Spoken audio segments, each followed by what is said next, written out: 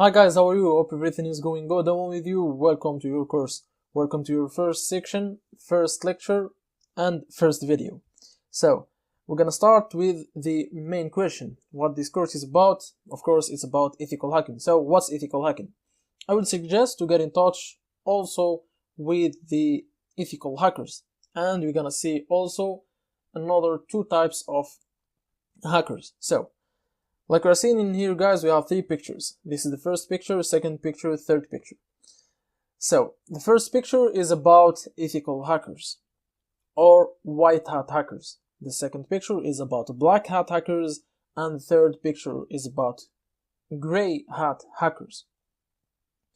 Let's start with ethical hackers because we are discussing ethical hacking. So, ethical hackers or white hat hackers are hackers that will try to hack the system, and sometimes they hack the system, but they don't have the intent of damaging that system or stealing data from that system. The official definition of white hat hackers are: a white hat hacker is computer science specialist, or it calls also an ethical hacker, like we said, who breaks into secured system and networks to test and access their level of security. Those are the good guys in hacking, because like we said, the ethical hackers, they don't have the intent of hack or of damaging that system. They just hack the system and they will report it to the owner of that system, and most of times they will of course have money because that's their job, that's what they do for life. So let's get back to our definitions. These are the good guys in the hacking community and use their skills and knowledge to improve security by exposing vulnerabilities before a malicious hacker detects and exploits them. So they get to the system, they try to hack it, sometimes they hack it, but they just want to get this hacking operation before the malicious hacker do. So you may have heard the word vulnerabilities. Just don't care about that. We're gonna be talking about that in this exact video. So we have also talked about malicious hackers. Who are malicious hackers? Are this second type of hackers. This second type of hackers are black hat hackers. You can see that there is a white hat in here for white hat hackers, there is a black hat in here for black hat hackers, and this should be like gray, but I choose this picture to be easy to explain and for you to remember it. So, the black hat hacker is a hacker who go farther and go more than the white hacker does. What that means, he will hack the system, he will get into that system, and he will try to steal some data from there. Sometimes they turn to crackers. And what are crackers? Crackers are the hackers that damage that system, which means that there are two types of hackers. The first type is that the hackers, they get to the system, they steal some data, and they go out, and they try always to keep anonymous. But the second type of hackers, they get to that system and they damage it. They will just try to delete everything, try to mix everything, try to change everything. They will try to get as much harm as they can to that system. And those are called crackers. So, the official definition of black hat hackers are: so, a black hat hacker. A black hat hacker is an individual with a good computer knowledge and with a sole purpose to bypass or break internet security for malicious reasons. Black hat hackers are also known as dark side hackers, or like I said, crackers, but I have talked about the difference between the crackers and the ordinary hackers. And the more professional ones are, of course, the ordinary hackers. They will just get in there, get out, without doing any damage to the system. So they get their feelings out, they just look for information, they look for data, they look to steal anything they can anything they can benefit, because of course if they steal data they can buy that data with a huge amount of money, and that depends on which data they have stolen. So blood hackers are also known as dark side hackers or crackers. These are the bad guys, of course, with whom white hat hackers have to fight all time. Like we said, the white hat hackers are against the black hat hackers.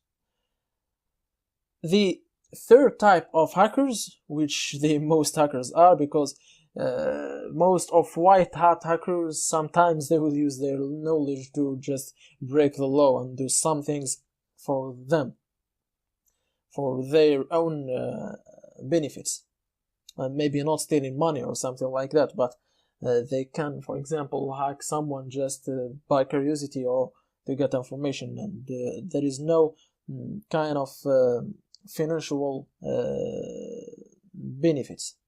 That's what I'm talking. So the gray hat hackers, like we are seeing, half black, half white. It can be like 80% black and only 20% white. It doesn't matter.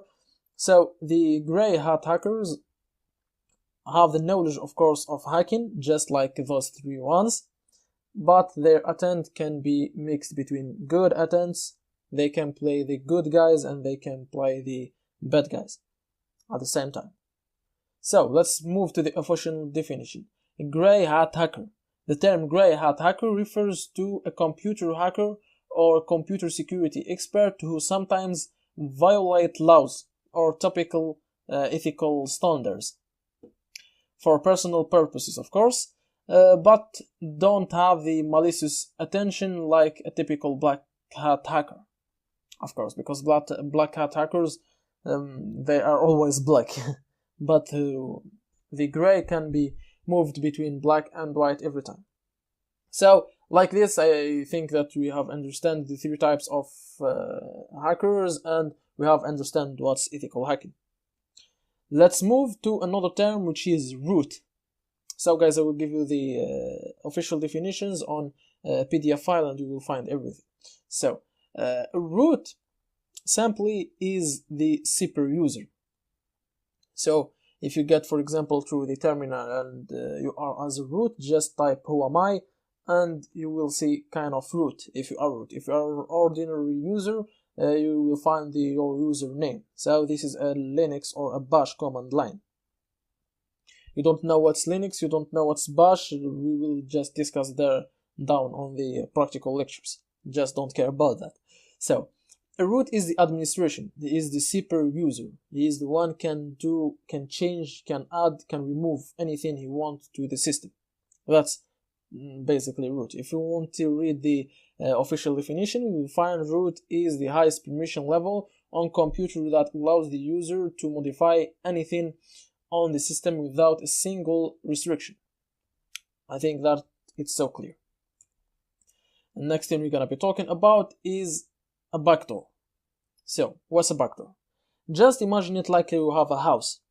So, in that house, there is a front door in which everyone can get in and out, of course, according to some conditions. If you are one of the family, you will get in and out whenever you want.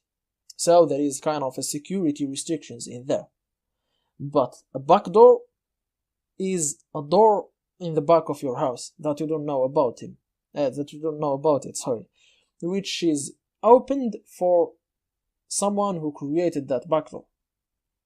And he can get in, he can get some data, he can get some things from that house, he can put some things on that house too. That's the definition of a backdoor, simply.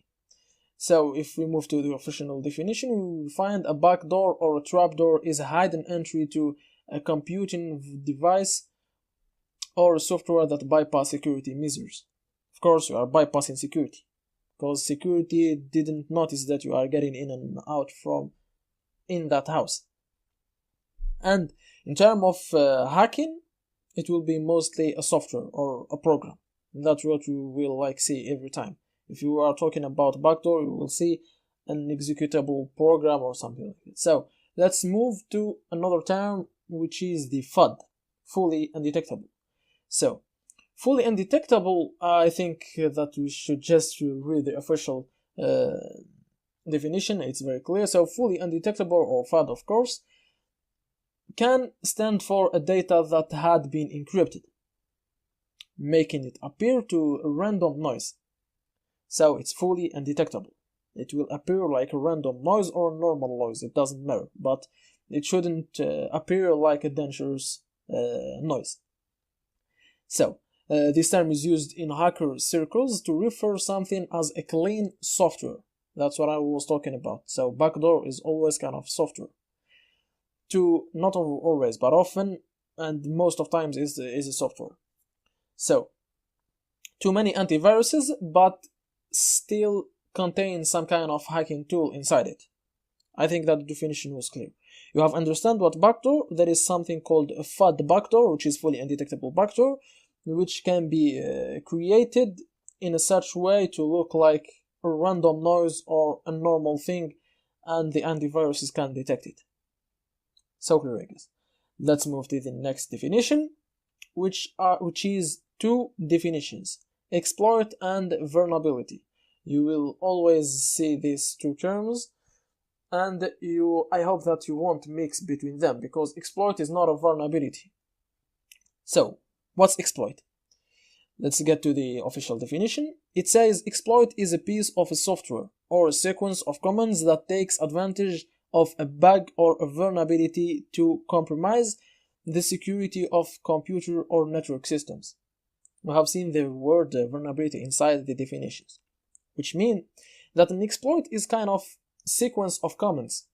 You can call it also software, but it shouldn't, I don't like to call it software.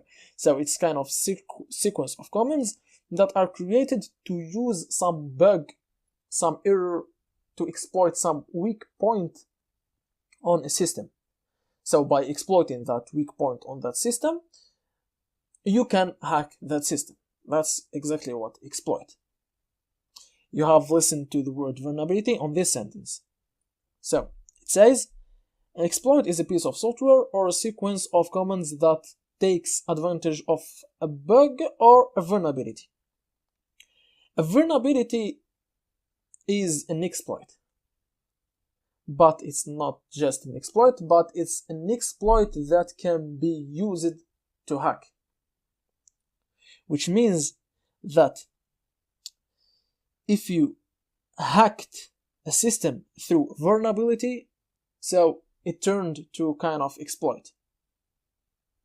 I hope you get the point. So, a vulnerability also can be not an exploit, which means a weak point on that system. It's like this chain in here. So this chain, you can consider a system like this. There is no weakness in here, there is no weakness in here, also in here, also in here, but there is kind of vulnerability in here. So, it looks like something is not normal. If I could break this chain, I will call it like an exploit, or an exploitable vulnerability. But if I can't break this chain, it will still an exploit, a weak point, but I can't use it to hack that system. I hope you get these 2 points. Let's move on to the next term, which is a firewall. So I am explaining these terms because you will see these terms always on my course, or you will see them always everywhere. So what is a firewall? The official definition said that firewall is a filter designed to keep unwanted outside connections to a computer system or a network while allowing safe communication between system and users on the inside of the firewall. Which means the firewall is kind of rules that can get, or that can let, or that can give permissions to some connections that the user know about them. Which means, for example, if you are using for example, uTorrent. So uTorrent will try to access to your firewall. Maybe you didn't notice that, but sometimes when you install uTorrent, you will just say, or BitTorrent or any torrent software, you will just say allow you will click it, you will click on allow button, which is kind of a security request. So torrent is telling you, I need a port, or I need to get outside to some other systems to get the file. The firewall is asking you, would you allow it, or would you allow the torrent to get in there? And you will say, yes, I allow it. That's how it works. That's the normal cases. And that's the use, or that's the benefits of a firewall. So it allows connections, and it's kind of it's not a system, but it's kind of some rules that allowing things to get in and out under some conditions that the user knows about it. But sometimes it doesn't work, which means a hacker can hack that system and the firewall will not detect anything, and there is in and outside connections and the firewall doesn't know about it. So this is the firewall. There is no next term, guys. I hope that you have understood what I was talking about. Those was kind of the most important terms that you will see them always on our learning, and you will see them always in your own learning outside of my course. I hope that you have understand them. I hope that I didn't take a lot of time, and I hope that you have enjoyed this video. So see you guys in the next video, and peace! So, hi, how are you guys? Welcome to this course again. In this lesson, we will talk about the port forwarding, which is a very important lesson, I think, in any hacking course or ethical hacking course or whatever. So, let's just explain it, and let's go through examples like we do usually. So, let's suppose that this is the hacker's machine. This right here is a hacker's machine. This hacker's machine is, of course, in a network, in his local area network, in his LAN, which is, for example, this is the LAN of the hacker's machine. This local area network contains also other devices, like, for example, here the hacker's smartphone, and here the hacker's tablet, and here the PC or the desktop of the hackers. So, or this the desktop of the hacker. So those are just randomly machines. Maybe one of the hacker's family is connected to his router.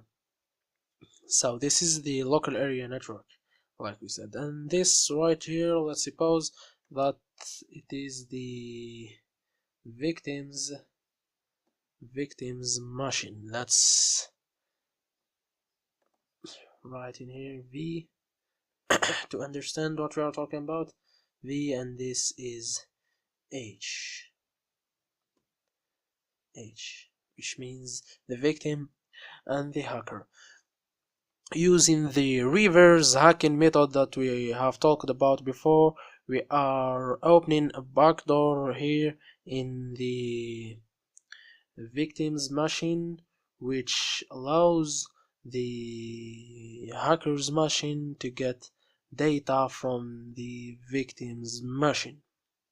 So data are getting from this backdoor here into, of course, to the hacker's system in here. So in the reverse hacking method, we will pass through two important things, which are the firewall of the local area network, if you are using a router, for example, and the firewall of the hacker machine.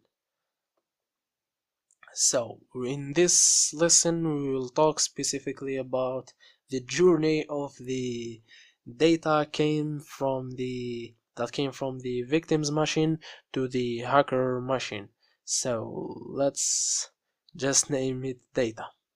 This is the data journey. So when the data came from here, how could she know that from all the PCs on the world, because we are talking about external hacking in here, from all the PCs on the world and all the networks.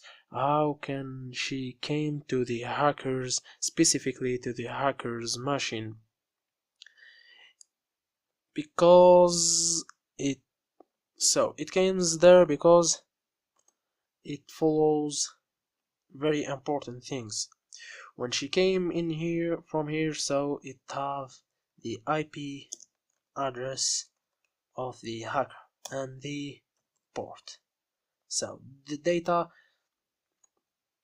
is came in with this IP address. Let's say, for example, 41.1.1.1. This is randomly IP address, and the port, for example, is let's say 4444, for example. So when the data came from here, it has these two elements in here, if we can say so. It takes this way in here in this network using the IP address, and when she came to this network, the router will allow her to go through this port, which is 4444. Then she came to this IP address. How can she came to this IP address? Because in here, in this firewall, there are some important things too. The data that came to the firewall using this specific port, the firewall of the router will redirect her to this hacker's IP address. Hacker IP address. For example, let's say this is the IP address, for example, of the hackers. So it is a very important thing to have the hacker's IP address. In Linux, you can just simply use this command right here. I think we have talked about it before. config. So this is the internal IP address. So the data will pass through this firewall, and this firewall is allowing her to get through this IP address, and to this IP address, and when she came to this IP address in here, which is the hacker's machine, the hacker must open its port, so he will allow her to get through the same port, of course, which is 444, to the machine. Then through the machine it will go to the tool you used to hack. So in this, the very important thing, I guess, is this firewall right here. So let's just talk about it. So the firewall right here have very important things, which are that the name. Those are the basic information that you have to use to open any port in the router's firewall. The name of the protocol, let's say, I will just use a random name, for example port 1. So this is the name, and the IP address, which is the IP address of the hacker's machine, like we said before, which is the IP address that the data will be redirected to, which is like, I will type mine in here. So config,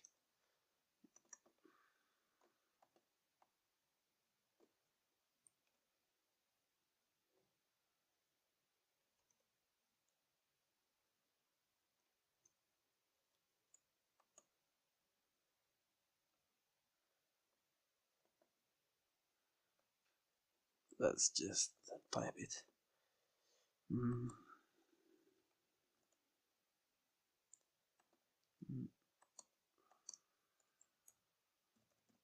So this is the IP address, and the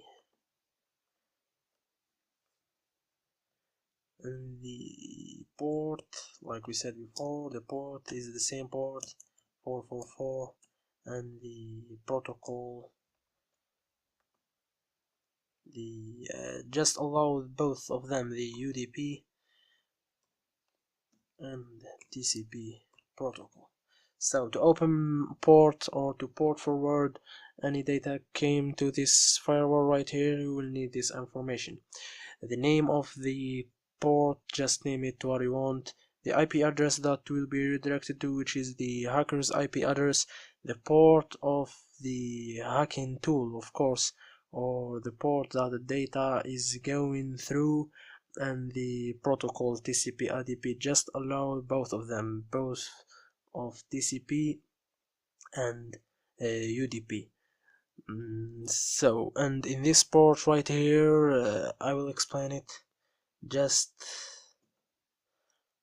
to get, because it's a familiar problem that beginner hackers have, which is they don't receive any data from the victim because their firewalls basically are blocking anything that came to them. Just install the firewall apt-get install ufw, install ufw,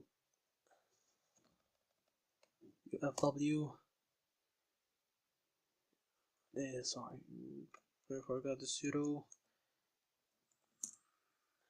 I have already installed it, just you install it, it's basic installation, then sudo apt-get install graphical firewall interface. So I have already installed it. If you don't have this firewall in your computer or in your hacking system, I'm using Linux like I said before in here, which is Backbox. I installed it before, so that's it. Just open it, enter your password, and this is the interface. Just if the state you in here is on, and whenever was this is green or red, just don't think about that a lot and disable it and make the state you off. Like that, you have disabled the firewall and you are allowing the data comes from the victim to get into your hacking tool or into your system. So let's close this, and in the in the firewall of the router, like I said before, you need to have this four important informations, like I said before also, which are the name, the IP address, the port, and the UDP TCP protocols, which are, like I said before, allow both of them. So I think it's very clear. I will talk yes about a very important thing, which is this IP address right here. Let's say right here, which is the internal IP address of the hacker's machine. If you are connected using this IP address, for example, this IP address won't be the same IP address, maybe won't be the same IP address next time you connected to your router, because the DHCP is giving IP addresses first, then second, then the third one which connected, which means the IP address of the hacker here the IP address of the hackers is finishing with 1. Next time, maybe when the hacker connects with his mobile phone, the mobile phone will get 1, and the hacker's machine, which contains the hacker's tool, will get the IP address which finishes with 2. And when you are opening ports in the router, in the firewall's router using the IP address 1, next time when the IP address is 2, the IP address in here won't change, because of course you didn't change it. So what you have to do is you have to fix your IP address. Just what you need to fix it is just going to the Wi-Fi, or just edit connection, get to the Wi-Fi that you are connecting to and click edit. This is not the same for all the operation systems.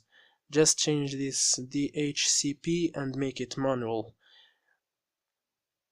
Click add IP address, type an IP address, which is in my case 3043. If you are using a router, just keep the same number in here. These 3 numbers, keep them and change only this last one, and make it as far as it's possible, make it 24, because if you are connected, because if you choose, for example, the 2, like let's say we choose 2 in here. If we choose 2 and we have connected before with the smartphone which has 2 also in his last number, this means that we are giving 2 IP addresses, the same IP address to 2 machines, which won't work, of course. So just to avoid that problem, make this last number as big as it gets. How big it will be, so just type, for example, 27. It depends on how many people are usually connected to your network. If you don't have a lot of people, you can just type 7 or 6. I will type my IP address in here is, I will check it, yes, 101. So the first who connects will have the 101, because I know that I'm the first one who connects to this network. I will make it big, so I will make it 120. In this net mask, just type 24, or type 255, 255, 255, 0. And the gateway, type your gateway, which is maybe in your case, it's usually finishing in here with 1 1 or 0 1 if you are using a router.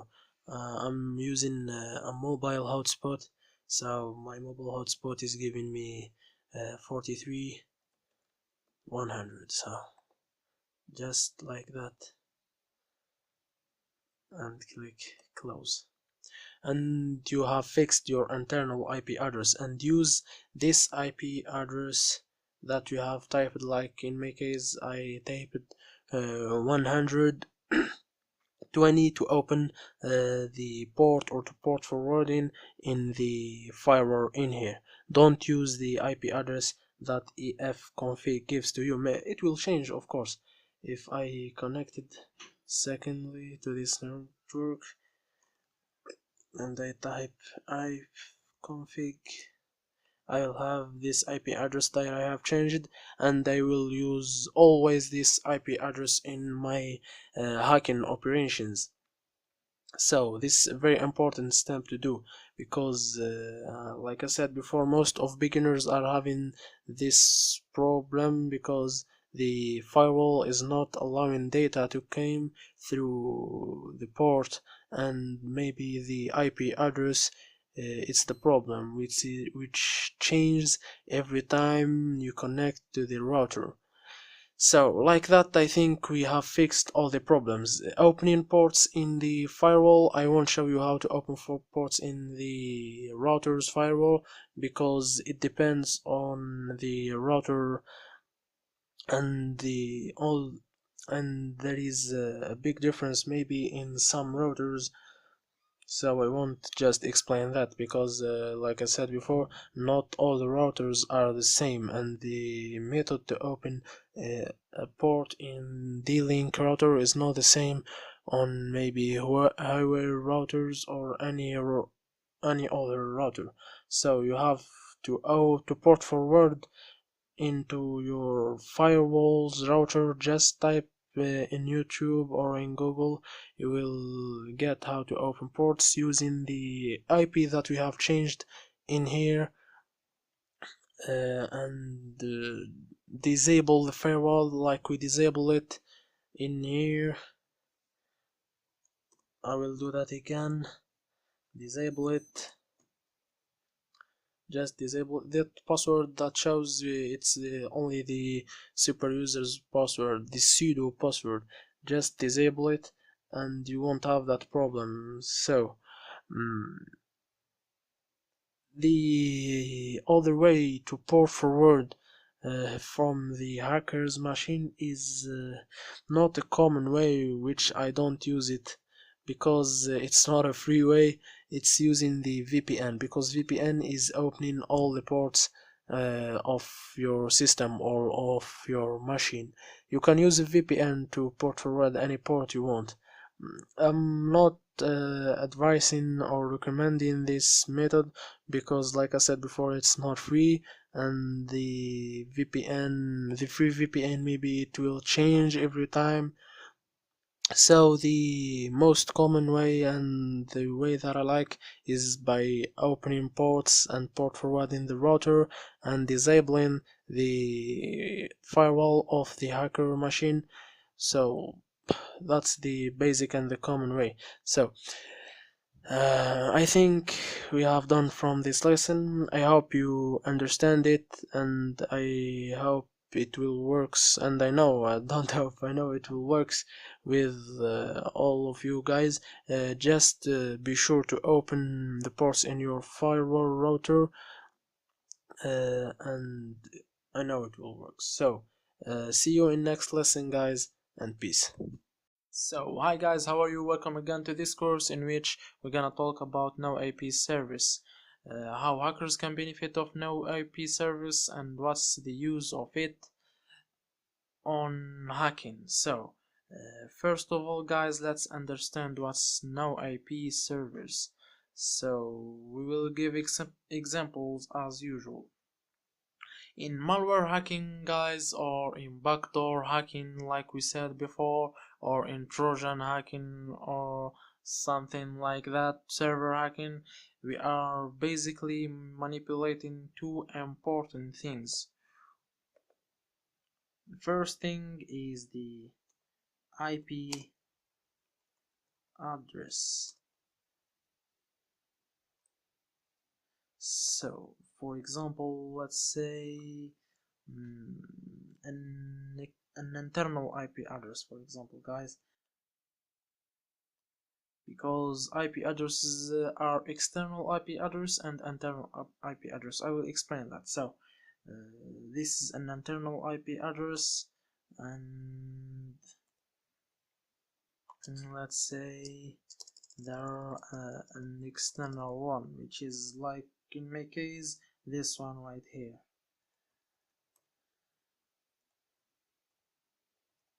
So this is an internal IP address and this is an external IP address. The difference between them, guys, is when you are connecting to your home network, for example, you are connecting to a local area network, which is your laptop, your desktop, your phone, your tablet. Each one of those have an internal IP address, which is communicating with the router or the modem. This is the internal IP address. The external IP address is the ones of the router. For example, it's the same for all the local area network machines. This IP address right here is the same in this laptop, and the same in my phone, and the same in my tablet, and the same everywhere, because this one is connecting me to the internet. if I change the router, this IP address will change. So this IP address will define what's my name in the internet. I think that's clear. The bad thing about this IP address, you can consider it as a bad thing as an ethical hacker, is that it changes whenever you cut the network or you reboot your router or something like that. It changes, so it doesn't keep his numbers. The internal IP address changes also, but you can get back your IP address. So guys, let's move on to talk about the port. The port. Let's say for example 4444. That's the port. So guys, this port is the enter to the hacker machine, because when a hacker hacks your machine using a reverse hacking method, is basically doing that. Like I think I have talked about that in the backstory. So this is your system, and this is the hacker's system. We are saying that you are the victim in this case. So if you are the victim, there is a backdoor right here which sends data to the hacker, and the hacker can also send data to your machine through this backdoor. So when this backdoor tries to connect to the hacker's system or the hacker's machine, he have two things: the IP address and the port. I think it explains itself also. He will get from all the machines in all the world or all the network, he will choose the hacker's machine through this IP. And when he get to the hacker's machine, he have to choose a port to enter to the hacker's machine. And we said, like, for example, 4444. So that's basically the way the hacking is done. So guys, the bad thing about this IP address, like we said before, this one right here, is that it changes every time you rebooted your router. So when the hacker reboots his router, this backdoor tries to connect to this IP address through this port. So he gets in here, he doesn't find, because this one has changed his IP address because he rebooted his router and he got another IP address, and when he tries to connect to this place, he won't find the hacker. So the hacker loses his victim. Now the victim is free. So that's basically the explanation of that scenario. So guys, this is the use of the no IP. So the no IP is the part or the domain that is stable and that doesn't change. For example, guys, we will say that this IP is equals to this domain name, like I said before, maybe udemy.ddns.net. Sorry, this equals to this one. This one doesn't change. That's the use of the no IP. So this one is fixed,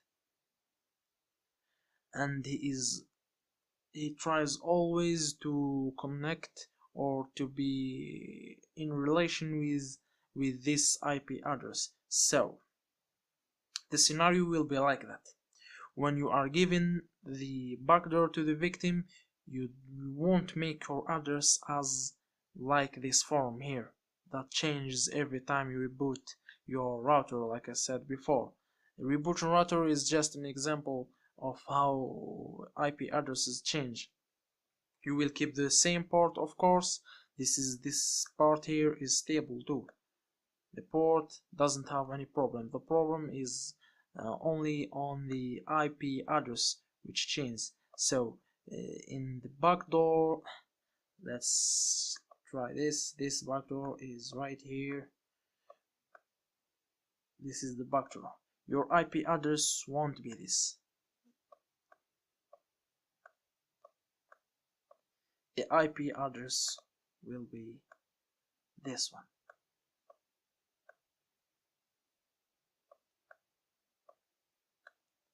And the port, like we said, it's the same every time.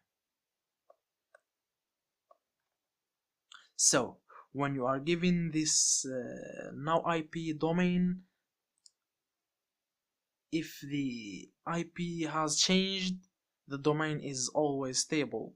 So when the backdoor tries to connect to the hacker, he will use this domain and he will connect to the hacker.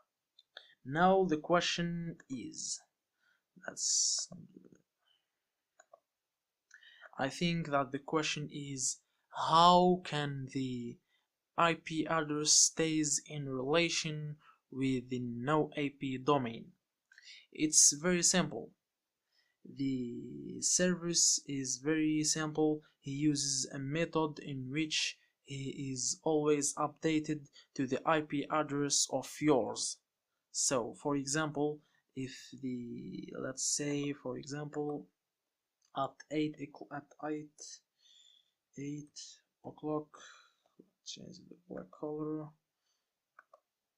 at 8 o'clock your IP address was my IP address, for example 18, and it equals to udemy.ddns.net. Then in mine, my IP address has changed into some random numbers. It goes randomly like that.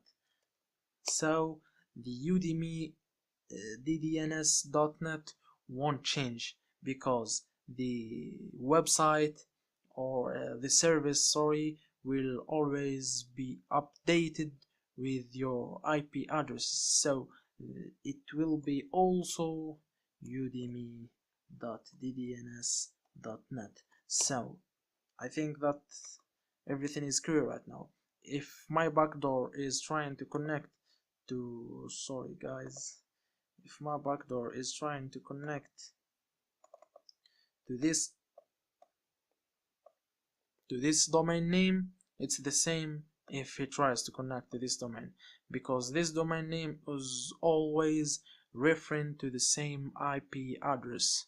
I think that's so clear. How it is always connecting to the same IP address, I said like before, it's using the service. So you can do this in two different ways. So this is the no IP dashboard. I won't explain how you can register in no IP, just get in this website no IP. So sorry, no ip.com. Just noip.com and register. I won't waste a lot of time in this, guys. Just sign up for and you will get your account.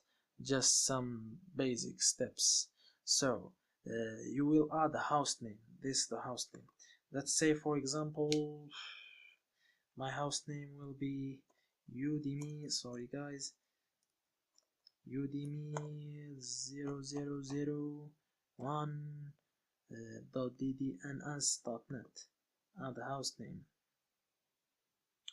We will add this host name, host without recent dynamic updates. He is active, So this is my host, udemy.ddns.net. He is referring to these IP addresses. You have noticed that my IP address has changed. It has changed, yes, guys. Without even I think that I have lost network.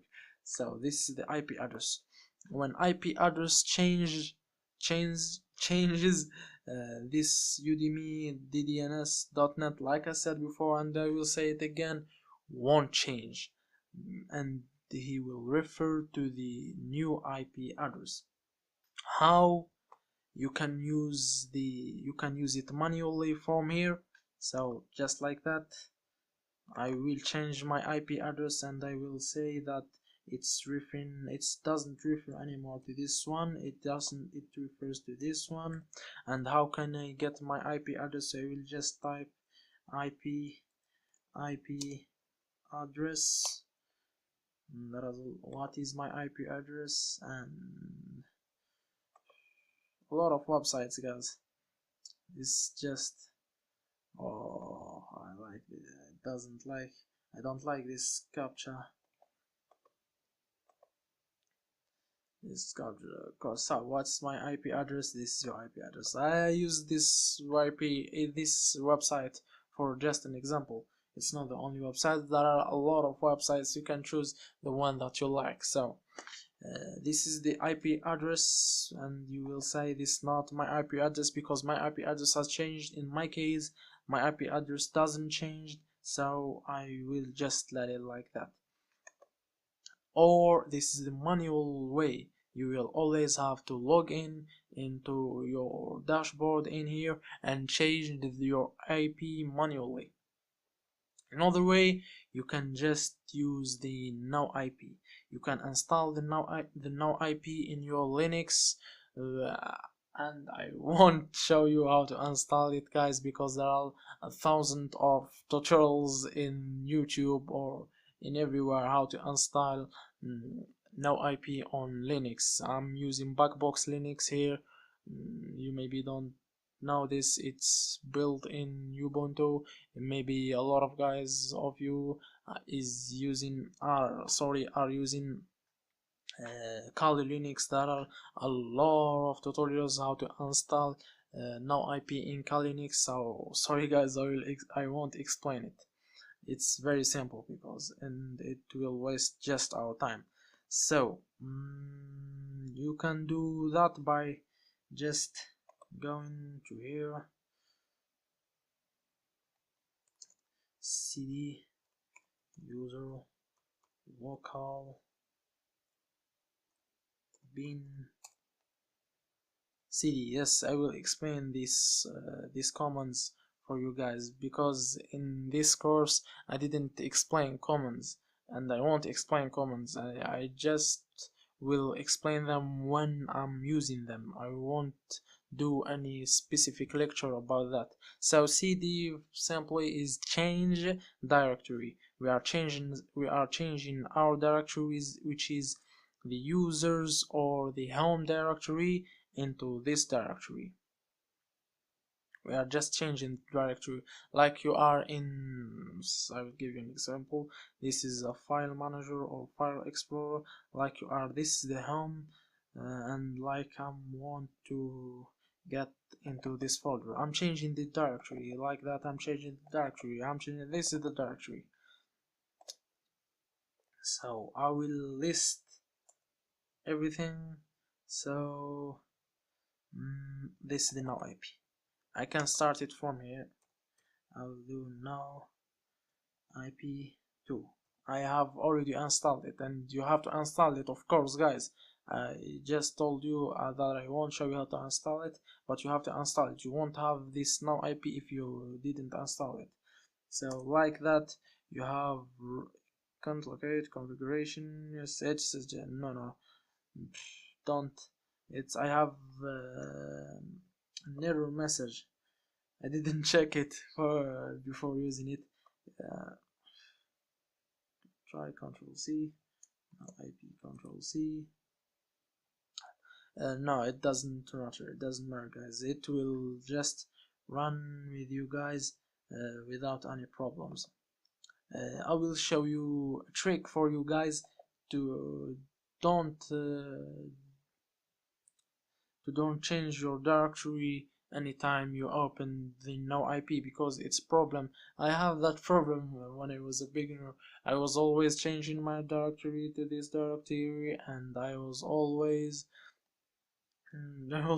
tired of doing that, and I was running two commands to doing that. So I have I have I have skipped that, guys. Sorry, just by using the alias command on Linux. So it's very simple. You have to change the bash and C configuration. So just do that. Get in here. This I didn't told you. Sorry, guys.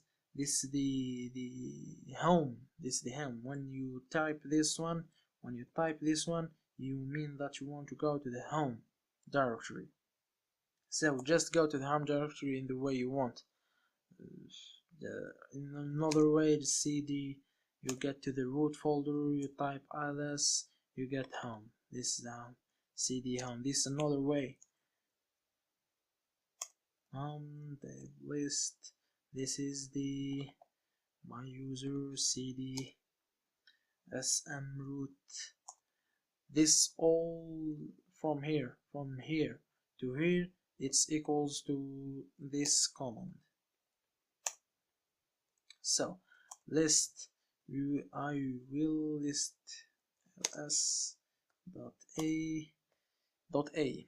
So when you type ls.a, you will show all the files. What I mean by all the files is the hidden files, because as you see here, there are not a lot of folders and files like in this list in here. Those folders and files are the folders and files in the home directory. So ls a, it will show you the hidden files. The hidden files and the hidden folders are starting with this point. The point is telling you that this is a hidden folder. This folder, the blue one are folders, the white one are files. So I'm looking for this file, bash.rc. gedit, I will open it with gedit. You maybe don't have gedit, you will open it with vem, or if I think it's good for you guys to install gedit. Just type sudo apt get install gedit.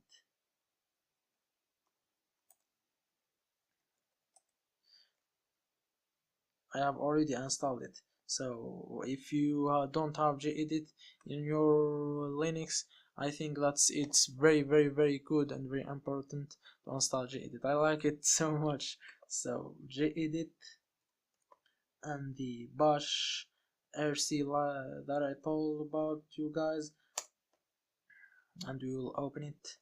So that's it. Press Ctrl F for session or find now IP. I have already added. You will ask. So you won't have these lines in here, guys. You won't have these lines in here, guys. Just enable core support. Remember this place. Just remember this place, guys. You can add it in here. Just remember this if and this fi, this condition, enable core support and something like that, and you just add this line. You won't have maybe those lines. These lines you won't have, and these lines you will not have. You will have only this line. This line, sorry, you won't have also. Maybe you have this one. Just don't care about that. Just copy this line. is now IP equals to this directory we have talked about, and this this symbol, it's a comma, point comma. I don't know how to say that in English, but in French it's point virgule. So in English I don't know how to say that, but just it what it means it that you have finished this command and you will start this new command. That's the meaning of this symbol in here. It's very simple, I guess. The system and the bash will execute this command, then when he finishes he will execute this one, and that's what we did. If you remember, guys, I think it still is here. That's what we did, as cd change directory to this directory, then this command, sorry, this command.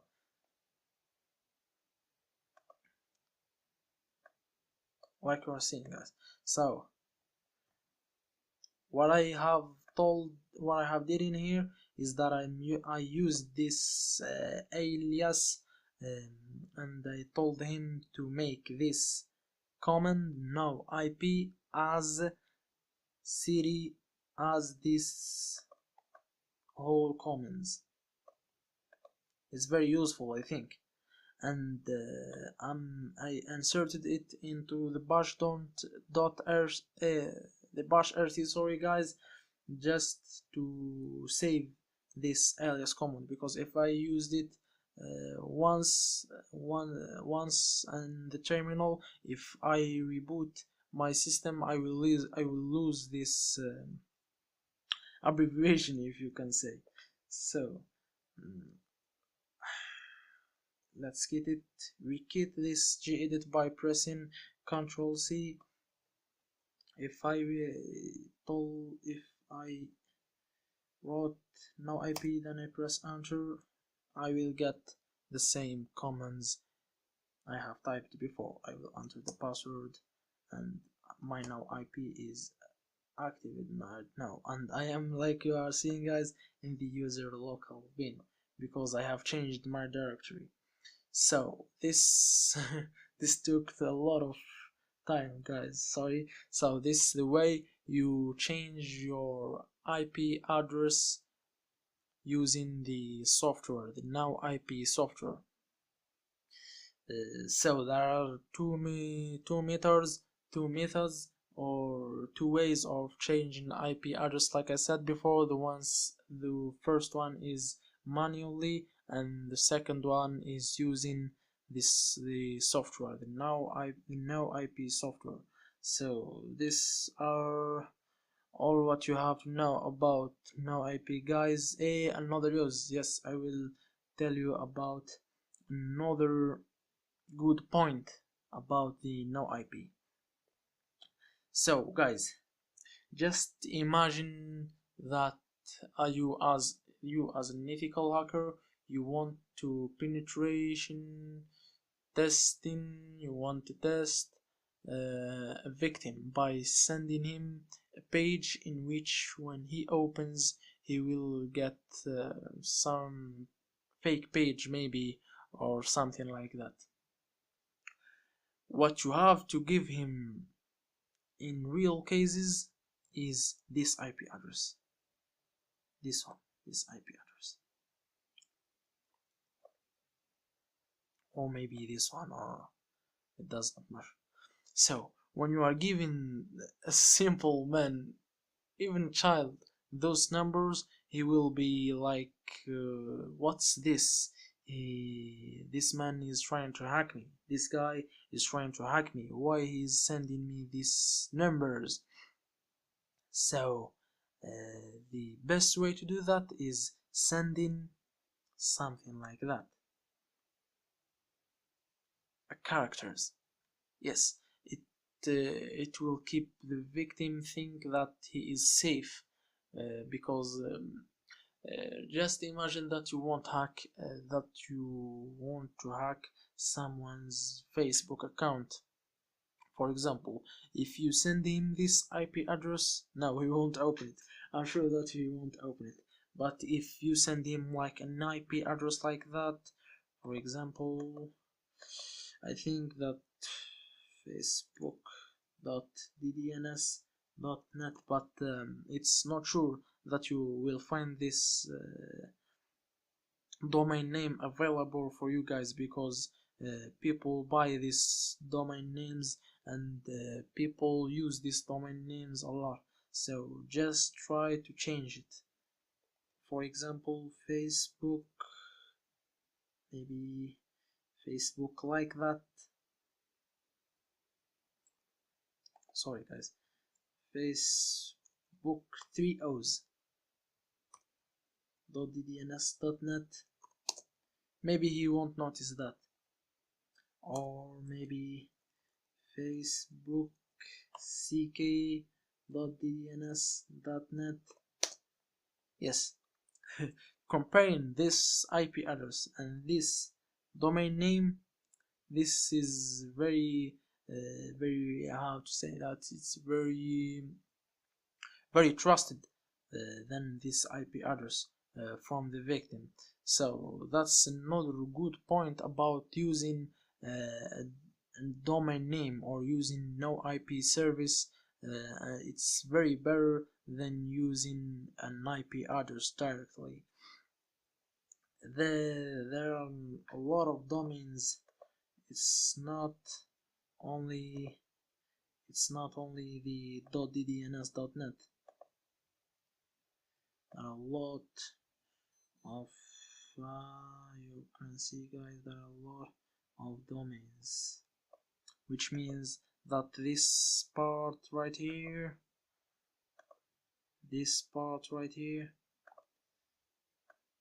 can change.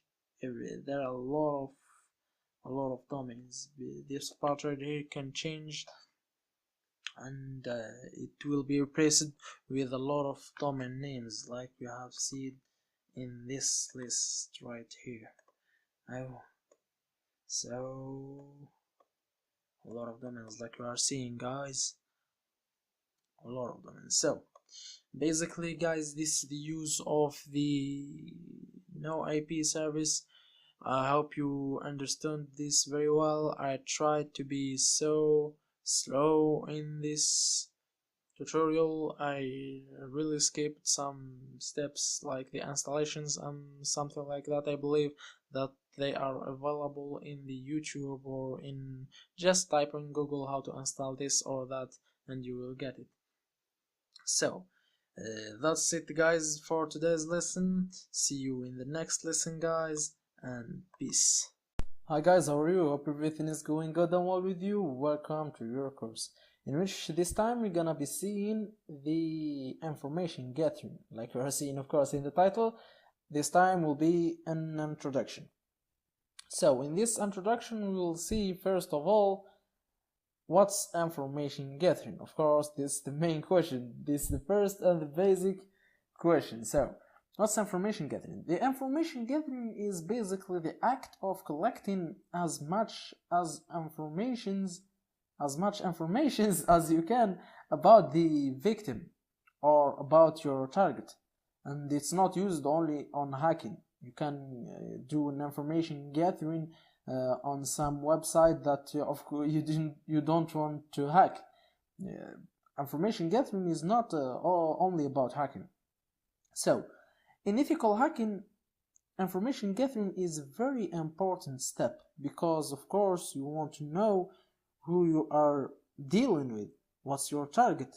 Of course, if you don't know anything about the target, and if you know some things about the target, then your main thing or your first thing that you need to do is getting as much information as you can. So that's the information gathering. It's the act of collecting information about a target. Next of thing, we're gonna see the importance of information gathering in penetration testing. Why will I do the information gathering? I will do the information gathering to collect information for the second time, to collect information about the target. Of course, I don't know anything about the target. I want to collect some information about the target.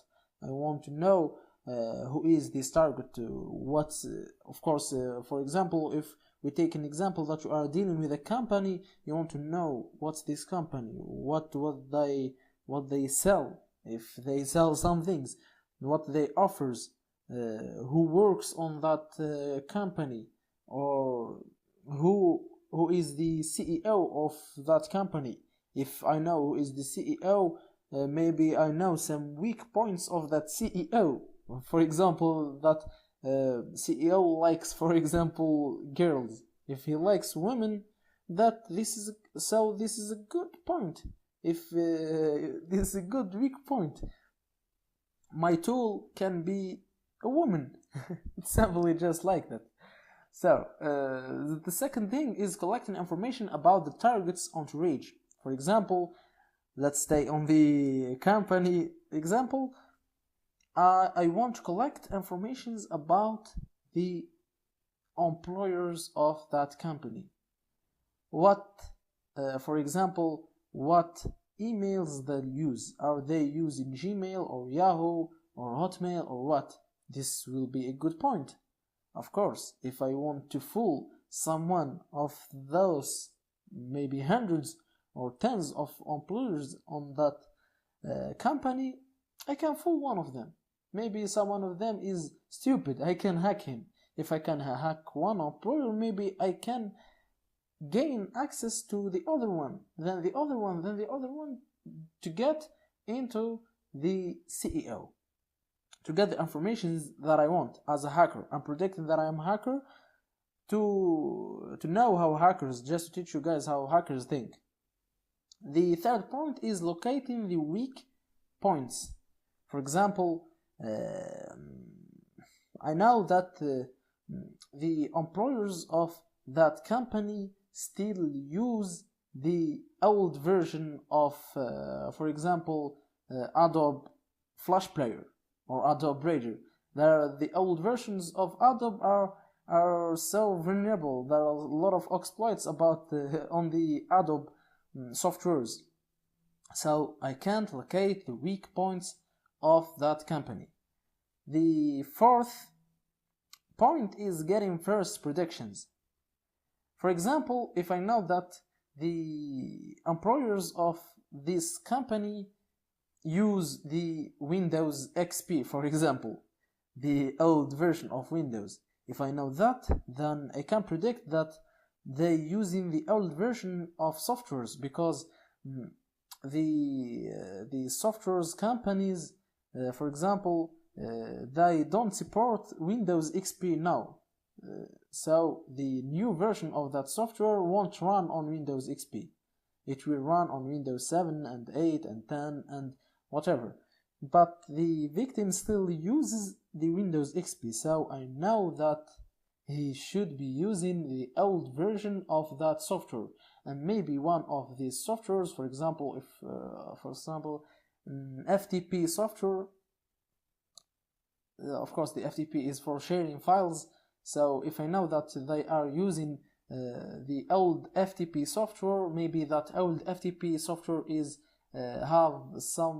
has a lot of exploits, so I can send files from an employer to a CEO. I will break that rule. I will break the rule that the FTP software don't receive files from the employer. I can break that rule. Also, I can hack the CEO through simply a protocol, which is the FTP. The file transfer protocol, that's what means the FTP. It's first predictions, getting first predictions. The fifth point is predicting a passwords list. Of course, if I know, for example, I'm collecting informations about the CEO, and I know that the CEO, for example, is a huge fan of Manchester United. So if he is a huge fan of Manchester United, I can predict some passwords. I can predict that maybe his passwords containing Manchester United 3 times. Then maybe he's using the players' names of the Manchester United. I can predict some passwords. I can create my passwords list on my own options. Then maybe I will hack that CEO. Of course, if you want to hack a target, you will do anything. Believe me, if you want to hack a company, you will do anything you can. You will write a passwords list in 5-6 hours just to try. And even if you know that it won't work, you will do that, because that's the hacking is not just magic tricks. You will try to do a lot of things, and one of those things may work and sometimes it won't work. Of course, if you are talking about a huge company, of course it won't work. It needs a professional hacker, and with a huge luck. Professional hacker plus a huge and big luck to hack, for example, a company like Google or Facebook or something like that. And a lot of purposes about the information gathering. You can, for example, have your own purposes of information gathering, because I'm giving informations about company, and for example you want to hack just a system. For example, you want to know if that system what uses Windows, for example uses Windows 7, and you want to hack that system using the USB, because the auto run, how I can explain that, for example, yes, I'm getting out of the subject, but I will give you this experience as fast as I can. The auto run on USBs don't work on the Windows 8, 8.1, 10, and maybe the version that will come over time. But the Windows 7 XP allows auto run through USB, which means if you plug the USB, like you see, for example, if you have a CD of a game, when you just enter that CD, when you mount that CD on the DVD reader, so on the DVD lector or reader or whatever, an auto run program will start showing you want to install, you don't want to install. It will run automatically. This thing won't work on the Windows 8 and 10, sorry, through USB, but in 7 XP it will work also through USB. You can create a USB auto run. So this is very good. It's a very good option to have a program launches when you plug a USB. A hacker can do a lot of things. And on the Windows 10, 8, like I said, it don't work. But there is a new exploit that came up on 2017, I guess, in which the creator, of course, it's not we, it's not us, the creator of that exploit created some links to run some softwares on that machine, sorry, and he can gain access through running also. I think it was a system file. I forgot the extension, sorry, but it's just a file, of course, a malicious file, a malware on that USB that's running through links to get on that malicious software and then open it and then gaining the access, of course. So I get out of the subject a little bit, but I gave you some information. So we're gonna see the difference between active and passive information gathering. So, like we are reading on the title of this section, we are talking about passive information gathering. We are not talking about active information gathering. What's the difference between them? Is that the passive information gathering don't need a direct interact with the victim. Means you don't have to get to that company and talk to the employers and looking for the CEO and something like that. But this in the passive information gathering. In the active information gathering, you're gonna be active.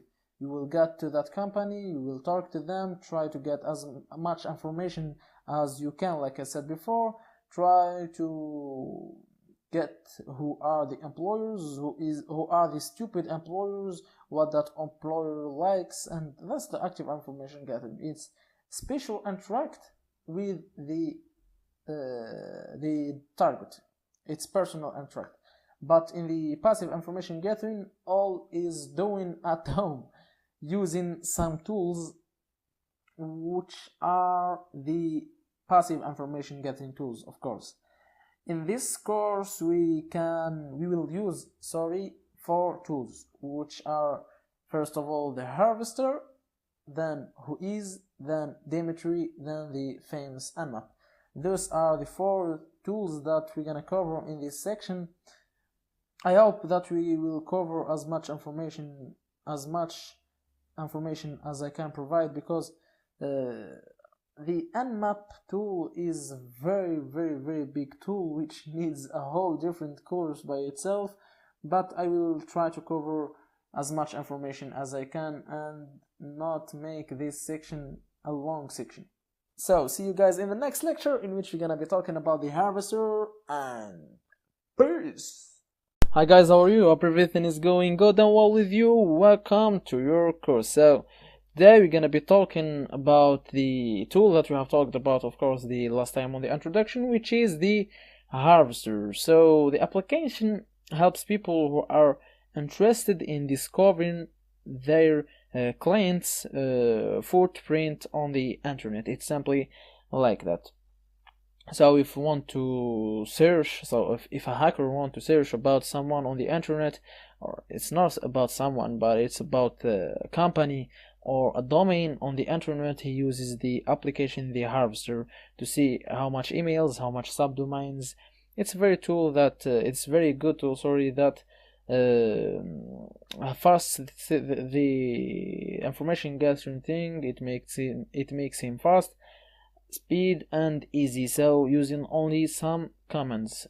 And it also helps the enterprise who want to view how much their system is secured, of course, in the eye of the hackers. That's why we have talked about in the introductions to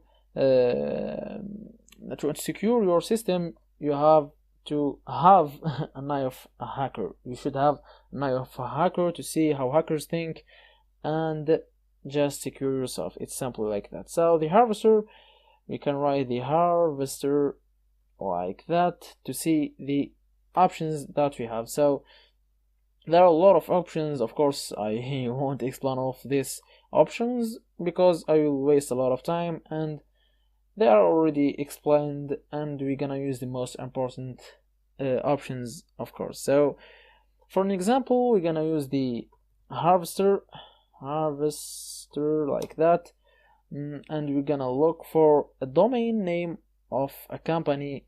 For example, like you see in this D, I will use this help page for you guys to see how you can use it. So D, it talks for domain to search our company name. So we're gonna search, for example, for our website, for example, udemy.com, and where we're gonna search, it's in the B in here, which is the data source. So let's limit it first. Use the L in here to limit the number of the results. So it's simply like that. We're gonna see the first 500 results out of all the results. Using results, of course, these results are using search engines, which are a lot of search engines, Baidu, Bing, Bingappi, a lot of search engines. We have Google, like you are seeing in here. We have LinkedIn, Twitter, a lot of search engines. So we're gonna choose, for example, this Bing. So using a data source, of course, the search engine must support, the search engine must support the harvester. So you can choose one of these search engines in here. There are a lot of search engines in here. There is Yahoo also, I forgot to mention it. There is VirusTotal.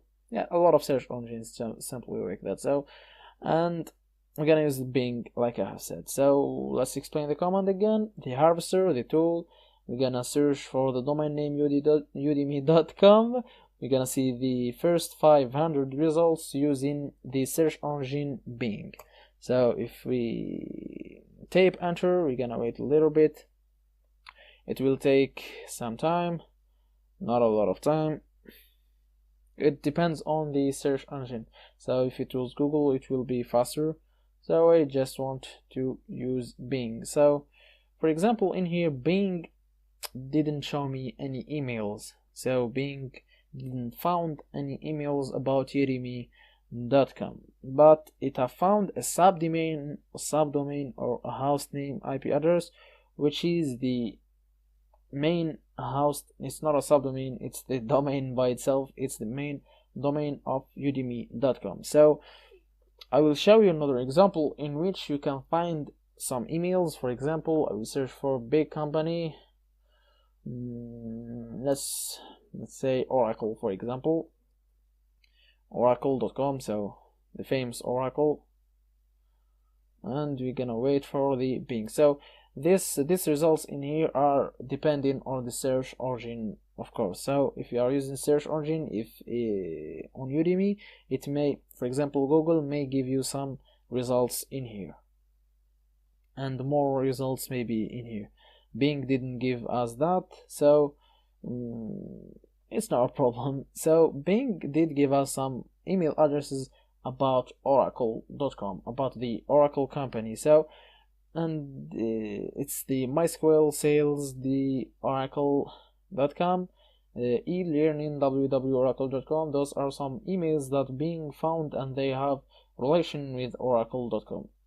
I have repeated oracle.com a lot of times. So it have found also some subdomains, which are the docs, of course, oracle.com, the e-delivery, the investor, the IP projects, protocol, and a lot of subdomains. So that's the main use of the harvester. There is another use. For example, if we want to talk about, for example, let's say we want to use all the search engines. What can we say to the harvester to use all the search engines in here? Where are they? Yep, in here, all the search engines. We can use this keyword all, just like that. It will take a lot and a lot and a lot of time.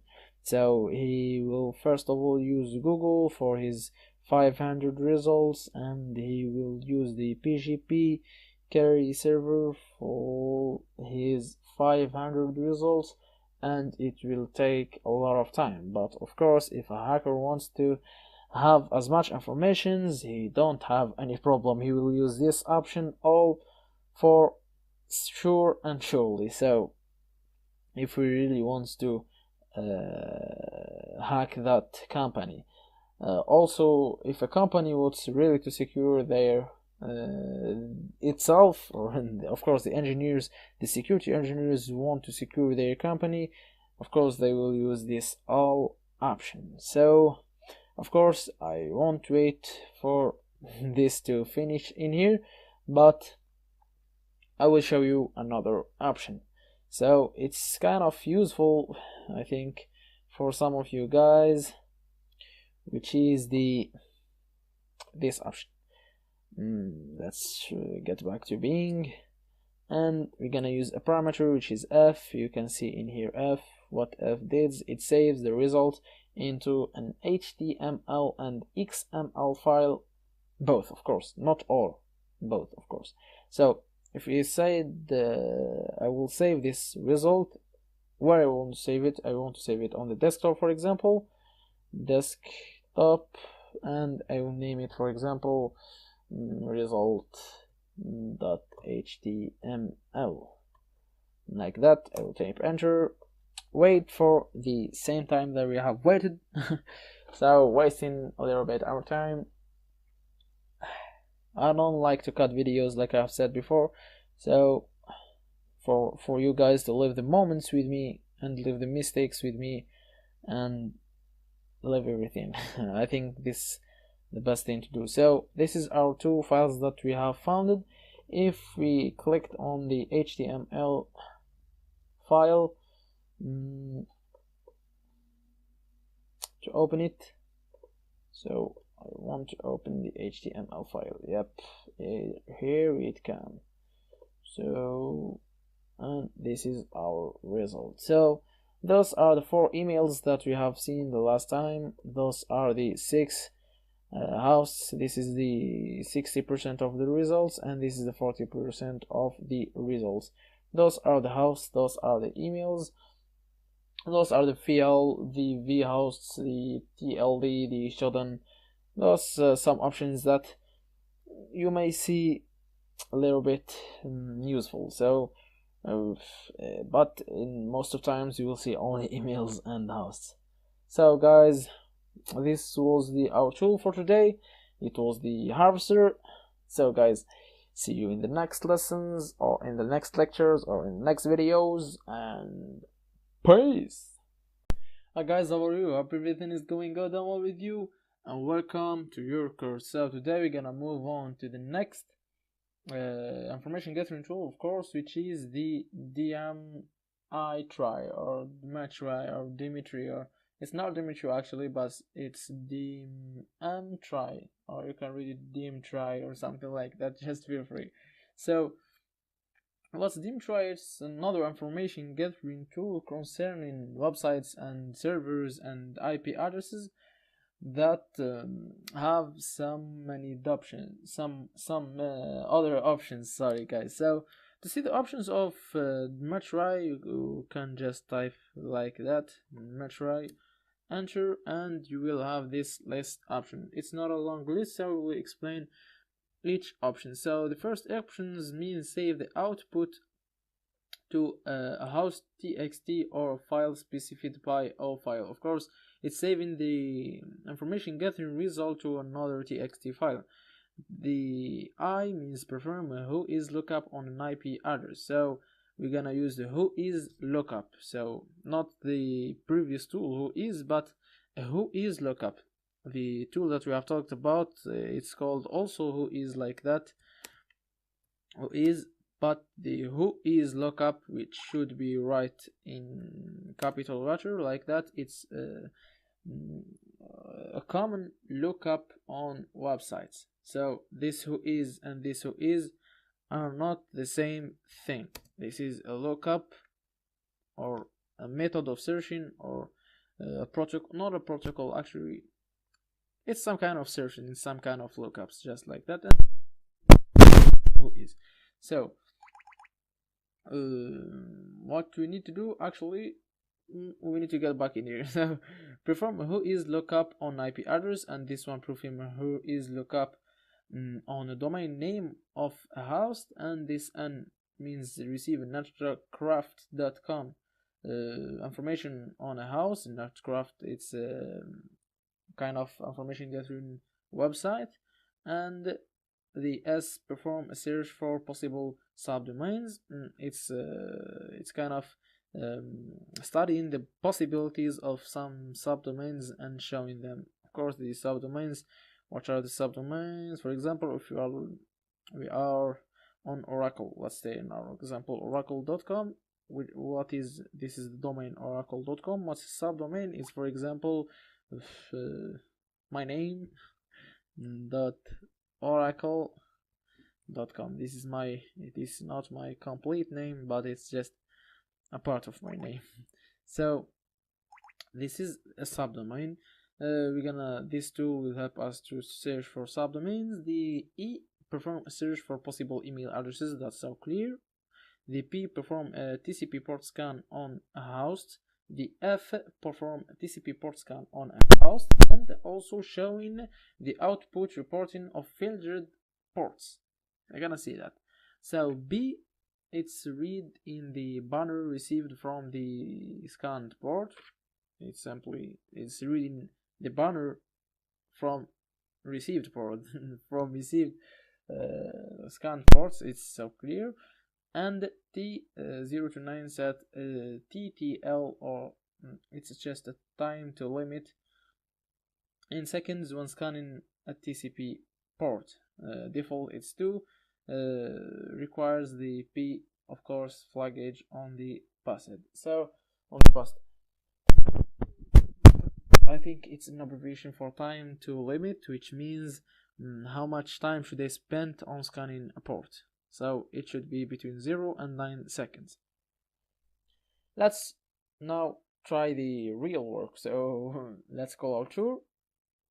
Let me try like that, and let's use a basic option, which is the W, and we're gonna scan udemy.com like that. Enter. We have used, like we have said before, who is lookup. It should be the same result, or kind of the same result that we have received on the sorry, I will zoom in a little bit on the previous video, in which I have explained who is. It's just domain name, registry ID, server. We have talked about that in the previous video. So another option is by scanning this IP address using the I, like you are seeing in here. So the same thing, but just I in here, and like that.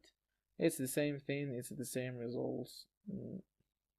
I have scanned an IP address, so it might be looks like the same result, but exactly actually it has the same information. So another option is performing who is lookup. No, this one retrieve netcraft.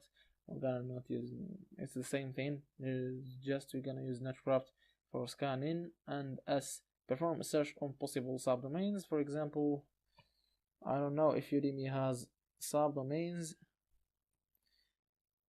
so I will try another. It was S. So I will try the previous example also, oracle.com. Some subdomains of Oracle.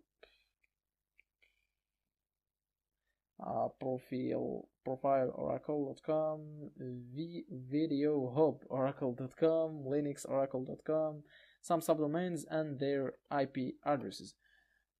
Another option,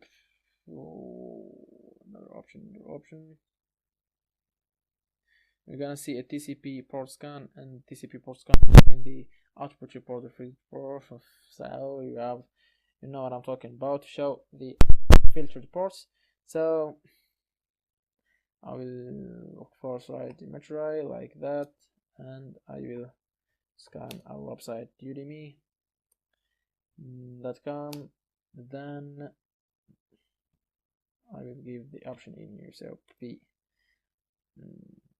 like that. I will copy this one in here.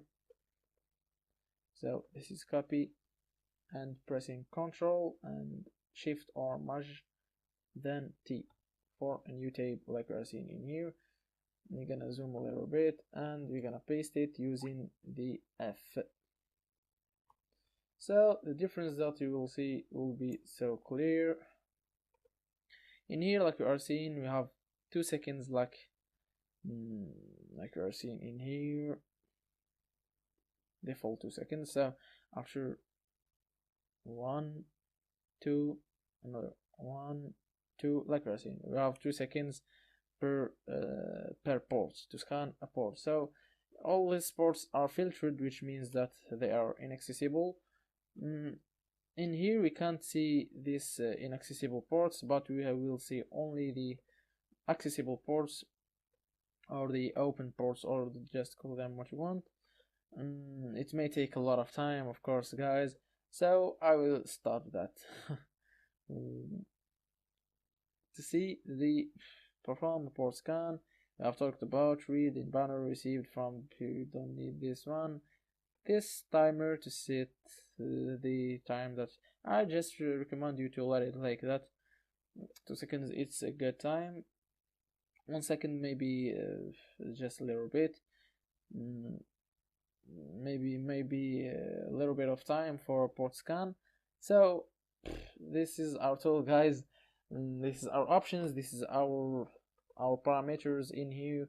That's how to use Damtry for example, to have Of course, guys, we can use the whois lookup, in which we can find addresses, email addresses. Let's try the email addresses one here. The e, yes, e. So let's zoom in a little bit, and let's say Metray e, then oracle.com. We can get some email addresses from here. Concerning Oracle, 0 email addresses. It didn't find any email address. Let's look, for example, for another website, google.com. So you can see that actually the 0 email addresses, the 0 emails for house google.com searching, 0 pages contain, 0 results, all scans complete, exiting. So you can see that the Amtrak is a little bit is weak on concerning the email addresses. Whois is better, and we have seen the Harvester too, which is also a good email addresses founder or something like that to search for email addresses. So guys, this is an opened port which is 80 in here. We can find it in here too. So yes, this is an opened port. So guys, let me think a little bit of what we have did. Guys, we can use the whois lookup, so we can use a little bit of whois tool that we have seen in the last time, but you can just use it from whois like that. Why get into dime tray then go into whois? So guys, those are the options of geometry searching or an information gathering tool that we have seen today. See you next and peace.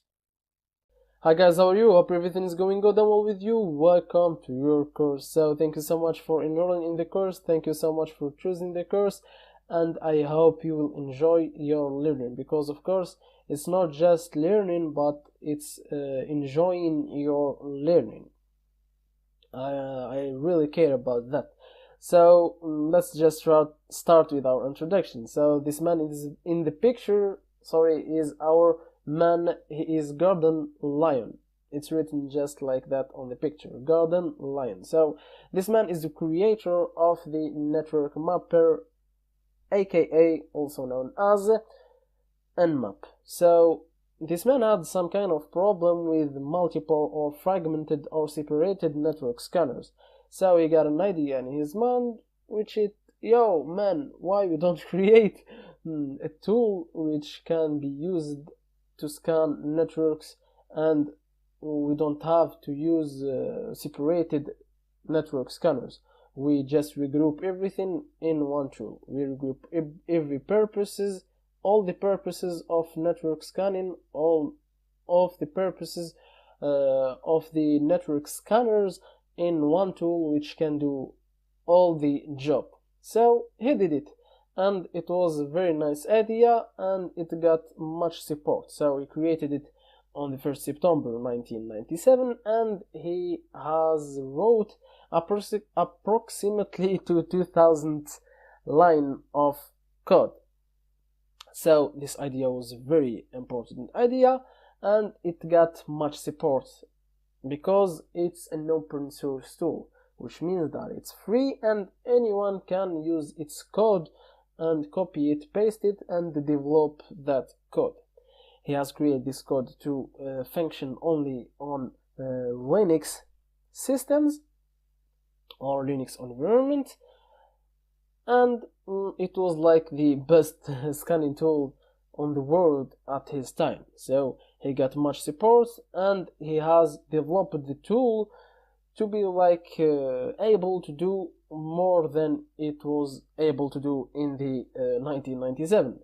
In about 2004, it was able to do multiple things. For example, it was able to remote detect the operating system, and detects also the service, the version of the service, and we can, for example, talk about the ping scanning, which means that it can do a ping scan, and you will learn all these things when in the practical lectures down on the course. So of course you will understand what I'm talking about. And it got, like I said, more and more and more support, and it was like publicated or posted on all the website. We can include Linux Journal, Info World, linuxquestions.org, the famous one, and also we can see some movies. So it was included on the Matrix Reloaded.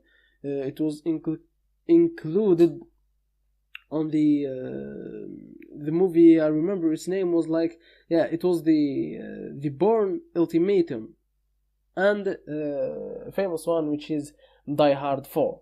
So the application or the tool get a lot of support, large worldwide support, to be the best network scanning tool in the world, and sometimes the best project on ethical hacking and security.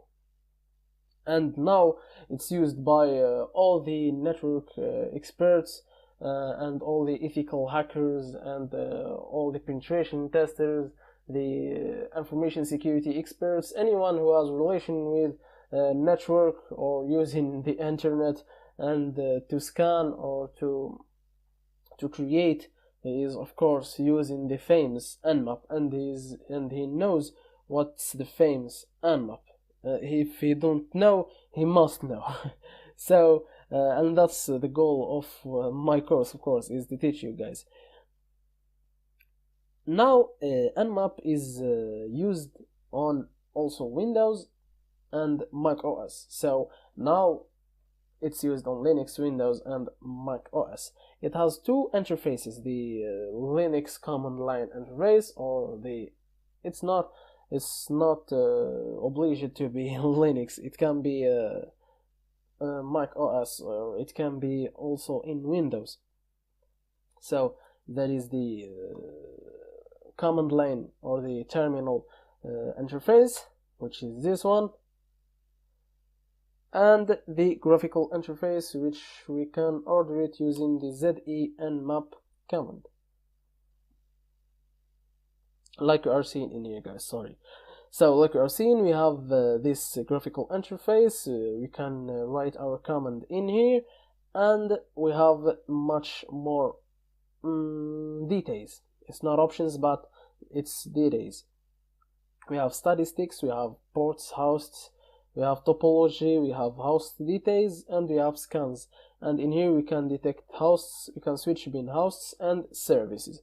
So this is the graphical interface that we're gonna not use in this course, because of course if you want to be a professional or an expert, you must learn the always in any tool. If you want to be an expert, don't use the graphical interfaces, use the command line interfaces, because I'm sure that one day you will have to use the command line interface as a troubleshooter, of course, as a troubleshooter. If you want to use the graphical interface, just type what we are typing in here in the code, in this command in here, and you will have the same results, but in different ways. But I will highly recommend you to use the terminal or the command line version. So like I've said, now it's supporting Linux, Windows, and Mac OS, and it's worldwide used by all who is or everyone who have relation with ethical hacking and security in a part, and in another part, or in a side and in the other side. Anyone who has a relation with networking. So guys, to use the Nmap, it's very easy to use. The usage is very easy. Just type Nmap to the scan type. We're gonna see all this, the options, and the target specification. The target specification can be an IP address or a domain name or whatever. It just have to express a target. The options are a lot of options, a lot of options. There are a lot of options. Three times. A lot of options. and we're gonna study and we're gonna see a lot of these options. Of course, we're gonna choose the most important ones and we will study them. Of course, I will be updating this course, guys, and I will add more videos every time that I see that there is maybe another option, or maybe I will add some options. But guys, this to talk about every option in here, it's, guys, very it's not very hard, but it's kind of it's not impossible, but it's kind of, you know what I mean. There are all these options in here, and I don't want, guys, to waste your times on some maybe you don't need these options as a network administrator or an ethical hacker. I will just teach you the most important ones. And the problem is that these options in here can be used together. It's not a big problem, but just get in mind that you can use these options together. Of course, we're gonna talk also about that on the practical lectures. So, guys, for now, this was our introduction, guys. I hope you have learned some things. You have learned. Let me ask you a question. When did what's his name actually? Did you remember his name? It's Gordon Lyon. So just try to remember it. Another question. What's the date when he created this tool, this project? If you don't know, or if you don't remember, it's the 1st September 1997. Get in your mind, man. So, guys, I hope you have enjoyed this lecture. See you guys in the other lectures, or the next lectures, of course, and peace! Hi guys, how are you? Hope everything is going good well with you. Welcome to your course. So, today we're gonna be talking about network and how networks work. So, if we're gonna be talking about network, we're gonna have to make a definition. So I will talk about some things that I think that you know what are these things. Just I'm talking for those guys of you who don't know. Maybe there are some guys who know. So networks are simply a set of devices. It can be like, for example, computers, smartphones, maybe we can be talking about printers, and you can be talking about cameras. You can be talking about any device that is in some way is connected with other devices. So this is simply what's network, and of course those devices are exchanging data between them. There are mainly 4 types of networks. There are the WAN networks, WAN networks, which are the wide area network, which can be called of a network that covers a large area. It's something like that, a large area, like the famous internet. So the internet is a WAN network. We can be talking also about the LAN network, LAN, not LAM, the LAN network, which is the local area network, which can be used, for example, on some enterprises or some companies. It's a local area network, simply like that. So those definitions or these words are kind of relative. You know what I mean? So the word local can be used also on, for example, enterprise, hostel. It can be used only on a home, so it can be used on different parts, or on, for example, cyber. You know what I mean? It can be used on many things. The word local. We are talking about the MAN, which is the Metropolitan Area Network, which is a kind of networks. I hope that you know what's WAN. Not I hope. I think that you know what's WAN and LAN, and you have already seen these words. The MAN, I think that you never, or most of you never seen the MAN network, which is the Metropolitan Area Network, which is a network between other networks on kind of big area. So, and the speed of this network should be higher than, of course, the internet, the wide area networks. This is the MAN networks. And there is the fourth tape, which is the last main tape. Those are not just the tapes, there are some types, sorry guys, not tapes, there are some types of networks, but those are the most common ones. There are the PAN, which are the personal area network, which can you created between, for example, a hotspotted a smartphone with a hotspot and a computer. It's a personal area network. So that's it. Those are the four most common types, not tapes, types of networks. Those, like I have said, some devices that in some way are connecting between each others and getting and receiving, which means exchanging data. Those data are exchanged or are sent and received in some ways. Those ways have some rules. Those rules, the set of rules, which called protocol. So a protocol is a set of rules. The plural of protocol is, of course, protocols. So one protocol doesn't mean one rule, but one protocol means a set of rules. So the protocol are simply the set of rules that allows or that control the data transmission, sending and receiving or exchanging between the devices on the network. Those are the protocols that this is not definition of protocol, but in terms of networking, this is the definition of protocol. It's the set of rules that control the data on the network. How those data are controlled and how networking functions, it depends on the protocol.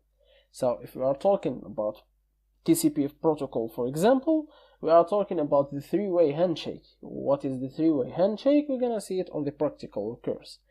So if we are talking, for example, for UDP IP, we are talking about another protocol. So how networks functions, it depends on protocols. Networks can be connected together, of course, using the cables, and this one is called wired network, or using without cables, you know what I mean, which is called the wireless network. So those are some basic terms, some basic commands that most of you, I think, know what I am talking about. So this is the simplest, I guess, definition of network, and this is the simplest way to explain how networks function. So how networks functions are using protocols. Of course, the purpose of creating a network is exchanging data, transmitting, sending, and receiving data. And how the network functions, another time, sorry if I'm repeating the same thing, it's using some protocols. What are those protocols? We're gonna see what are those protocols. Of course, we won't talk about all the protocols because there are a huge number of protocols, but in terms of networks, we're gonna be talking about some protocols. So how these protocols works, we're gonna see in the practical lectures. So guys, hope to see you down in the lectures. Don't escape, and peace. Hi guys, how are you? Hope everything is going good and well with you. Welcome to your course. So today we're gonna be a demonstration about how to install Nmap on Linux, and it will be very easy, very simple. So to install Nmap on Linux, that's what you should tape. So if you are using Kali Linux, you don't have to tape sudo. So if you are using other distribution, so just tape sudo apt get install Nmap, just like that. That's how you install Nmap. So if you are using Kali Linux, like I have said, you don't have to tape sudo, and you already have Nmap installed on your system, on your operating system, but you can type sudo.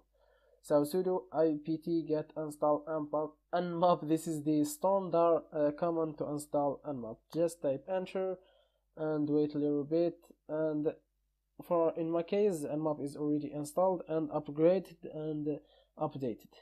This is simply like that. To see what's the version of your nmap, just type sudo, no, you don't have to type sudo, just nmap then version. That's it. So you can see that the version is 7.70. So guys, this was a simple video about demonstration how to install nmap on Linux. If you are using Kali Linux or any other ethical hacking or penetration testing operating system, you don't have to install in nmap. You have nmap already installed in your system. So but if you have kind of Ubuntu, some distribution of Ubuntu, just type sudo apt-get install nmap. So guys, I hope you fully understand this video. See you guys in the next video, and peace. Welcome back to your course. So this time I'm gonna be install the nmap on a Windows machine. So welcome to my Windows 8.1 machine, like you are seeing in here. So the installation will work on most of Windows versions. I mean, I'm talking about Windows 7, 8, 8.1, 10, and above, if there is above. And for XP, I don't know, actually, maybe it will work, maybe it won't, but I don't think that some of you guys are still using Windows XP. So guys, get to this website, nmap.org, then click the download section in here. After doing that, get down just a little bit in here, click latest stable release self-installer nmap. So click on this one. You don't have to download this one, just click on the first one. So like that, your download will start. Me personally, I won't start it because I have already downloaded. I will get to my download folder and run the nmap setup. So sorry guys a little bit because my Windows may crashes because I'm using a virtual machine and I didn't give a lot of performance to this machine. So guys, click I agree, let it just like that, everything checked, and next and install. So I have installed it myself, so I won't install it again. So what will happen guys is that you will have another install window of mpcap. You just click install and something like that. The same thing in this window, just wait for it and it will be some simple basic installation. So for me, he's saying that you already have the mpcap. Do you reinstall? Possible with different option. For you won't have this window in here. Just you will have another window tells you yo install mpcap, click next, and it's simple installation. So for me, I would say no. If you have mpcap, you will do the same, of course, and it's done. Complete next.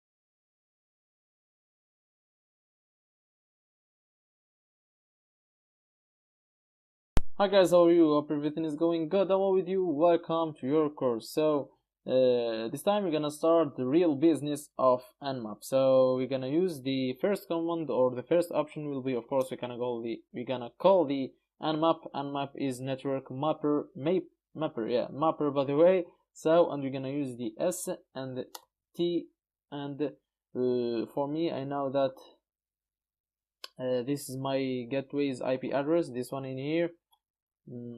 I will show you how to find it for you guys.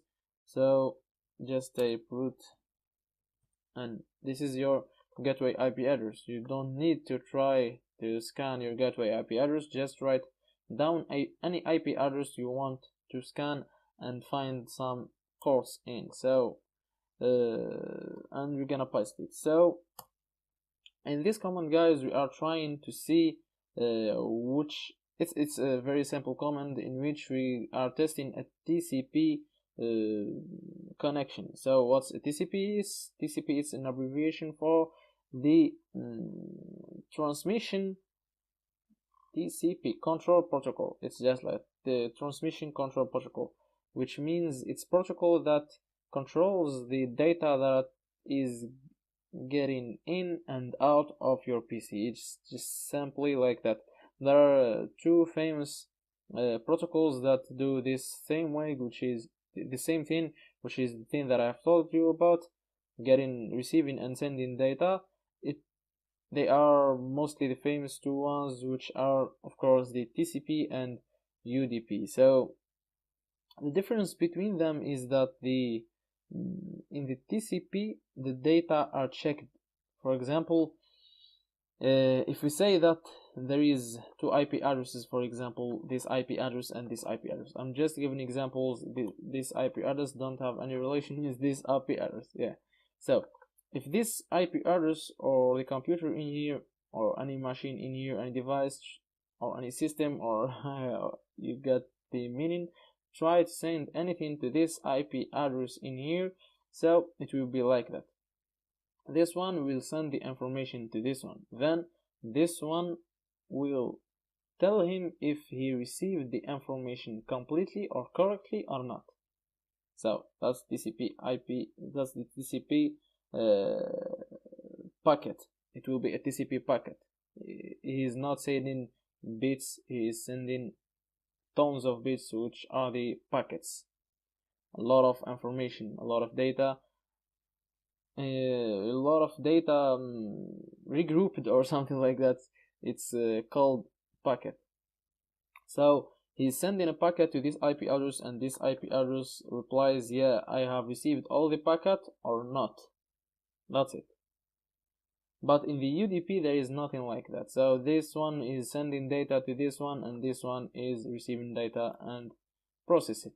So the difference between them, the TCP IP is most used because it has this ability, but the UDP will be used in case of you don't want to lose time. So if you are playing for receiving all the data, so you should use the TCP. But if you are playing for time, use the UDP. And the UDP is mostly used on, for example, in live streaming.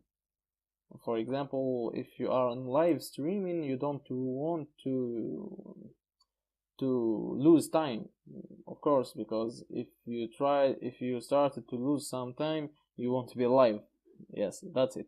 You want to be live. It's be live. I don't mean that believe. You don't be in live mode, like that. But that's if you use the TCP, because you are always checking, you are always sending that. For example, if this one sends something to this one and this one didn't receive it completely, it will tell him send me back. Then this one will send him back the data. So we'll lose some time in here. But if you want to stay in live mode, you should receive the data like it is and show it. For example, if we are talking about live streaming, and show it to the user, even if there is some corruption on the data. And in games also, it will be the same thing, because gamers don't want to lose some time, and they can be killed if they are playing Counter-Strike.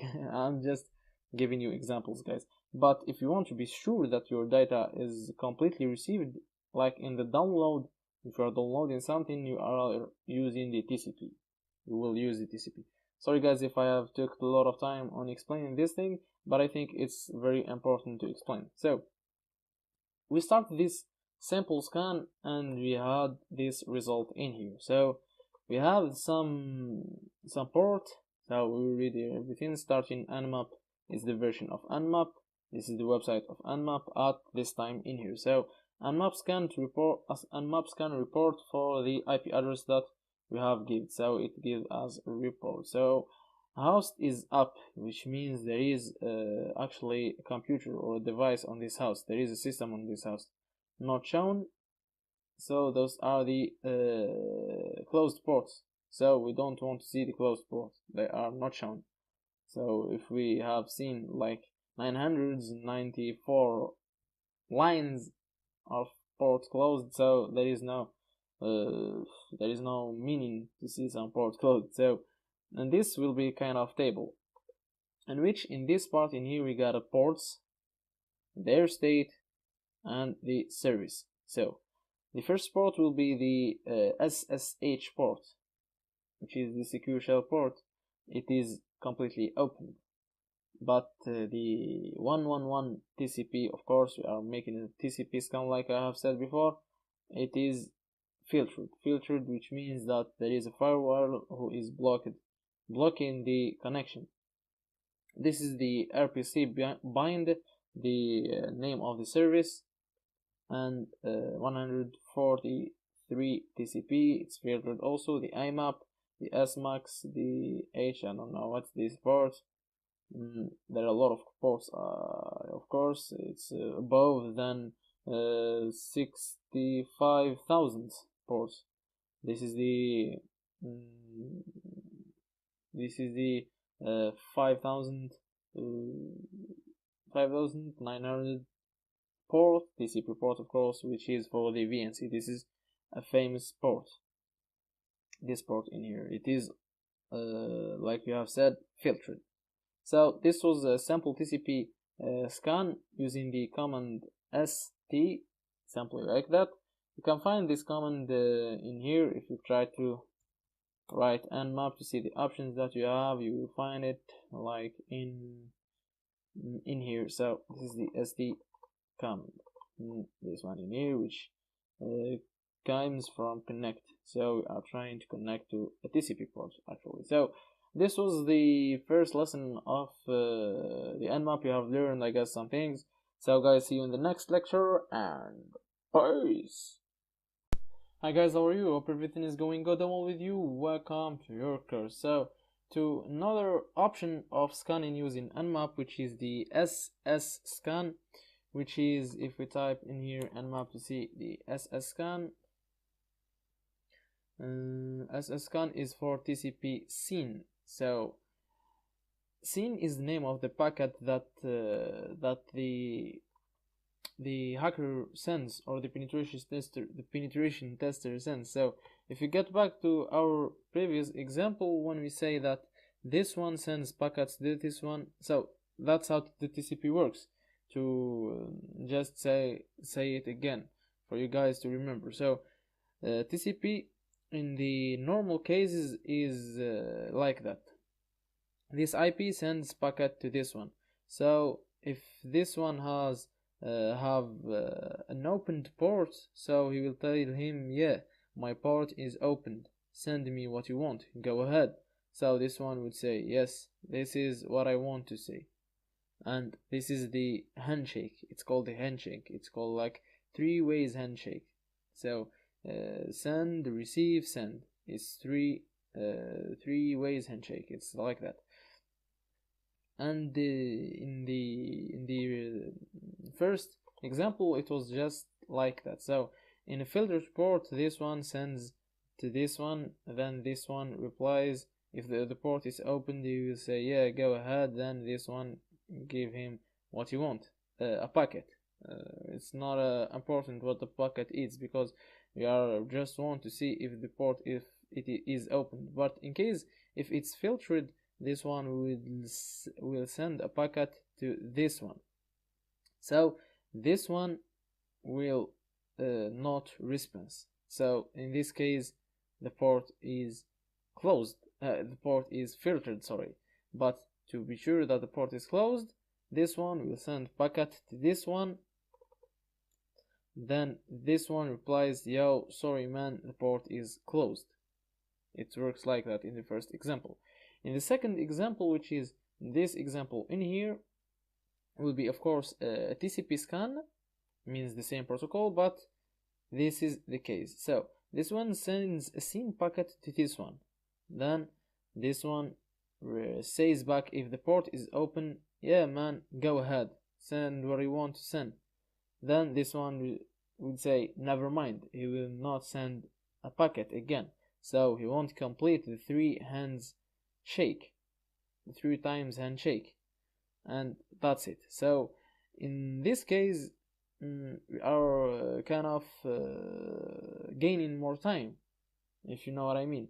Do not send in another packet, then this one will reply, and having a responsibility to close the connection will waste more time. So at this case, we can gain more time. In case of the port is filtered, so let's start with in case if the port was closed. Forget the filtered. In case when the port is closed, that's what will happen. This IP address will send a SYN packet to this IP address. Then this IP address will say, yo man, sorry, the port is closed. And that's it, port closed. In case of the port is filtered, this of course this one is for the hacker or the penetration tester or the network administrator or the expert. The nmap will send a SYN packet in the case of filtered, so it will wait for the data, for the packet to get back to it, to tell him if it's closed or open or something like that. But in case of the port is filtered, which means that the firewall blocks any connection between these 2 IP addresses. So he will send a SYN packet, he will wait a little bit, so maybe he will get in mind, he will wait a time. Of course, nmap knows what's the time limit, so if it didn't receive any response, it will send it again another time and wait for the response. If it didn't receive any response, it will say that the port is filtered, which means that the firewall don't allow any connection between these 2 IP addresses. I hope you get the story behind the SYN and the SYN TCP, of course, and the sample TCP connection. So if we perform this command in here, we are using the SYN. It's very common and used on the nmap scans. We might see a little bit of difference like we are seeing in here. So in here we're gonna see 1 2 3 4 5 6 ports, but in here we are seeing 1 2 3 4 5 6 7 8 9 10 11 12 13 ports. So the nmap took the advantage of the case that we have talked about in this example, that we are not wasting time on the 3 time handshake, and it says yes, why not scanning all the ports? So it did scan all the ports, getting up to the maximum limit. So we got to the 62,078 port, which is the iPhone sync port. A lot of ports like you are seeing in here. So this is the difference. This one will gives you more details and more open port, and will take of course more time than this first one. This first one took approximately to 1 minute. This one take about a lot of time, 771 to 72 seconds, which is of course a lot more than this time, but it will give you more details about the host. So that's how the SYN packets works. And guys, hopefully see you in the next time with another option, and peace. Hi guys, how are you? Hope everything is going good and well with you. Welcome back to your course. So this time we're gonna be talking about the UDP protocol. So in general cases, the UDP protocol functions like that. Let's get on our example, our previous example, and this is the system A and this is the system B. Example like that. Let's suppose that system A is the hacker's system, or the expert, or the penetration tester, or the network administrator, or we don't care. So let's suppose that this is the A and this is the B. In normal cases, let's forget the roles, just two systems working together. When A try to send data to B, then the B receive or don't receive the data, and it will show or don't show, or use or process the data or don't process the data. It's simply like that. So there is no handshake back. So the UDP is not friendly. You don't shake hands. It's simply like that. There is no confirmation that the data is is well received or something like that.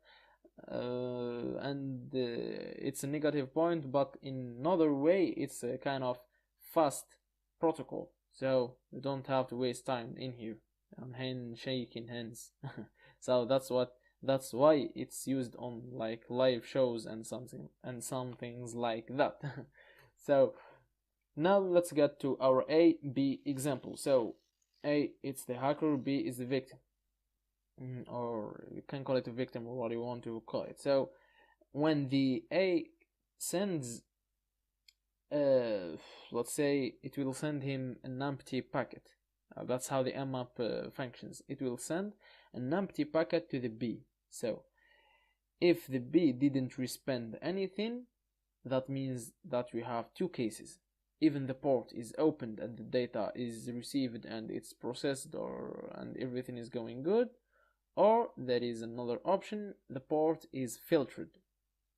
So that means that the port don't allow any connection, so we can't know if the port is filtered or opened.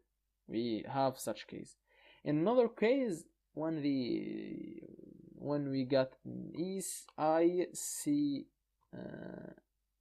reply, this reply means that the port is filtered. It's definitely filtered like that. So we send an empty data, then it responds as, yo, you have sent, this is an error. It's something like that. The ICMP unreachable reply means unreachable, if it's written like that. I don't know. Sorry guys for the mistakes, if I did some mistakes on this unreachable. So if we got an unreachable reply, this means definitely that the port is filtered. It's simply like that. So I have already did UDP scan, and it was simply like that. So nmap SU on the same IP address. So I got some results. It shows me that there is 994 filtered ports. Thus got an ICMP replies, and I have some opened ports. So yeah, I think I forgot to talk about the opened ports.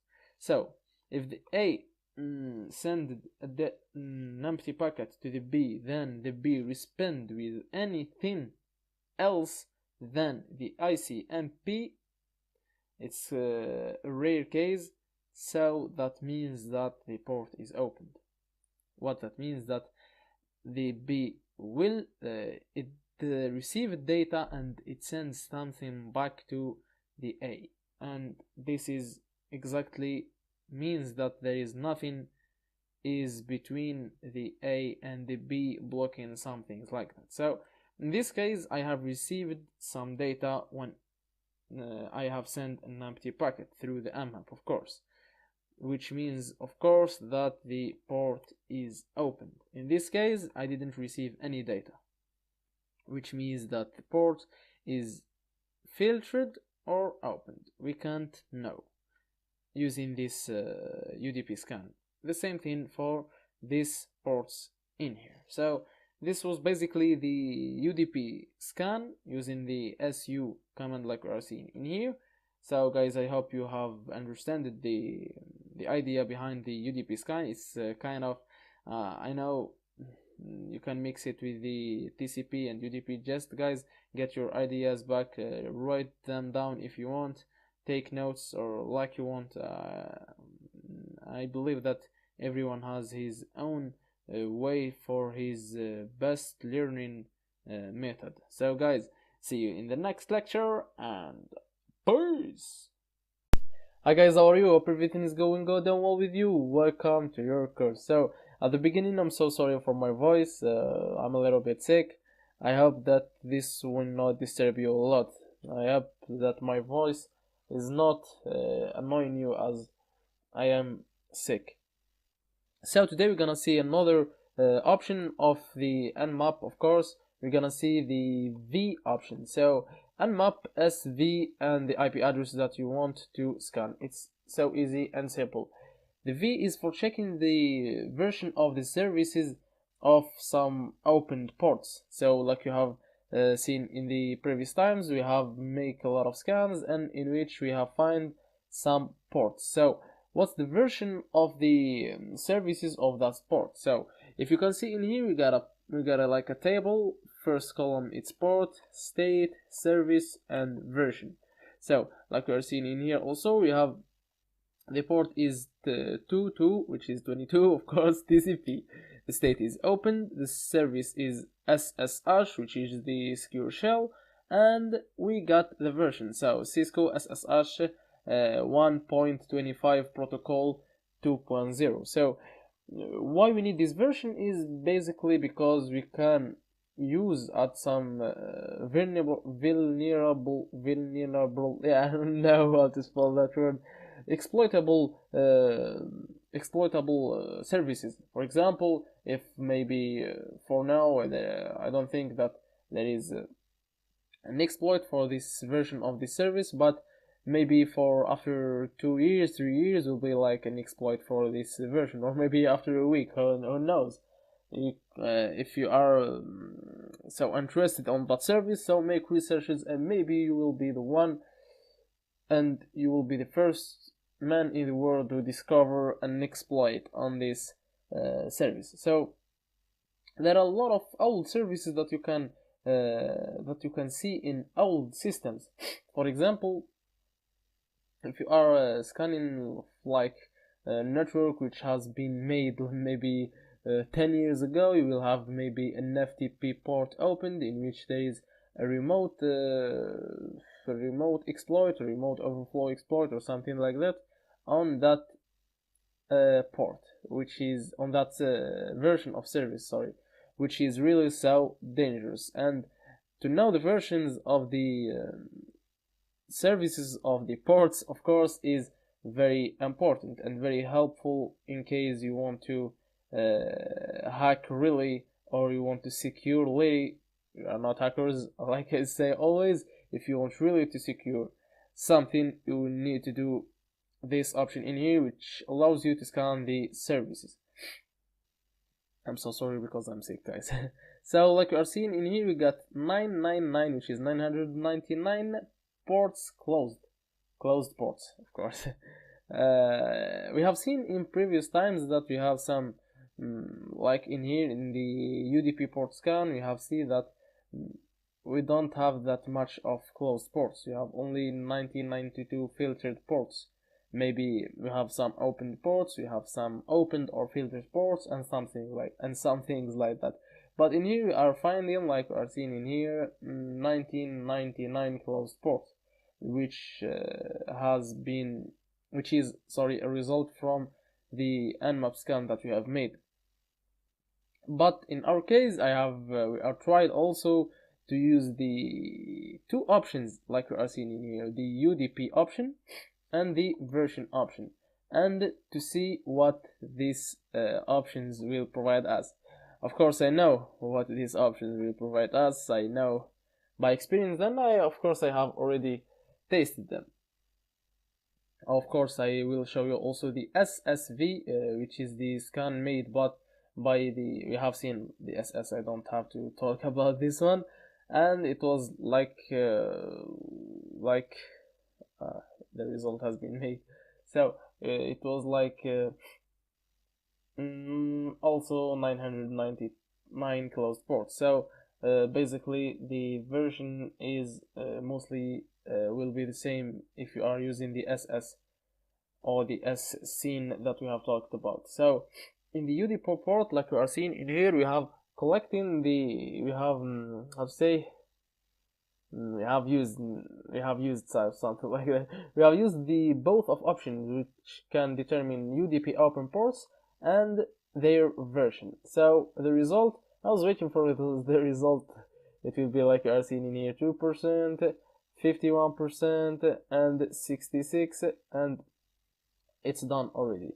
It have been like for, I will calculate it for you guys. I'm so sorry. Just for you guys to know how much the scan has take from me. It can be the same for, it can not be the same for you. So you have your own network. Maybe it will be faster, maybe it will be slower. So it have take up to 16 minutes this scan in here, because as you know, the UDP scan scans a lot of ports.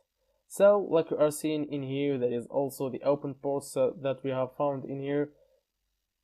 These two open ports, this service is the NTP and SNMP, which are opened also, and they are this is their versions, simply like that. This is their the version of the SNMP. And for the open filtered ports, we couldn't determine that because mostly they are filtered, and the nmap couldn't determine that. So this is the option, guys, that allows you to see the versions. I have talked about why we should see the version of the service in that port, in that opened port. I will say it again because maybe we have a remote exploit that will be used on the hacking. So guys, I hope you fully understand this video. See you guys in the next videos, and peace. Hi guys, how are you? Hope everything is going good and well with you. Welcome again to your course. So this time we're gonna see another type of scan using the nmap, of course, which is the ping scan. So how can the ping scan help us? It will provide us if this host is alive on the network or not, which means if, for example, I have entered the nmap, for example, this is the ping scan, and for example I gave it some IP address like that. No, not like that. This, for example, IP address. He will say if this IP address is alive or not, if there is a machine on this IP address or not, if there is a device on this IP address or not, if there is a system on this, a live system, of course, on this IP address or not. So if I type enter, he will tell me that one IP address, 0 hosts up, which means there is no host on this IP address. So in my case, I will use an IP address in which I am sure that there is a host, or this IP address is alive, and we will see the result. So one IP address and one host up. This the MAC address of the host, and this is the system that the host use, which is Cisco system, which is of course my gateway on this example. So the idea behind this scan is that the nmap sends, of course, a packet. Of course, what's a packet? I've already talked about, which is some bits, some data together, and it's simply like that. It's some group of data. I can't express this any easier. So some group of data, this called a packet. So the nmap sends a packet to the an ICMP packet which is used for the connections, and it waits for some replies. The ICMP packet is mostly used for connections. It's simply like that, and it's common on errors, so it doesn't matter. The idea is just the nmap sending some kind of packets. If the host or the IP address replies, that means that it's alive. If it don't reply, that means that it's not alive. But if it don't reply also, it will be a case in which the firewall is blocking the ICMP packets. The firewall gets in our way again. So what do the nmap? So what's the solution in this case? The nmap do also a TCP ping scan, which means it uses the common ports, which are the telnet, the SSH, the HTTP, the HTTPS, some common ports, and it sends data through those ports that most of times they are unused and opened, and it tries to get some data. If they are also filtered, so there is no way. The nmap will tell you that there is no host in this IP address. This IP address is not alive, but actually it's alive. So how we can do that? I have already talked about that. This is the command S and P. So the nmap also has added a beautiful extension, if I can say extension, which is the name or the OS of the operating system of the system used on this host, which always provide us more information. We are on information gathering tape. Always remember that. So knowing that it's Cisco system, so it's mostly a gateway or router, or call it what you want to call it. It's just a network device. There is also another option which I didn't talk about, which is this option in here.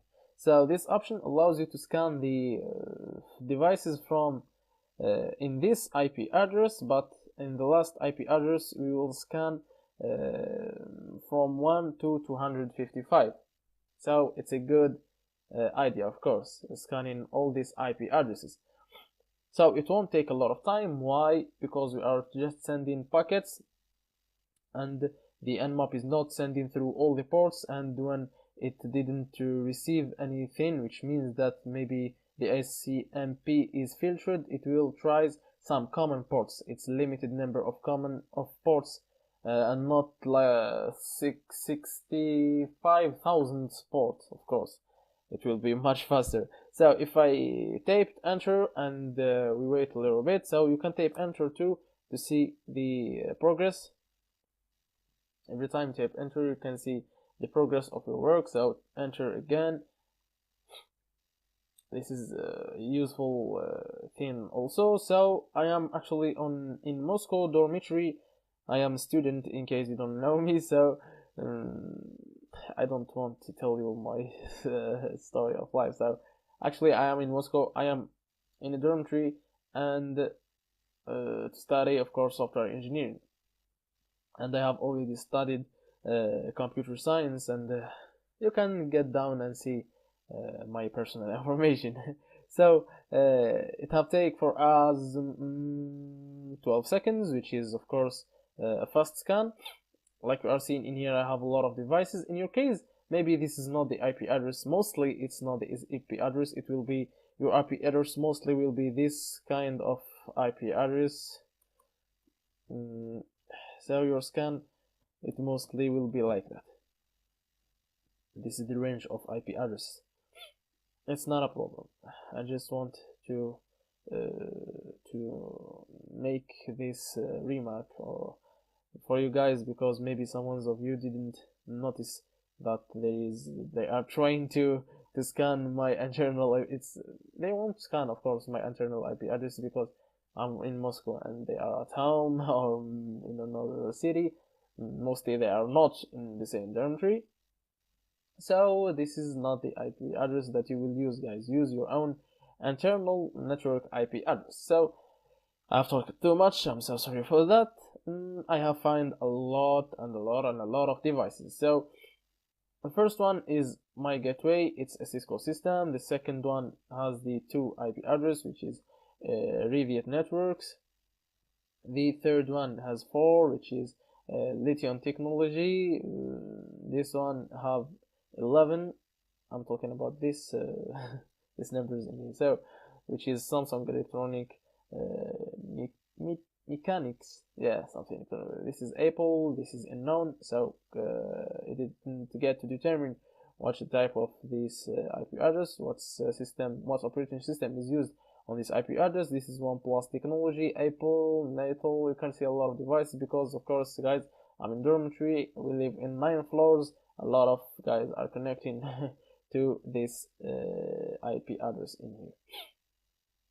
Not, of course, this one, because I have selected this IP address, I'm talking about only one device. It can be 2 devices, but if I select all the 3 columns, so this one can be variable from 1 to 255, which means that there is a lot of IP addresses, and of course, if there is a lot of IP addresses, a lot of devices, we are talking about network. So I have talked too much. I'm so sorry for this, guys. So there is a lot of systems that we are seeing in here. So it's so good to know who is connecting with you and how many people are using the network. Of course, it's so useful comment. So guys, this was the ping scan. Hopefully, guys, I see you in the next videos, and peace. Hi guys, how are you? Hope everything is going good and well with you. Welcome again to your course. So this time we're gonna not talk about another option, but we're gonna talk about another helpful options. It's simply like that. So it's not you can call them like auxiliaries or something like that, because they don't do specific scan, but they just help you to search for ports. Of course, they will help you on your information gathering, port services, and something like that. So first, we're gonna start like we have did the previous time. Sorry, not the same time. We have did this type of scan. This one. So if you type enter, we'll get our result. It will take a lot of time, like I see here. It will be, and this is, so that's our scan result. This is our scan result, guys. Sorry for losing myself, and sorry more for my voice too. So like you are seeing in here, guys, we have 22 TCP open ports, and this is the scan that we have did, like I guess the second time or something like that. So we can do this type of scan by specifying a port. So this one do scan on the nmap customized ports. So we can specify ports using the option P, not capital P, but the small p. And let's say example, I want just to scan the port 22, which is this one. If I did enter, it will be faster, of course, because it doesn't have to scan. Yeah, it doesn't have to scan all the ports, but it will just scan one port. But in this scan, it will scan, I don't know exactly how many ports, but it will scan a big range of ports. This time in here we have only scanned the 22 ports. This will be helpful, of course, guys, if you are specifying a port. You don't want to scan all the ports, you want just to see if that port is opened or not. And this will be also faster on a network. So if I did it on a range of networks, and it will be up like that. And these are all the results. So open, filtered, closed, like we're seeing here, guys, filtered, closed. Of course, you can, this is the range of the network. You can do this also by asking for more than one ports. For example, the FTP port, the telnet port, the HTTP port, for example, these ports, and we will have the results after a couple of seconds. And boom, those are the results. So those are the ports that we have specified on the our internal network IP addresses that we have choose. Of course, we are the ones who made this range in here, and we have the result in here. So this one have an HTTP port open. This one has filtered, closed. Of course, I'm on geometry, guys. I have already said that before. So I have a lot of devices in here. Closed, filtered, closed. I like RC in this, guys. Open. This is the gateway IP address. Like RC in here, guys. So, guys, this is a good option. Of course, this there is also another option which can maybe helpful for you guys. Is the V option, not the capital V, which is the version, but the small v. You have seen already the capital V. The small v will help you to see your results instantly. I don't know how to say it, but you can see it's just like that. Let's see. Sorry, guys, there's the problem. No, I'm so sorry, guys. This shouldn't be in here, but it should be in here.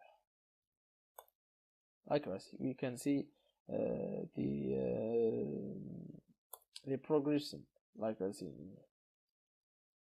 The scan didn't finish yet. Maybe you have not noticed it, but I will do it again. Scanning those ports, and it's scanning like we are seeing, and we have the results. Like we are seeing, we can follow the progression of our result. If I have tried a big range, I will specify only one port, and let's say the 21, and let's specify a big range, guys, to see the option works more. So I will scan the range of IP addresses between 1 and 36, and between 1 and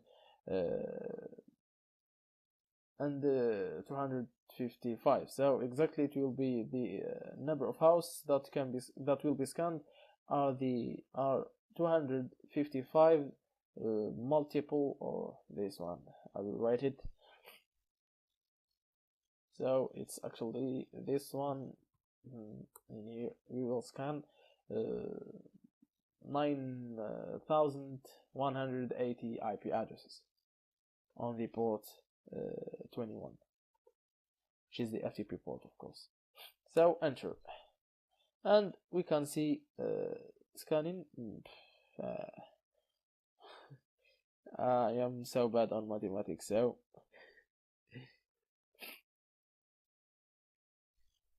and let's wait.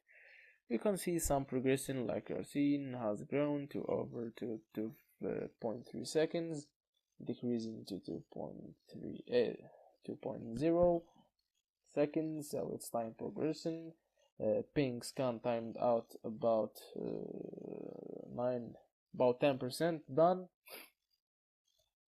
About, like I see now, 11, and we can see our progression, guys. Of course I won't wait for all the work to finish. So this is an option, a helpful option for you guys.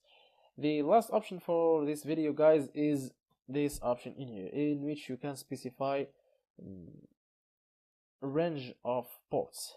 You don't have, for example, if you want to scan the ports 21, 22, 23, 24, 25, you don't have to write them like this, and like this, and like this. You have just to type from 21 to 25, and boom, like we are seeing, guys, in here.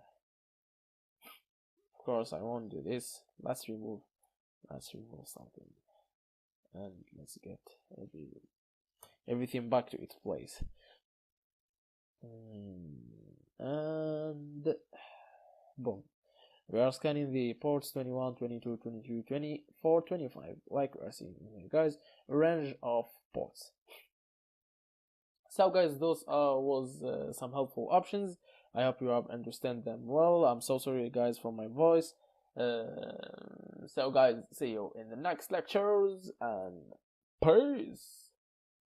Hi guys, how are you? Hope everything is going good and well with you. Welcome to your course. So today we're gonna see another option, which is an option that will help us to see and discover the operating system used by the scanned host. We have already seen this on the ping scan, but it was kind of not certain result, because of course the ping scan is just scanning some ports, but on this option we're gonna scan a lot of ports. The nmap will scan a lot of ports and it will tell you the truth. It's simply like that. So scanning a few ports and telling and reporting the information, it's not like scanning 1000 ports and reporting the information. And this time we're gonna scan 1000 ports to see the operating system used by the host. So how to do that? Basically, we're gonna use the O option and we're gonna use the V. The V, we have already seen this in the last video, which is the option that will help us to see the results on our screen in live stream. So the IP address will be this one. Let's change it to 4, for example, and boom. Like we are seeing in here, guys, we are scanning 1000 ports. It can take sometimes. Just wait for it, guys. Of course, you have the right to tape enter to see how much work are we doing, or how it's going, man. So remaining is 56 seconds. Of course, guys, like I have said before, scanning some ports, maybe up to 10 ports or 20 ports, and telling us the result is not like scanning 1000 of ports, because scanning 1000 ports will provide some information which can be more guaranteed. It's like that.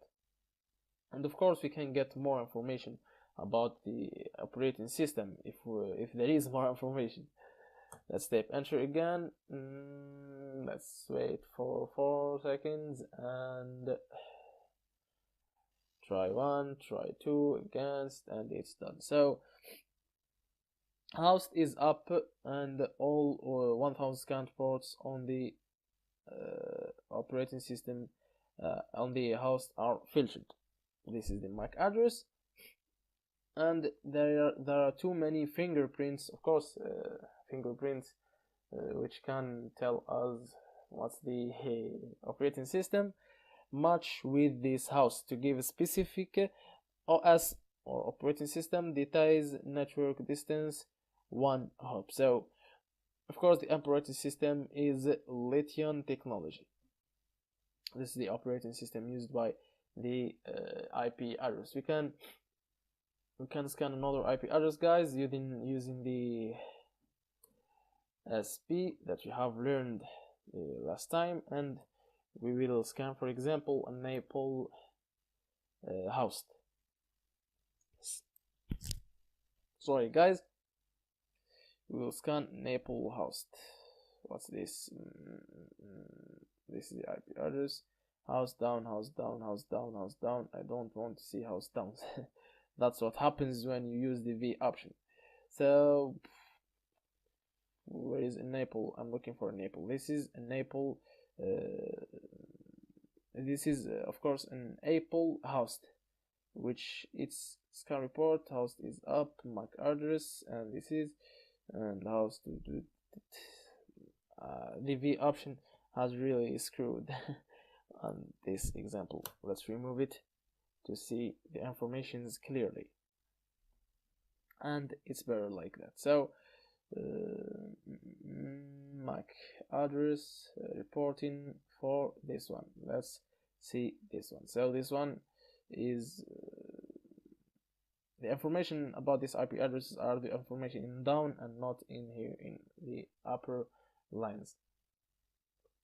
So what's the IP address that you have. I'm so sorry guys, this is the IP address, and we're gonna do an nmap, of course, S and not S, O and V to this host. Let's wait guys a little bit. Enter. It's just 25 seconds guys. I don't like to cut the videos guys, I want you guys to live the moments with me. So there is an open port, which is this open port. It might be an Apple service, and let's do enter again. 24. The time is getting up or not going down. I was expecting that it will be kind of 10. Like I said before guys, I don't like to cut the videos, I don't like editing videos too much. I just like to be on live mode for you guys to live the moments with me. And of course in this time maybe I will explain some things, but for now I think that you have all the information that you need. So it will finish. Try 1, try 2, try 3, try 4, try 5, and this is some information. This is scan, this is OS. We don't care. Difficulty, it's kind of difficult, which is 251, and no exact OS matches for host, so it didn't find like this last time when we have seen like there are a lot of fingerprints, but in this time we don't have many fingerprints. We have no exact OS matches with the host, but if you know what OS is running on it, see HTTP. No, we don't look for that. But guys, we are just seeing that it's an Apple operating system, but sorry guys, we are not sure about that. It's simply like that. So guys, this was the video for today guys. Hopefully I'll see you in the next videos. I'm so sorry guys, of course, again because of my voice, and maybe of course with how I'm reacting. Sometimes I stop where I'm talking because I like have some, my nose is running directly like that, and sometimes I may stop when I'm talking. So guys, see you guys in the next videos, and peace.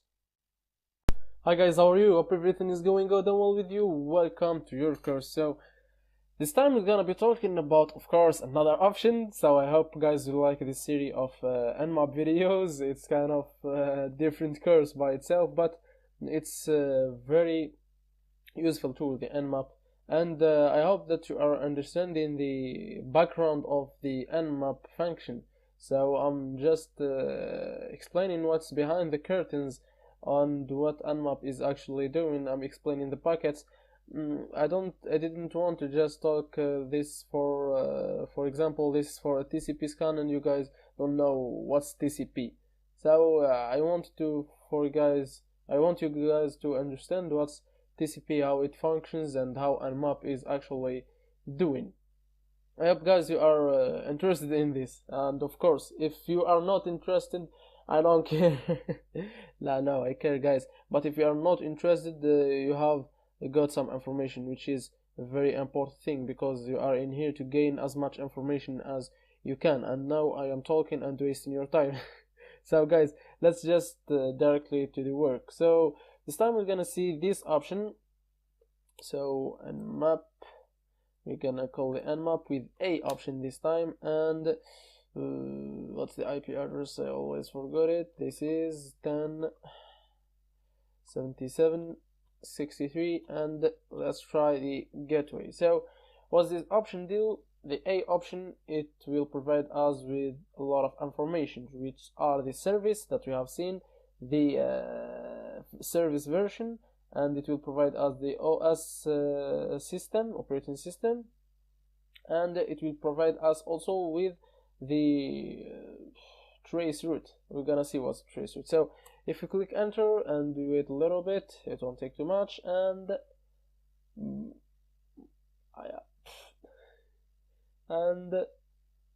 boom. So that's it, and boom. So in here, guys, we can read this one in here. We have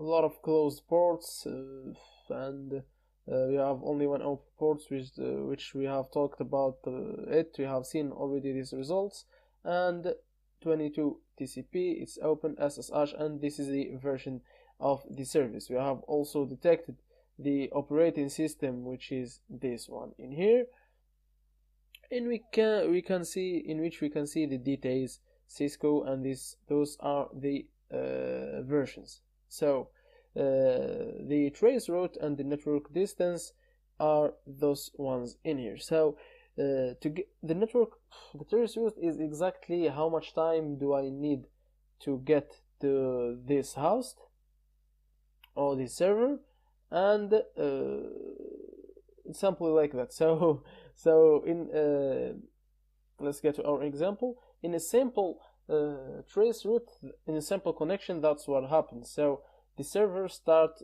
the A and the B in a simple connection. The A start to send packets from like 0 to a full packets, to a lot of packets. You know what I mean?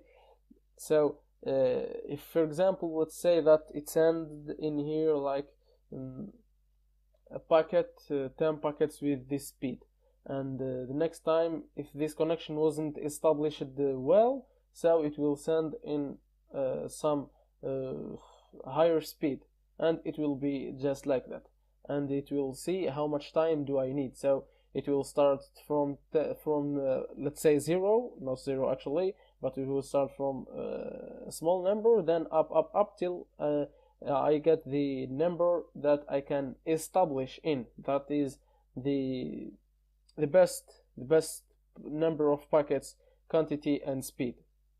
But in the trace route, Nmap does the opposite of this work. So if it starts with a huge number of packets, then it will get down to 0. You know what I mean? Which means that Nmap will give you the result just after the 0. You know what I mean? So if I send, for example, A packets with B speed and I got connection, then I send D packet with E speed and I lost connection, that means that the A packet and B speed is the limited, or it's the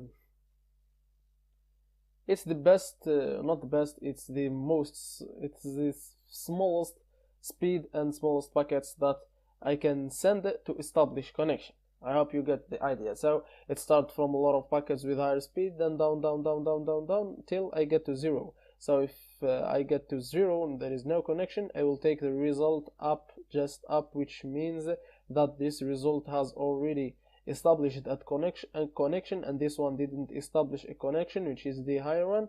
So I will take the upper one. I hope, guys, you got the information, guys. I hope that I'm explaining well. So, guys, we need only one hop. So we skipped only one hop to get. I don't know. We have only skipped one hop to get to this host. If, for example, we have a lot of routers, then we will do one hop, then 2 hops on the first gateway, then 3 hops on the second gateway, and then 4 hops on the fourth gateway. You know what I mean? So hops are dependent on networking devices. This is the time that I can. This is the smallest time or the fewest time, or I don't know, that I can use to access to this server or this host. So the smallest time is 2.31 milliseconds. It's kind of if you're a gamer, it's not exactly the same. If you have some experience on gaming and Counter-Strike, it's kind of the ping. You know, if you know what's the ping. If you don't know what's the ping, you don't care about this. So the explanation is this is the smallest time that can be used in order to access to this host in here. So, and this is the address that I have that I want to access, or that I want to establish connection with it, and it's simply like that. This is the hop, number of hops, this is the time, and this is the address. This is the tracer, guys. So guys, this is the option A. I hope you will understand this video. See you guys in the next videos, and peace. Hi guys, how are you? Hope everything is going good and well with you. Welcome back to your course again. So this time we're gonna be talking about how to hide yourself on your scanning operation, which means how, because in some of the options that we have used, especially the services and the operating system, discovery is an operation that leave a lot of logs on the network, which means that the administrator can actually, if he was of course a good networking expert, he can actually track you. So how to avoid that? It's simply using two types of things. The first thing is the fragmentation of the packets that you are sending, which means that if you are sending a packet of for example, just an example guys, not a real number, of for example 80 packets, so the attacker or the user of the Nmap, to hide his scanning operation, he will send not 80 packets once, it will send like 10 packets. So like this, the firewall will find kind of difficulty to regroup these packets and say that this packet is coming from this IP address, because this 10 bytes packet came from this IP address, and the other 10 can come from this other IP address, and you know what I mean. So this is the first operation. So how to perform it is simply using the F option, not the F, the big capital F, but the small f. We have already seen the big capital F, which is the fast scanning. So after that we're gonna do, I always forgetting, it's 10. Of course we're gonna write our victim or our destination, then 36, then 1, like this, and like that the Nmap is doing a fragmentation to the packets and send them to this IP address, try to discover some things. That's it. So this is simply the first thing that you need to do. The second thing which will be better is if you have used the D option. What's the use of the D option? It actually uses some decoys. So we will try to tell the host, this expert of the host, that we are not the only one that we are scanning the host, but there are a lot of IP addresses that scanning the host. To be more clear, for example, any criminal, if he wants to avoid the police to chase him, what he will do, actually he will do kind of crime, but he will get to the public. So when the police come and see a lot of crowd, see for example 1,000 person on the crowd, which only there is only one criminal, it will be so hard for them to know who is the criminal between 1,000 of them. So the criminal will just get with the crowd, he will get in the crowd, and no one can know if he is really the criminal or not. This is the same case in this D option, which will allow us to choose some IP addresses to be with us on the scan. It's simply like that. So how to choose IP addresses? It will be better if we have chosen some real IP addresses. How to find some real IP addresses? Using the command that we have seen the last time, which is the SP command. Then we're gonna write our range of network, which will, for example, like this.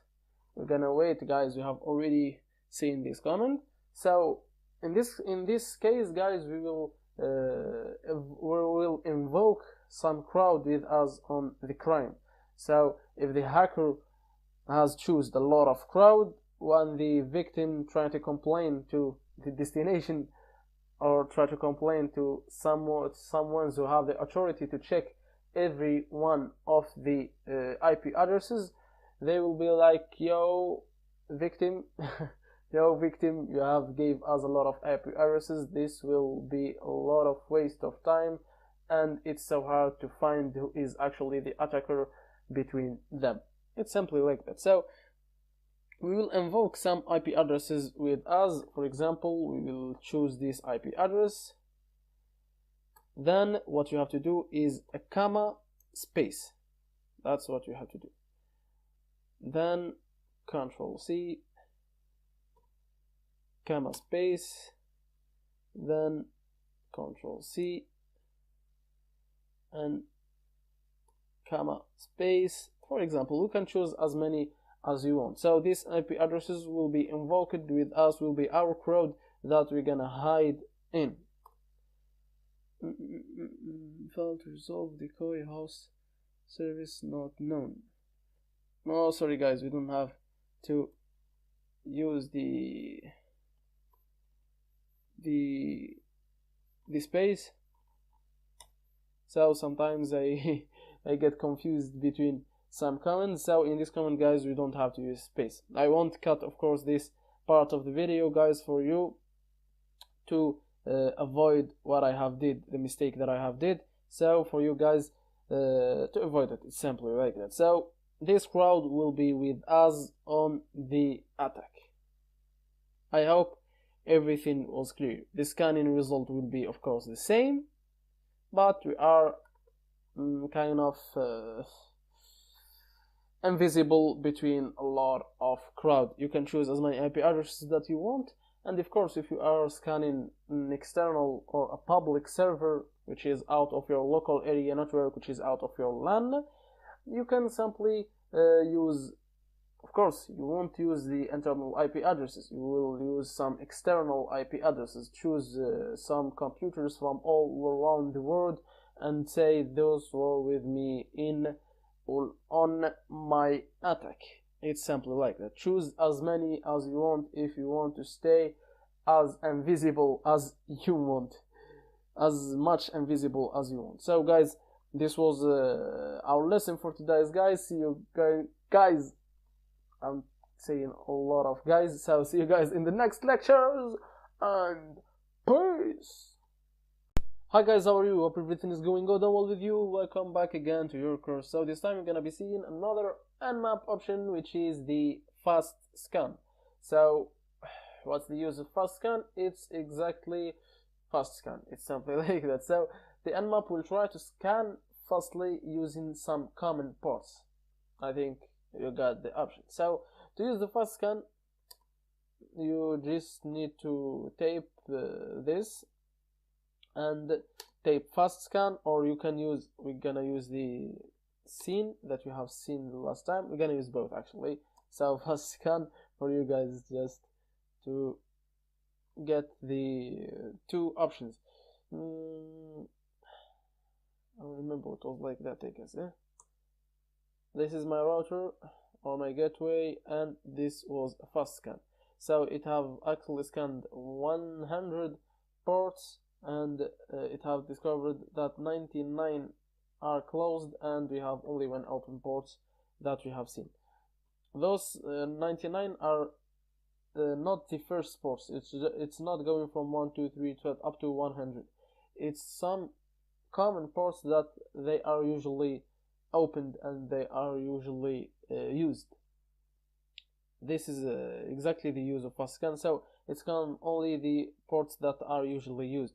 We can use also the option that we have seen, I guess in verse. No, it's not in verse. In some of the videos, the first videos. It's the scene scan, and enter to see the result, and it was completely the same. So this is the scan, guys. So we have used the scene scan to see that to scan 100 ports, and it's completely the same, and we have discovered our open port. It's simply like that. This is the fast scan. So guys, I hope you got this video. I don't want to make it longer. So guys, see you in the next videos, and peace. Hi guys, how are you? Hope everything is going good and well with you. Welcome back to your course, which will be of course another option of map scanning, and for now without any updates. So for now it's the last video on nmap scanning. Maybe I will update the nmap scanning section, but I will for now it will be the last video. I won't talk more than that. So guys, what we're gonna do is that we're gonna save our scan to an external file, simply like that. So how to do that? It will be so easy.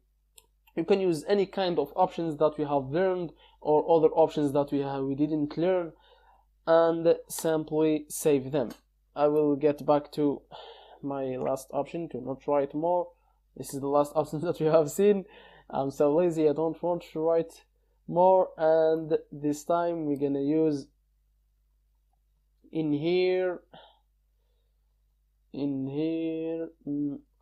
we're gonna save our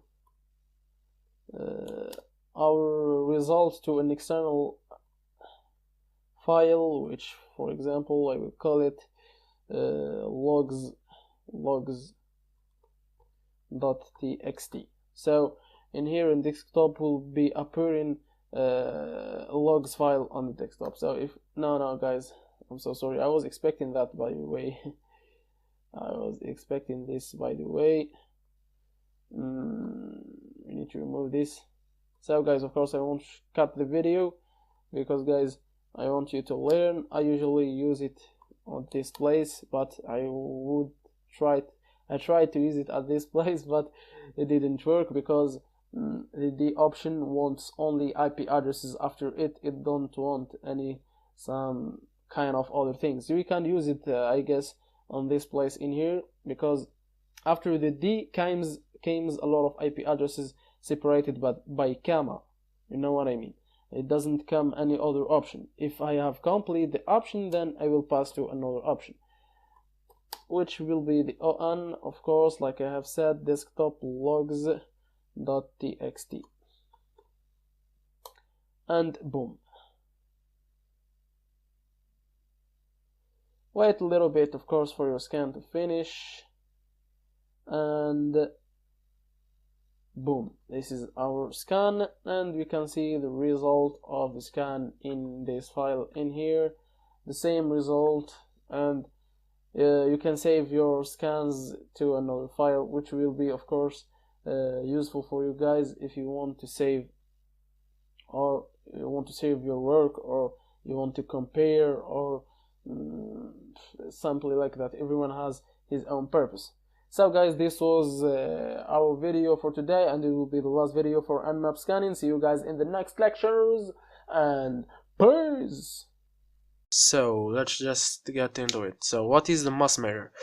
Mass mirror is basically the act of sending the same email to an emails list. Like for example, you want to send a simple text to a lot of people. You have just to make an emails list, and using a tool it will send that text to all the emails in that list. Using a tool, of course, you won't send it manually. So let's see what's our tool. Our tool is basically called Social Engineering Toolkit, or SE Toolkit, or SET. It has a lot of names because it's the owners who changed its name a lot in this last years. So in the hacking operation systems like Kali Linux, Backbox, or any Parrot security or any hacking operation system, it will come installed with it, so you don't have to uninstall it. I'm using Backbox in here, it's installed also, but if you are using Ubuntu, for example, or any distribution or Debian, you have to install it. I won't show you how to install it because there is a lot of tutorials in the internet about how to install it. I will just get into it, and I believe that most of you are using Kali Linux, so we don't have to go through the installation operation. So let's get just on it. I'm using Backbox, so type sudo se toolkit, type your password. We have seen what sudo means in the last lesson, I think, so let's get just on it. So that's it. We're gonna select 1, social engineering attacks, and we're gonna select 5, mass mailer attack. Email attack, single email address. You will send the email to a single email address, and of course that's not what we talked about, so we will use an email attack mass mailer to an email list. So let's select 2,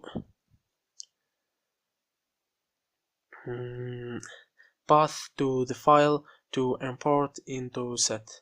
So my email list will be this list. It contains only 2 emails. You can make any number you want of your emails. You have to enter the full path of the emails list. It's better to be a txt file, so you have to get the directory of this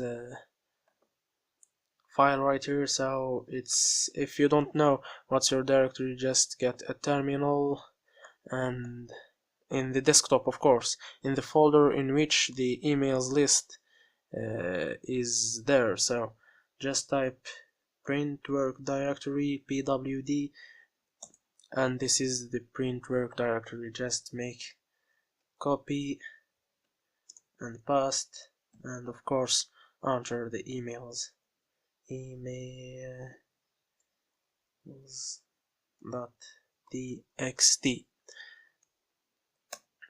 So that's it. Use a Gmail account for your email attack, or use your own server or Open Relay. We're gonna use basically a Gmail account for our attack, which is my email, of course. So 1, your email address. Then I will enter my email address. That's my email address.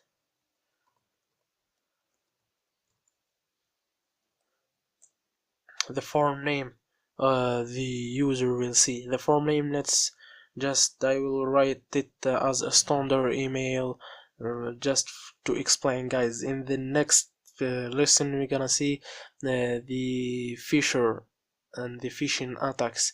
We will see how to make tricks in that using social engineering, just for the victim, just for the victim to hack it. Of course, we will not send what I will type to the victim. It's just a test. So form name,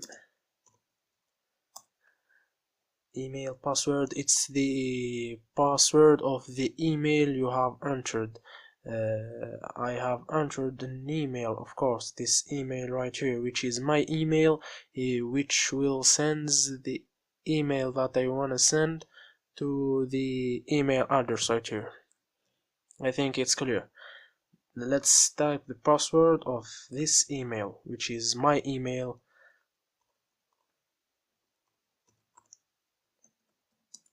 That's the password. Flag this message as a high priority. Let's type yes to see what a high priority means. Do you want to attach a file? I don't want to attach file. You can attach files as you see. Email subject, that's type basically subject. Send the message as a HTML or plain. I will send it as a plain. Enter the body of the message. Type and capitals, of course, when finished. This is the body of the message. Thanks. And type and in capital letters when you have done with typing the email. And so he will send that email sent to the first address, which is this address, and the second address, which is this address. Of course, those are the email addresses that I have typed in this email list. The first one, the second one. Let's check the emails. These two emails, of course. As you are seeing, I'm sending an email from the same email. I'm sending from the same email addresses. I'm sending to the same email address. It's not a problem, of course, in Gmail. So that's it. That's what means a high priority email. It contains that symbol or in here, and it shows on the first of the reception. So this is the body of the message, this is the form name, this is the subject as we typed, and in this email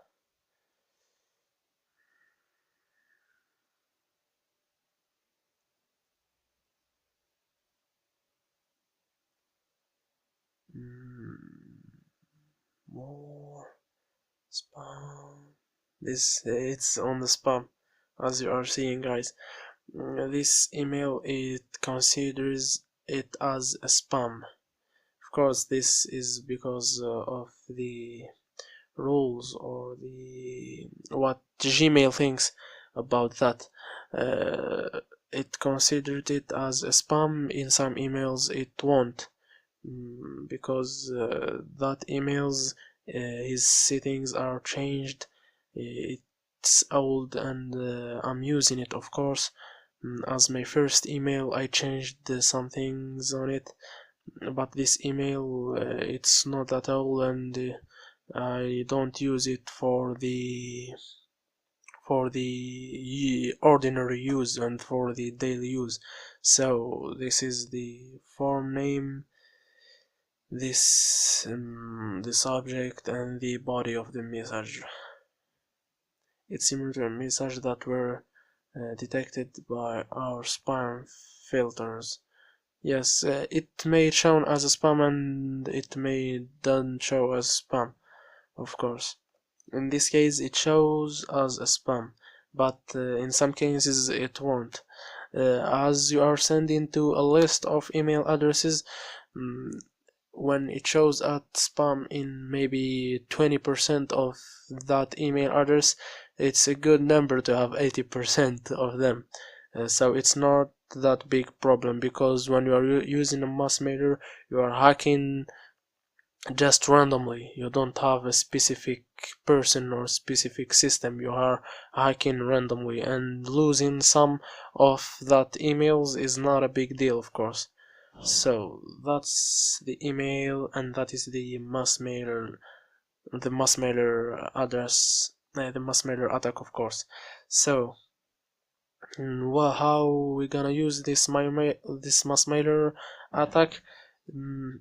I remember the first time I learned the mass mailer attack, I remember that I hacked a website using a simple SQL injection, and I didn't aim for the admin user and password. I aimed for the email addresses. I want to, it was, I think, a shopping, yes, it was a shopping website.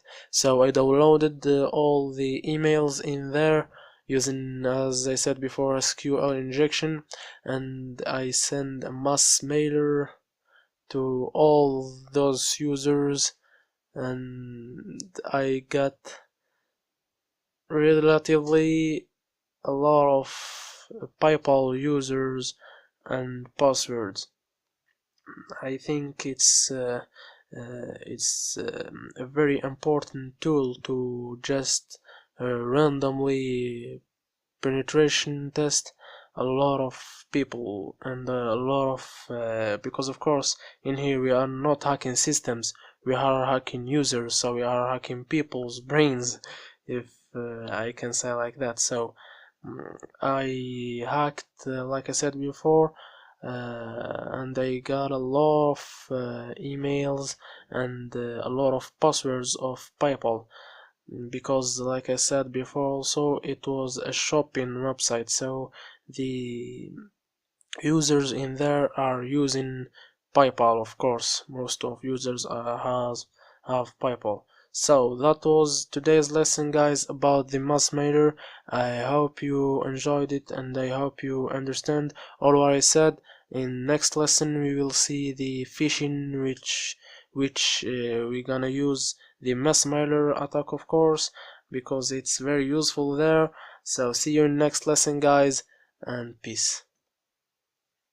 So hi, how are you guys? Welcome to today's lesson in which we're gonna talk about phishing and spamming. Let's get just into the subject. So what we're gonna do is we're gonna create a fake login page to a specific website. Let's choose for example Facebook, the famous Facebook, and we will have to convince the victim to open that page as a trusted login page. So when he got in and he entered his information data, so we will have access to all of his information, login information, sorry. So that's it, simply. So we will use the social engineering toolkit that we have talked about last time. Let's just open it. It's very simple method, but it's so powerful if you choose the right way. Zero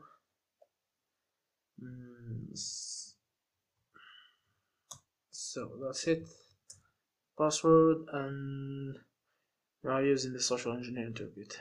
Tape 1, social engineering attacks, then 2, website attack vectors, then 3, then 2, site cloner.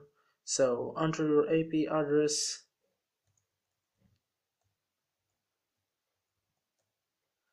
it's the same one right here, or you can use this IP address from here, it's the same one, this one right here, and enter the URL. Yes, we said that we're gonna try Facebook, www.facebook.com. This could take a little bit, and yet that's it, we have our login page. Let's try it.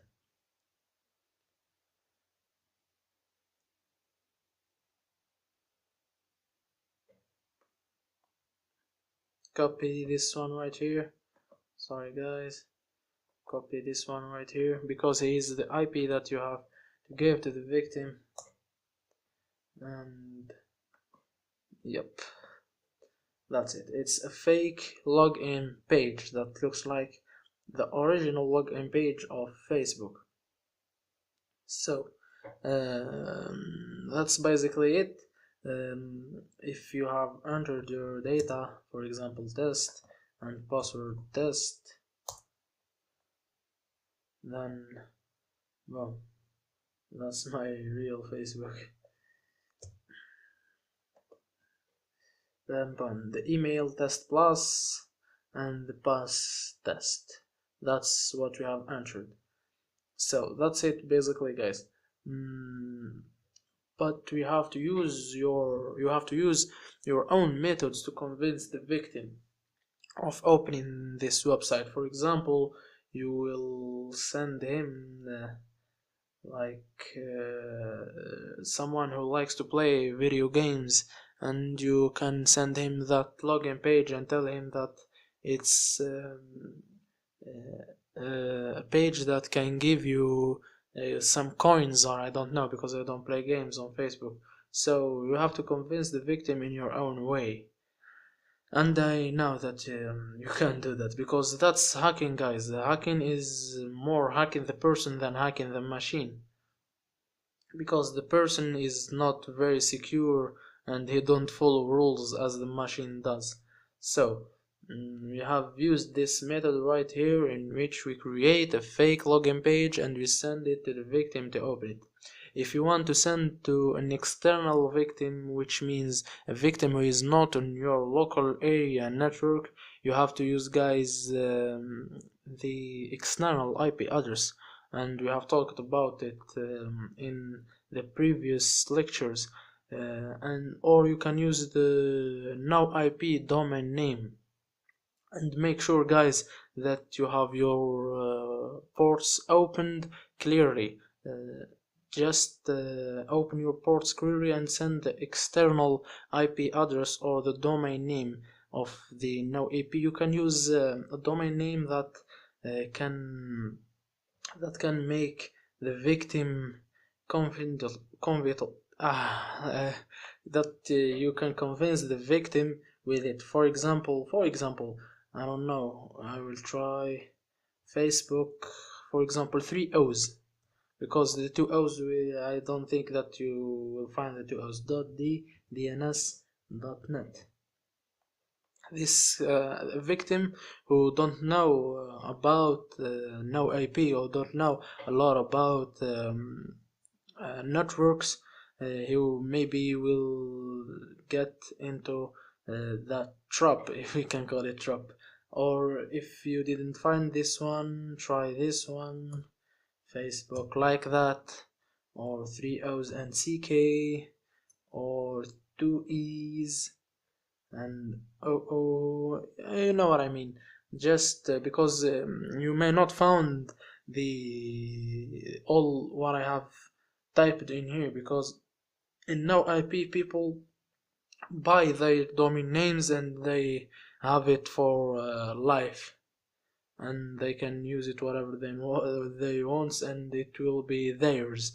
So just find your domain name. You have to update it every month, because if you didn't, then you will lose it, and maybe someone else will take it, and you can lose the victims in which you used in their backdoors this domain name. Yes, just choose a domain name and keep updating it every month keep updating it. So that was about the no IP. So what we're gonna do is we're gonna send this fake login page using a mass mailer, like we learned before. So the mass mailer we have talked about, we won't take a lot of time on it.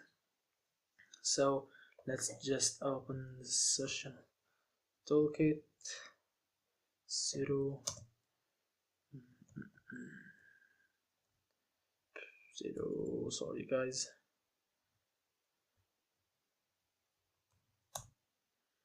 the password, and we're gonna use the mass mailer. Social engineering attacks and 5 mass mailer attack. We're gonna use email attack mass mailer, path to the file, the import into, like we said before, this is the file that we're gonna use. It contains 2 emails. They are my emails. We're gonna send it to the first one and the second one. So this file right here is on this directory, home sm root desktop emails.txt. Use a Gmail account your email address that you're gonna send the email with it. You can create your own email address, for example, name it Facebook with 3 O's, because the victim will, or Facebook administrator, just try to use a name that the victim will be confident to open that email address. I won't do that, of course, because I'm just trying. So I'm gonna use my ordinary email address.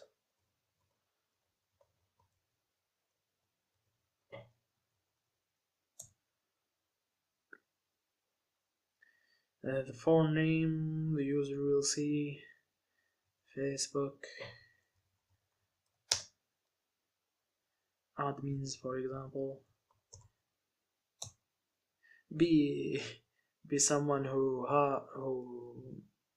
can choose the right words, who will choose the words that can convince the victim, because you are the one who knows the victim, and you are the one who knows what the victim trusts in.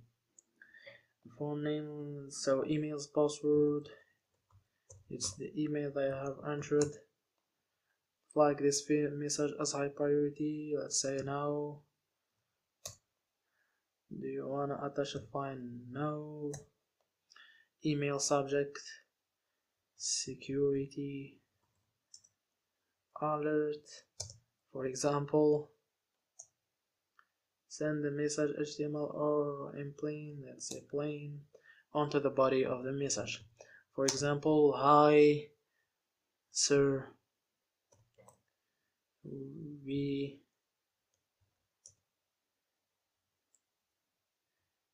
Facebook admins think that you have a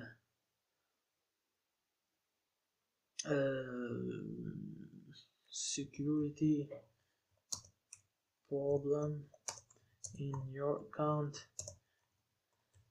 and we highly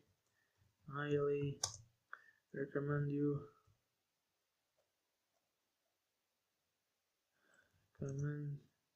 sorry guys, recommend you. Maybe I'm making some mistakes, because you maybe know, guys, that I'm not a native English speaker, so I'm just trying to do my best. And we highly recommend you to get in your account to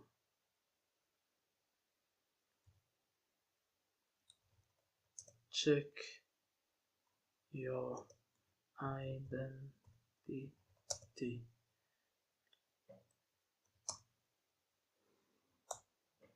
Use this link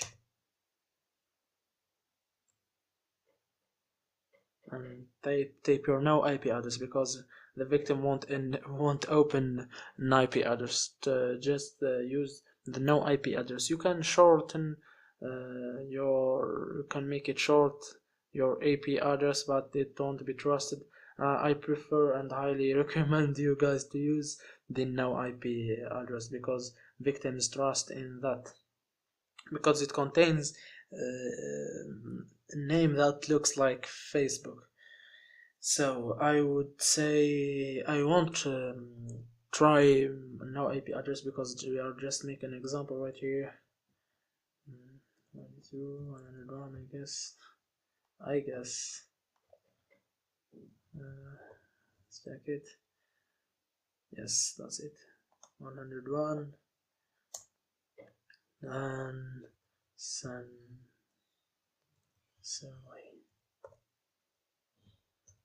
or maybe let's use best regards. Then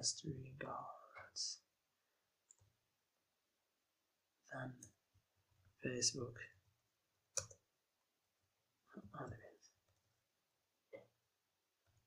Just choose the right words, guys. It's the social engineering. It's that's the most important thing of the hack. So enter and type and in big letters. And so the mass mailer would send the emails to these two emails. So let's check it. Gmail,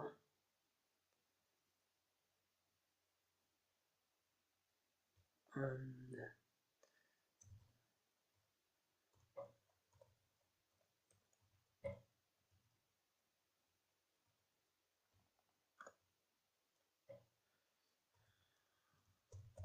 that's the email that we gonna open and check what the mass mailer does. This maybe can be so useful in random attacks, guys.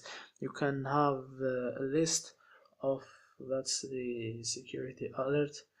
You can have a list of emails address, and you can send this email to the biggest number of email address you think, and maybe send it to 100, 200, 1000 email addresses, and they will open it. Maybe 100 of them will open of 1000 or 50, or it's very useful in random attacks that hackers do. But remember, guys, we are ethical hackers, that we don't hack people without any reason. So if you type the link, then it will gonna be a link. It will be a link, so you will open that link.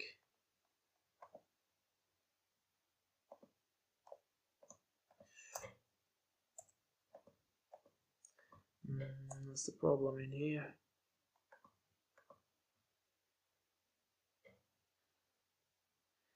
That's the problem in here.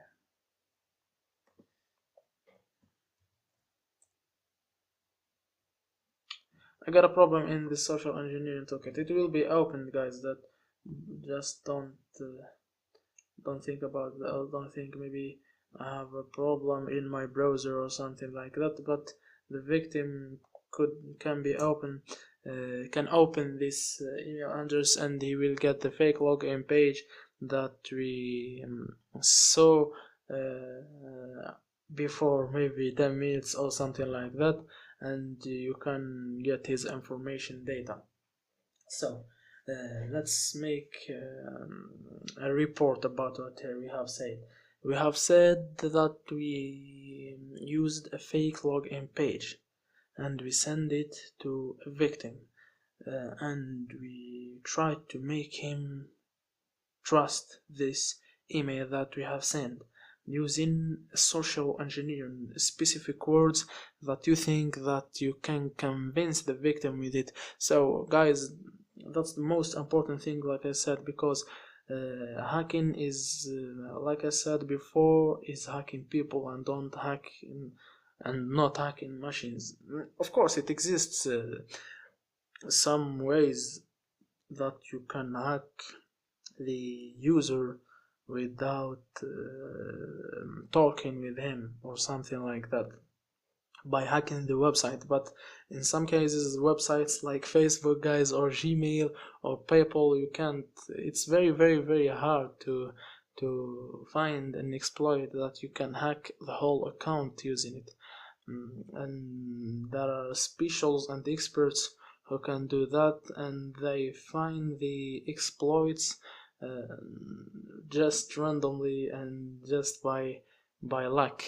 So there is no way to hack Facebook directly. You can hack the person using Facebook, but you can't hack the Facebook directly. Like I said before, I have these questions a lot when someone came to me and they tell me, "Hi, I know that you know about hacking. I will give you this Facebook profile and hack it for me." I can't hack anyone like that. If you give me that Facebook profile, I must know who is the person behind that profile, and I have to talk to him, and I have to get his trust, and then I can hack him. It's impossible to hack a Facebook profile just like that. You have to know the password, or to guess the password, or you have to talk with that person and hack the person, not the Facebook website. So it's basically like that.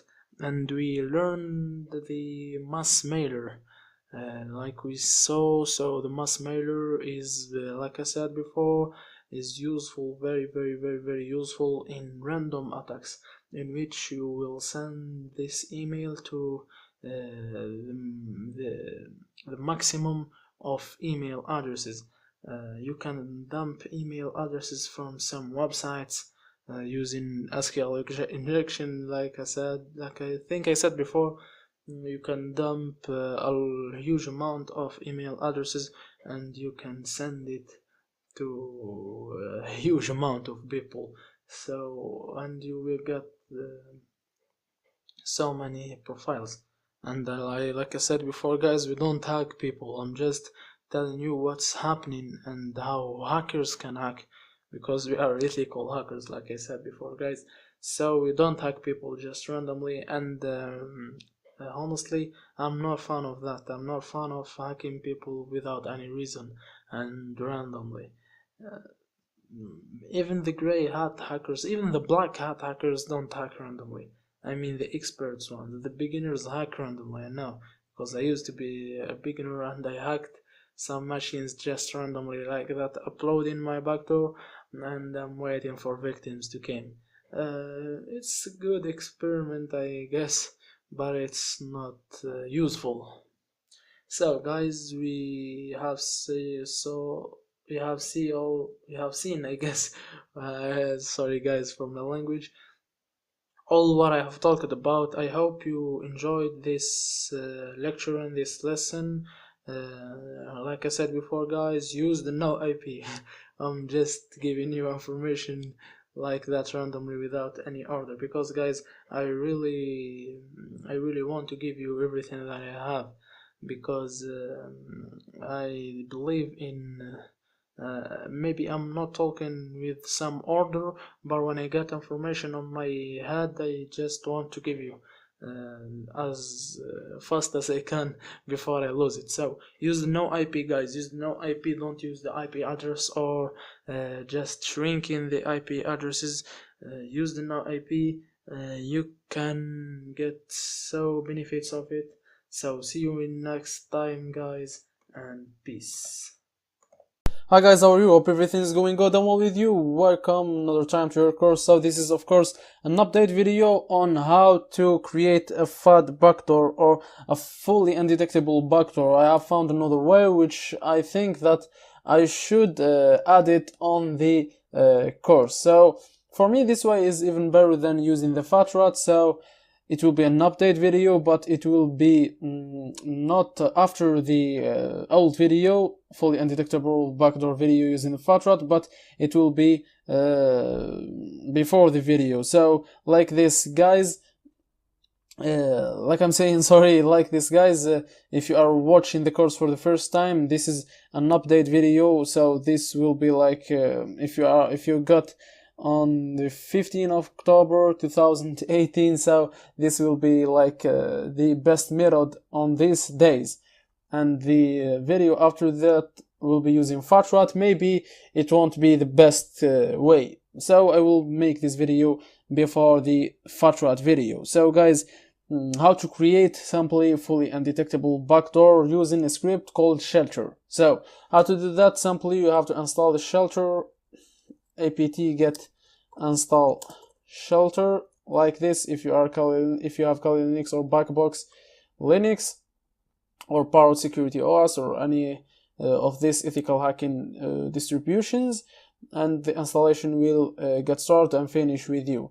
After this, we're gonna need download. We're gonna need to create a fully we're gonna just need to create a backdoor using MSF Venom, which is the one of the Metasploit framework project. So simply msfvenom.p Windows. This is payload that we're gonna use. This is the local host. For me, it's my internal IP address. Of course, if you want to hack on the one or on the internet, you need to use your external IP address. And for the best cases, just use the no AP service domain name. I have already talked about that, and this is the port that I'm gonna use this time, and we're gonna use the Shikitaganai encoder. So this is for encoder, and we're gonna encode it like 12 times. And the format of the file will be raw, the output file, and the output file, or the result of everything, will be in the desktop and named fad.raw. So if you click enter and if you wait a little bit, we will have like a new file in here, which is fad.raw, simply like that. Then after that, what you need to do is just simply get into the shelter, type shelter, this is our script, and choose an operation mode, automatic or manual. We're gonna use the automatic, type A, and PE target. So in this case, I'm gonna use WinRAR. So like that, I will have the icon of WinRAR on my how to say it, on my encrypted backdoor, simply like that. So how to do that is basically and simply write the path of this file. Sorry guys. So this is very simple: root desktop and rar.exe. Enter. Shelter will proceed, and that's it. So guys, we're gonna scan our our backdoor. Sorry guys, I'm kind of lost in my mind. So we're gonna scan our backdoor on this website. Please guys, just don't use VirusTotal, because VirusTotal is not VirusTotal is simply reporting the scan operations or the scan result to all the antiviruses, which means that if the developers of that script, this is not good for the developers of that script, because every time they are developing a new script and a new encryption, then everybody will upload to VirusTotal, and VirusTotal will report everything to the antiviruses, and the antiviruses will get the point that this file containing a bad thing, so we're gonna remove it. So just try another one. You can try Metascan, this one in here, Metascan. Just upload in here, and you can try this one. I will just, guys, for my case, sorry guys, VirusTotal. In my case, I'm gonna use VirusTotal. So just to show you guys, do not, please do not use VirusTotal. Choose one of these two ones. But just to make just to prove you guys that the backdoor that we're gonna that result of our encryption will be clean, I will upload it to VirusTotal. But you guys, please don't upload it to VirusTotal. If you respect the ones who are helping you and the ones who are creating the scripts for you, don't use VirusTotal. In my case, I will use it just to prove. Normally, I swear I don't use VirusTotal. So in my case, like I said, I will go to VirusTotal. So it's in Arabic. I don't want it to be in Arabic. I want it to stay in English. And where is our script? There is our shelter. So enable stealth mode. No, don't enable stealth mode. And use a listed payload or custom. We're gonna use a custom. This just focus in this point. Don't use listed. Just use a custom. And select a payload. We're gonna select our fad.raw payload. So just type the path of that payload. In my case, it's on the desktop. Fad.raw, this one that we have created using the MSF Venom. Enter. Is this payload a reflective DLL loader? No, it's not. Then and like this, enter, and our WinRAR is set to be encrypted and containing virus, containing malware, containing a backdoor. So at this time, to not waste a lot of time, I will start the Windows machine. Not now. We're gonna just before that we're gonna scan our output file. So the output file is the same WinRAR that you have copied in the desktop. So like maybe you have noticed that there is kind of WinRAR in here. When I started, that was the WinRAR, the normal WinRAR software. So now it's a virus, simply like that. We're gonna scan it, open, okay, uploading and scanning. The operation may take some time.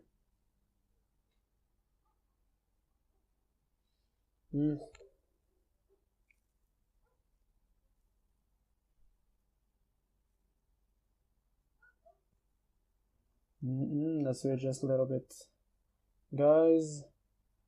And like you are seeing in here, this is the result of the scan. So it's 3 out of 66. 3 out of 66. Like you are seeing in here. Those antivirus are Kaspersky, Zone Alarm, and Sfoz Avi. So if you have chosen like the I 13 times, you know what I mean? We have created our backdoor using this MSF Venom command. Like if you have used 13 times, you may have a better result. It might be not 3, it might be 1, or it might be even 4. So you know what I mean? There is no exact thing to do. Maybe after an update it will be like 0 in here, so just kind of relative. In my case, Kaspersky has described it. This one, no one knows about this one, I guess, and also no one knows about this one. They are not uses a lot, but there are a lot of antivirus like AVG, Avast, Bitdefender. Let's see. Yeah, a lot of antivirus that didn't Avera.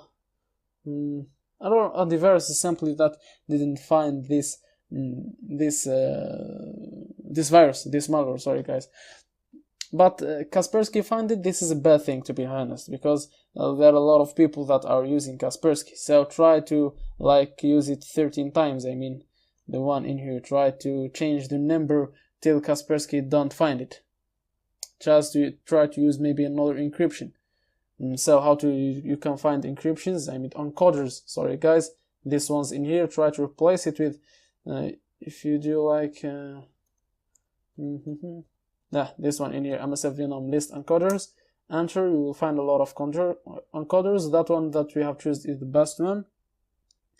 But maybe there is in our case some encoder which is better than the one that we have used.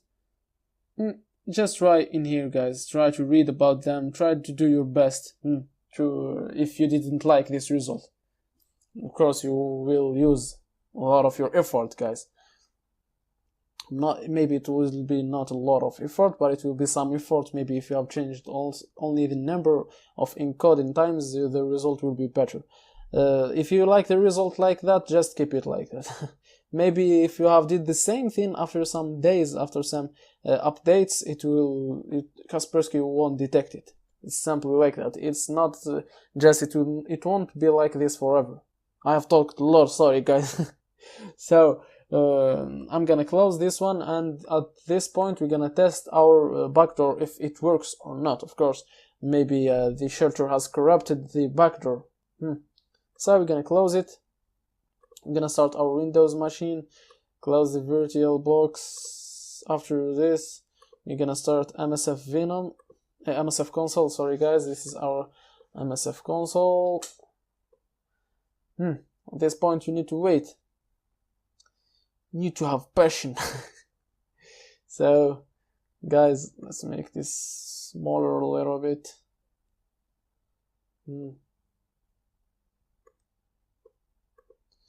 So that's what you need to do. Simply use multi-handler. Then we'll set localhost. It will be your internal IP address, and the local port will be your port, and the payload will be Windows Mesh Operator Reverse TCP. Then run, simply like this. I will type my password to get into my virtual machine to test the encryption or the backdoor, guys. Like I have said before, the multi-handler or the listener is ready.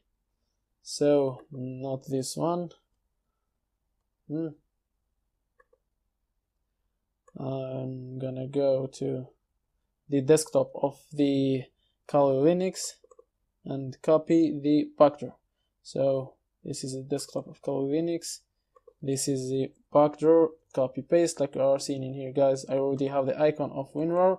If I double clicked it, then I have clicked yes, like every software does.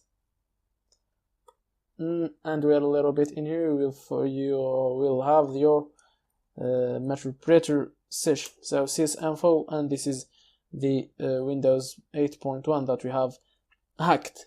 So guys, this is basically how to create a fully undetectable. It's not a fully undetectable backdoor, but it's a good result, having 3 out of 65. So guys, this was the video of today. This was the daily video. See you guys maybe in the next lectures, and peace.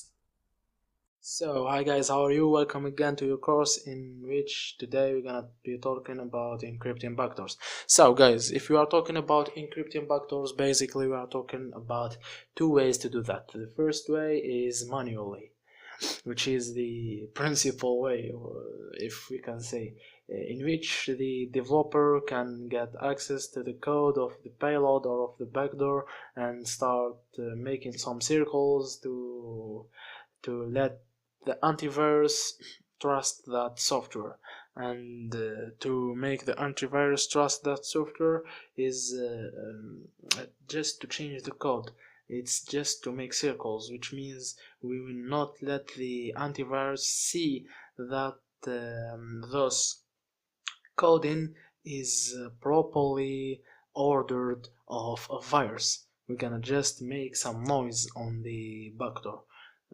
So that's the principal way. Of course, guys, if you are noticing, we have to use our coding or our programming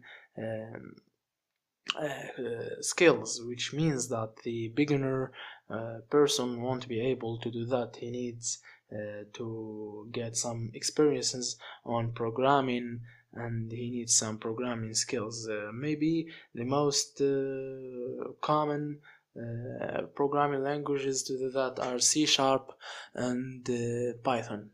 I see that those are the famous ones. Guys, this is a whole course. We're gonna not talk about that side. We're gonna not talk about coding, because coding is another whole course, like I said. And we're gonna talk about a second way to do that. The second way to do that is we're gonna use what coders code and what developers made. So we're gonna use their codes, and we're gonna use their scripts and their tools in order to make our our encrypted backdoors. So guys, to do that, of course we need tools. The most common tools are sorry guys, not MSF Venom, it's Evasion and Fat Rat that we're gonna talk about today, and Phantom Evasion, and this one right here, and NX Guys, there are a lot of tools, because the ways that developers encrypt the backdoors is not a one way or 2 way or 100 way or 1000 way. There are a lot of encryptions, and maybe an infinity of encryptions, and we cannot just say that there are 4 tools or 5 tools, because anyone can make his own encryption and he can share it to the beginners to use his tool and to get their FUD backdoor. FUD, like we said before, is fully undetectable. So that's it, guys. The bad thing about this second way or this second method is that the users that use those scripts are uploading the backdoor to the scanning websites. And when websites scan that backdoor, they will send reports to the antiviruses companies. So when antiviruses companies get a lot of scans about the same thing, it's of course something that is not trusted, and we have to see what's happening with that software. So the companies start to scan those softwares, and they will make their engineers work on that, and then they will find the encryption easily, so the encryption will be added to their database, so the encryption has been detected. So sorry guys. So that's the bad thing about it. The good thing about it is that it is so easy to use. Like I said before, the tool that we're gonna be using today is called the FatRat.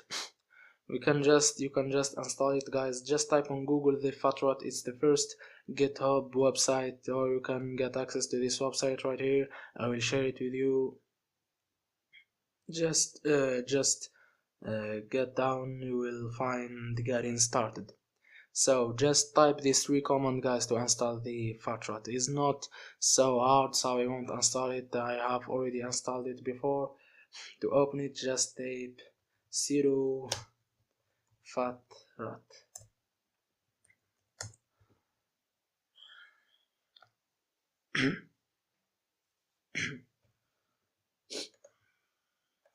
So so this page is very important, guys. Like we have talked about it. Warning, warning, warning, warning, warning. You can upload output backdoor file to www this website. Don't upload, please, please, please don't upload to VirusTotal, because this is the most famous one, and this is the most common one who sends reports to like I said before, antiviruses companies. So if you do respect what those developers are don't upload to VirusTotal. Use this website right here that they have told you about, guys, and please, please, please don't use VirusTotal or use any other website. So let's press enter.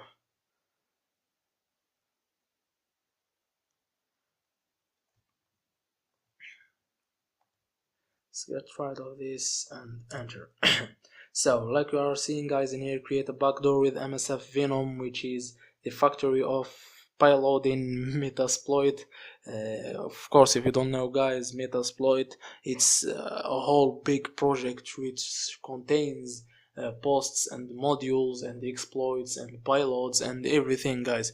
It's a very big project, the Metasploit. So it contains, like I said before, the pilot factory of Metasploit is called MSF Venom. It's the first one right here. I don't highly recommend you to use MSF Venom because it's a very famous one, and his encryptions are always detectable because the companies of the antiviruses knows all the news about this thing. You can see, guys, create backdoor with MSF Venom, create FAD 100%. There is a lot of ways. We will use, let's use this one, the 6. So create a bat file. We're gonna use the Matterpreter file right here. So the host, guys, this is very important. I will talk about it. So if a hacker wants to hack outside of his local area network, in this local host IP, all host IP address in here, he won't put his internal IP address. His internal IP address is the one that is in here. that we have talked about on the no IP address and the no IP, sorry, in the no IP lesson and the no IP lecture. He will not put this one right here because he wanted to hack outside of his network, so he will put. I highly recommend you guys to use the no IP domain name to not lose the victim if you want to pen test something, or your external IP address. So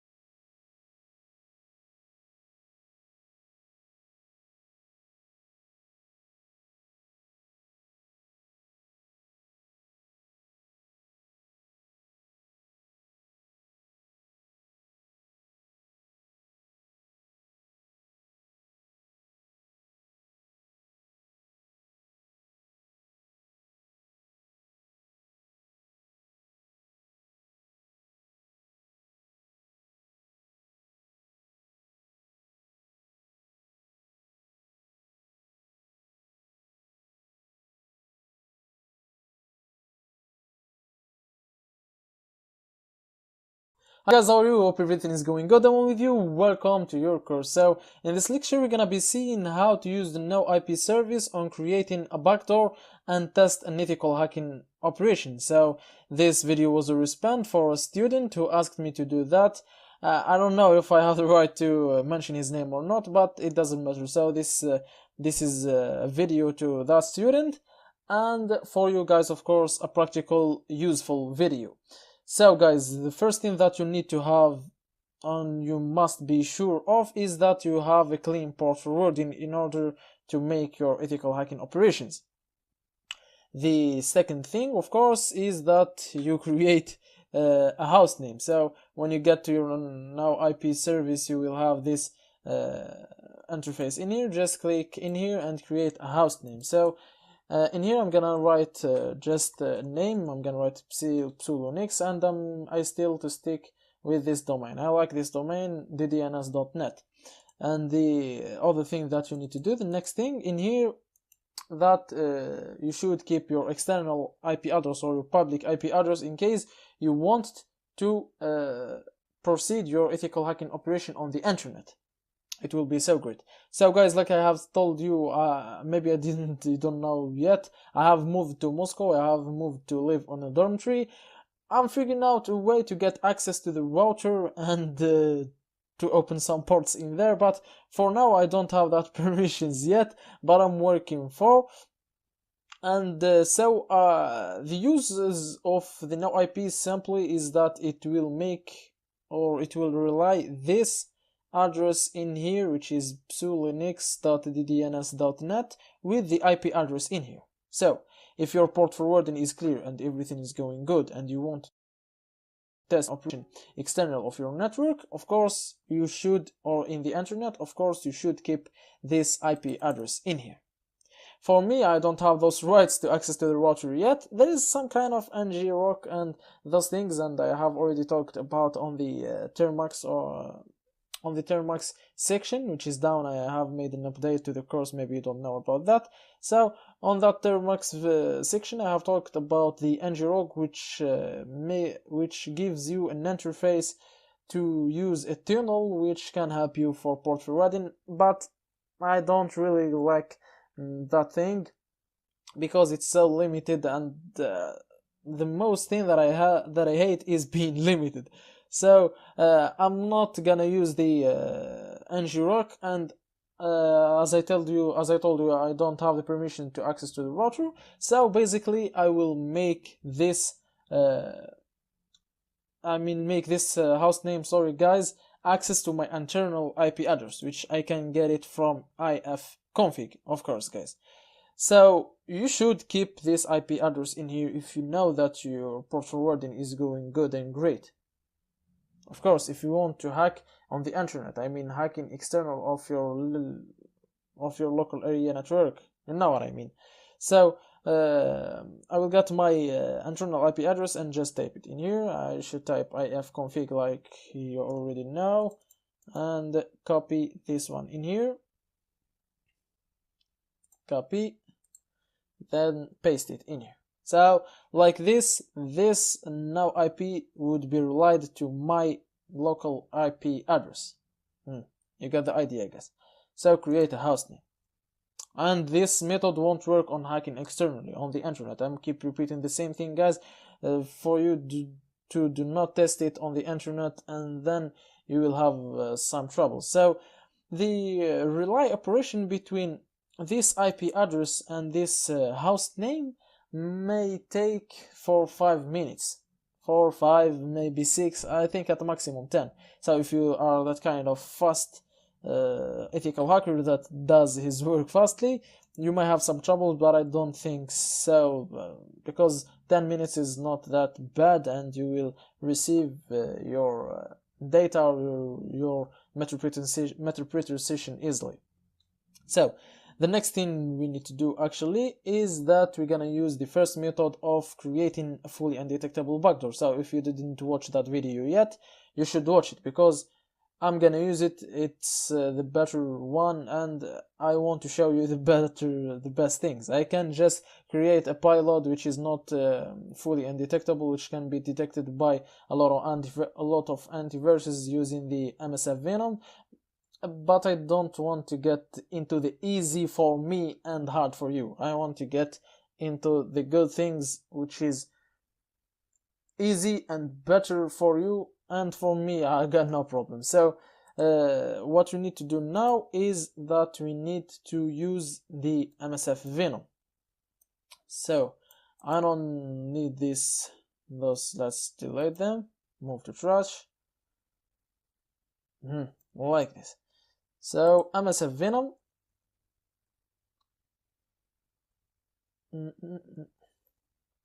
like you're seeing here. So I've already used this command. So MSF Venom payload Windows Meterpreter reverse TCP as usual, localhost. This is the now IP, so this is the point, and the local port would be 8080. The encoder, I used the Shikita Ganai as usual. I encoded 15 times. You can use 17, 18, no problem.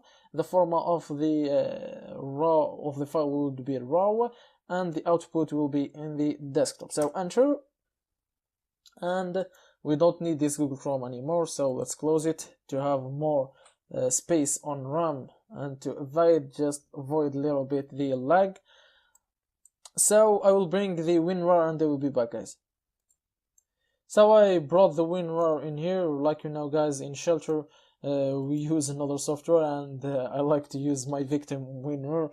I don't know why, but it's so easy to use it, and I just get to use the WinRAR as a software victim. You can use any other software. You can use VLC. You can use whatever you want. So, like we're seeing in here, when you are running a virtual machine and in your system and running some MSF Venom and those kind of stuffs, the PC gets some lags.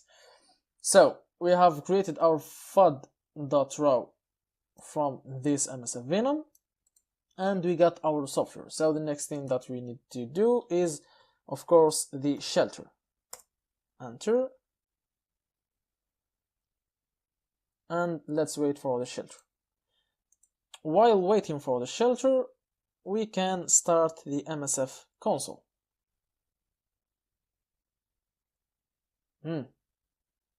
Still waiting also for the MSF console. I'm so sorry for this waste time, guys, but I really don't know what to do since my laptop is getting older. So this is the Metasploit framework, and this is the shelter. So like we do, always choose operation mode, automatic or manual. We're gonna set the automatic mode. The target would be our WinRAR, which is root desktop winrar .exe.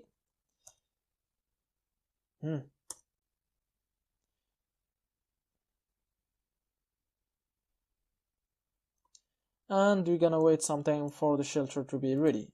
At this time, we can use the MSF console. So just use multi-handler as usual, multi-handler. Then we're gonna set the payload Windows Meterpreter reverse TCP. Then we're gonna set our local host. So guys, always in the MSF console, your local host should be your internal IP address. I think I still copied it, and I don't know, I really don't know. So yeah, I still have it on the clipboard, and this is my local host that I can get from ifconfig. Then set the local port, like on the raw file when we created it using the MSF Venom. We have created it with the port 8080. So this is our port. Then simply run. Our Metasploit now is ready. In the shelter, enable stealth mode. No. use listed pilot or costume. We're gonna use a costume pilot and select a pilot. This fud.raw, it will be so root desktop fud.raw. This is not a reflective DLL loader, so no. And press enter to continue. Our WinRAR is ready. Let's get to our victim, which is the Windows machine as usual, and let's bring the WinRAR from there. Where is the WinRAR? It's on the desktop of the Kali Linux, which is root, then desktop, then WinRAR, this one in here. Let's just move it in here, close, and open it. Yes, and let's wait a little bit, and wait also a little bit in here for our meterpreter to be opened. So like you're seeing in here, guys, send in stage, and the meterpreter session 1 opened, and this is the meterpreter shell. So guys, like you are seeing, we have made, or we have succeed for an ethical hacking operation using the no IP service. But like I have told you before, guys, my port forwarding is not clean. I'm not clear with port forwarding. I have used the internal IP address, which is just for demonstrative purposes. It's really useless. But I believe that your port forwarding is clear, so you are willing to use the no IP to hack on the internet, or for ethical hacking purposes on the internet. So don't use the internal IP address, but use the external IP address on the no IP website. So we can check that by sysinfo, and everything is going good. So guys, I hope you understand this video. I hope you, my student that told me to do this video, that he has understood that video well. So guys, see you in the next lecture, and peace! So hi guys, how are you? Welcome again to this course, and this time we're gonna be talking about cloning websites. So, cloning websites. What actually we're gonna do simply is that we're gonna send a link to the victim in which he will see an HTML page, which is a page of the VLC, for example, and he will download the VLC, but actually he will download our backdoor embedded with the VLC that we have made last time. I have made the WinRAR one.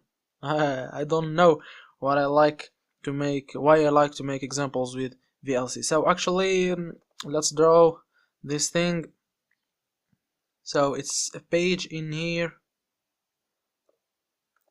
Change the width line. It's a page, and that page will take us to two other pages, which is this page right here and this page right here.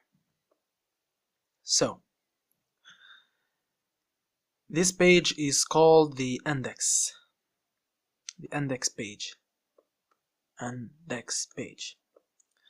This one in here called the, let's call it the backdoor. It's actually not a page, it's a file, which is our backdoor embedded with the WinRAR, like I did in my example. And this page will be an ordinary download page. So what we're gonna do is we're gonna open this page right here. We're gonna send it to the victim. How to send it? We will see the Apache, and we will understand all of that. So that page won't be even shown. What it will do, it will be just a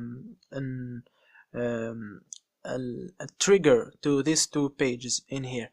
So it will active this page, which is downloading the backdoor, and the ordinary download page of the VLC, like I said in my example, or WinRAR, like I said. So you will understand that, and you will see the final result.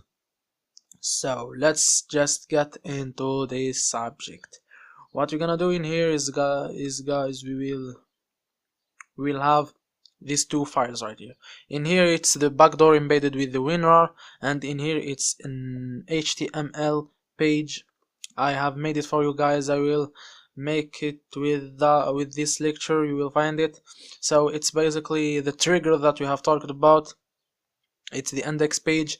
It's just some script, JavaScript script, and it's on an HTML page.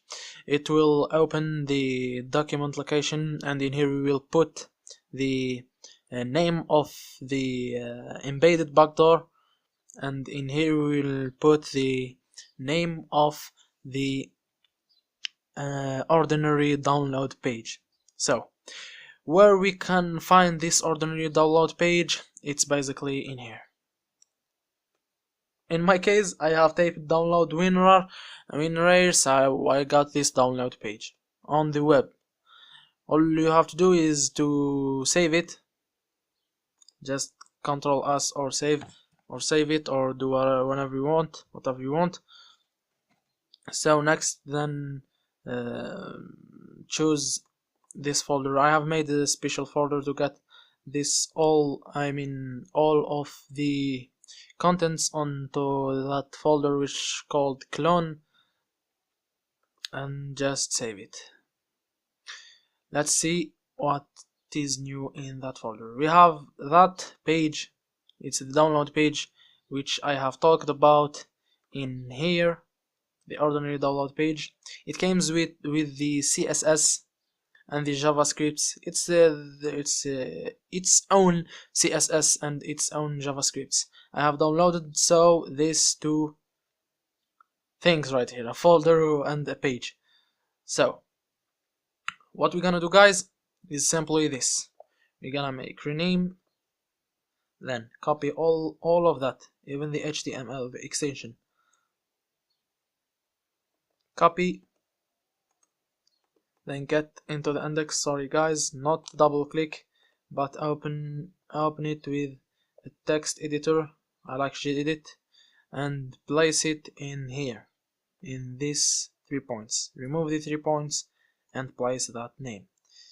And in here, in that one, just rename the embedded backdoor, the same thing. Control C, close, and get it in here, and Control V. Save it. Save this index page. Save. So that's it. We got our index page, and we got our ordinary download page, and we got our embedded backdoor. So what we're gonna do is we're gonna copy all of that into this folder. So what you're gonna do is you will have to access to this clone folder, which is in here. Just get in, open terminal here. So this is the directory, so this is the location. What you gonna do is type sudo. If you are a Kali Linux user, you don't have to type sudo. So sudo everything, which is this symbol right here. I don't know how to call that. So everything to this location, var www html. The password of the sudo command not found. Sudo index.html. Sorry guys, I forgot the CP. Before I do that, just before you do that, access to this location in here. It's not the folder I have talked about. Just access to this location in here, because I have already some files in there. Type ls. As you are seeing, I have some files in here. Just I have to remove them. Sudo remove everything, including the non-empty directories.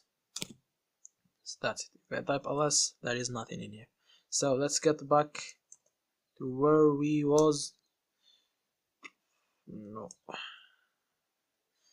So just close it. Get in here. Welcome again to the clone folder. So what you have to do is to, like I said before, sudo cp. That's the mistake that I have done the previous time. So sudo cp r and everything to the var www html password. Let's get there to check them. cd var www html. Let's type ls, and yes, we got our folders in here.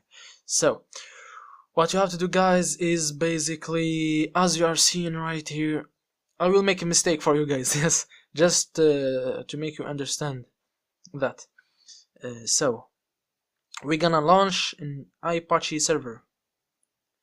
The Apache server makes your PC as a server, so it can be accessed through the port 8080. So what means if someone typed your IP address, if he's external of your local area network of your NAN, he will have to type, of course, the external IP address or the no IP domain name, and if he is internal and if he is connecting with you using the same router or the same modem, he can type the internal IP address.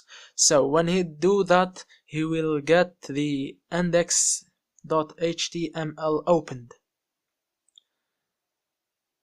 This is the index.html. So what that means, if someone opens or typed the IP of yours, he will open this page in here. It's always the index.html. So we will launch the Apache server. Just type service Apache 2 start, password, and yes, we have started the Apache 2. So I said that I will make a mistake. Remember this page right here. Let's get into the Windows, close this one. If I type my IP address like I said, which is this one, like it was always, I have two things like you are seeing right here. He is telling me if I want to download the winrar.exe file, which is the backdoor. Like I have said before, that's what will happen. We will get the download of the backdoor and the ordinary download page, which is this one. This is a real one, but I got this one. Let's close that. I got this one, which means there is a big difference between this one in here and this one in here. Yes, they are the same HTML. So the problem is that the CSS and the JavaScripts in the folder that we have talked about before, which is this one, are not opened. Why?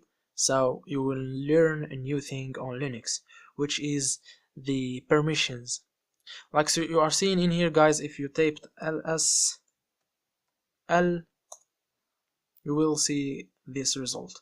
You don't have the read and the execute permission. So permissions are just like that. 3 permissions for the owner, 3 permissions for the group, and 3 permissions for others. So what we will do is we will give the permission to the group and the others to can read and execute some things from our page. Sorry, not from our page, from this page right here. So everything that we have to do is just sudo change mode. It's like that. 755. 55 means this binary coding. It's something it will take time for you to understand, guys, if you don't understand binary coding. So just type like that 755, and I will make another mistake for you guys, just to understand. I'm making mistakes for you guys. So if I type like that, change mode cannot access to winner, change mode cannot access to download, change mode cannot access to end, change and like that. What he's doing is like he want to change the mode of the winner, and then he find this blank right here. There is no winner, but there is no winner in this directory in here, in this location. So he tries the download. There is no download in here. He reads that name like it was a different directories or different files. So if you have a blank on your name, any name you want to cp, or that's how the terminal works. If you have a blank on a name of a folder or a name of a file, you have to do that. The quote at the end of the name of the folder or the file. In my case, of course, it's a folder, and quote at the beginning. Tap enter and everything is done. So let's try to run our page again. This is my IP address. So that's it, guys. Like you are seeing in here, we got the download page, which is beautiful. Not like the old one. And we have the save page. So let's click save. The victim will open this one like it is nothing, of course, because he is seeing an ordinary download page, and then a file. It's ordinary with his name. Just he will open it when he clicks run. Up in this case, he is opening two things, like we have said before. He's opening our backdoor and the installation of the winner, and he still don't know what he have opened. So let's launch the MSF console. Let's close this one. Let's launch the MSF console. Let's close even this one. I think you understand it. Discard this one, and let's open the MSF console. Sudo MSF console. Take the password.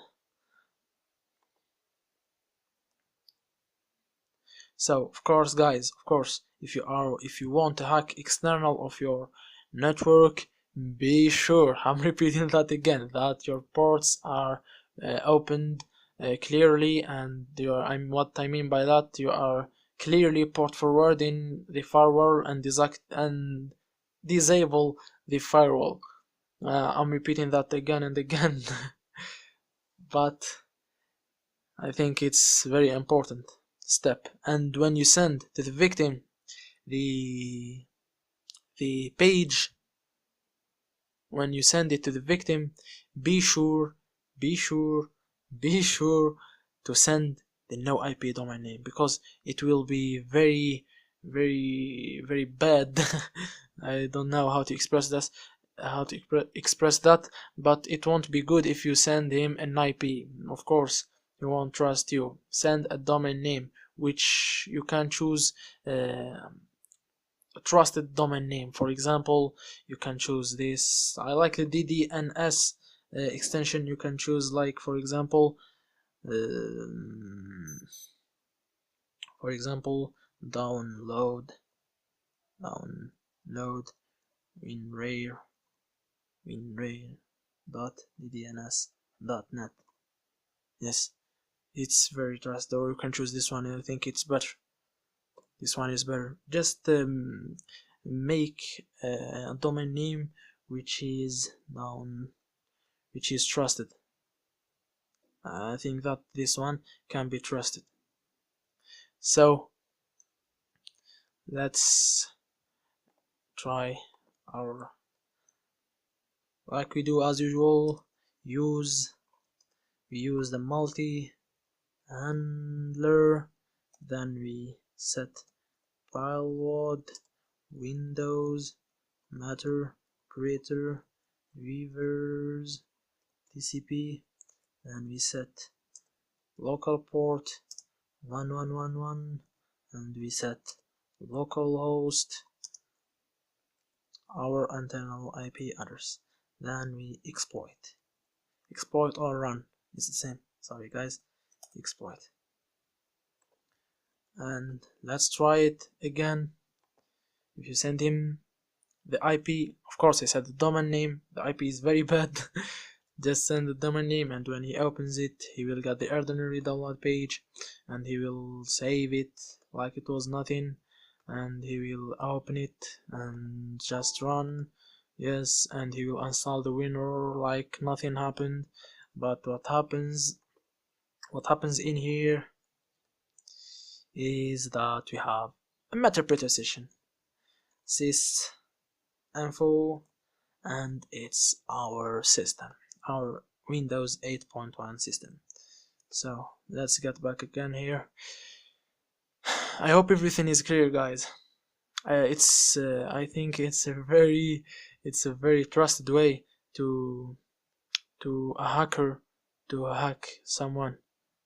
I think it's very trusted way. There is another better way thing, guys, for you. If you know something about HTML, you can guys, it's very better to change the href. I mean, you make the victim, when he clicks for example on English version, it won't be redirected to the website from where there is the real winner, but it will be redirected to your backdoor or your embedded backdoor. Guys, it's I think it's very better than the method that I show you. I didn't show you this method right here because, guys, there is some things not very advanced, but they are medium advanced. I know how to do that, but for you guys it will be very not very hard. It will be hard to explain, and there is some websites which use the scripts, and the scripts are hard to explain, guys, and it will take a lot of time. Just if you are interested, learn some redirecting using HTML or the href on the HTML, or learn some JavaScript, and you will be able to do that easily. So even our method is very trusted, I guess. So in here we finished our lesson today, guys. See you in next lessons, and peace. So hi guys, how are you? Welcome again to this course, in which today we're gonna see how to persist a victim. Persistent victim means making the victim saved on your hack machines list, which means in other way saving your hack into that system. I will show you guys how to persist Windows victims at this time. So persistent Windows victims have a lot of different methods, using a lot of different ways. To be honest, guys, there is a lot of maybe different ways which are better than the way that I will show you at this time. But why did I choose this method? Is because it's guaranteed 100% without any problems. There are a lot of different ways, like I have said. For example, some scripts, for example the famous persistent script. I didn't want to show you that script because I remember one time I have hacked a machine and I have used the persistent script, but I lost that machine. I hacked it externally and I lost it. I didn't know why, because I didn't have the knowledge that I have at this time, but for that, guys, I choose to avoid the persistent script, and I choose the most guaranteed way, which will works every time.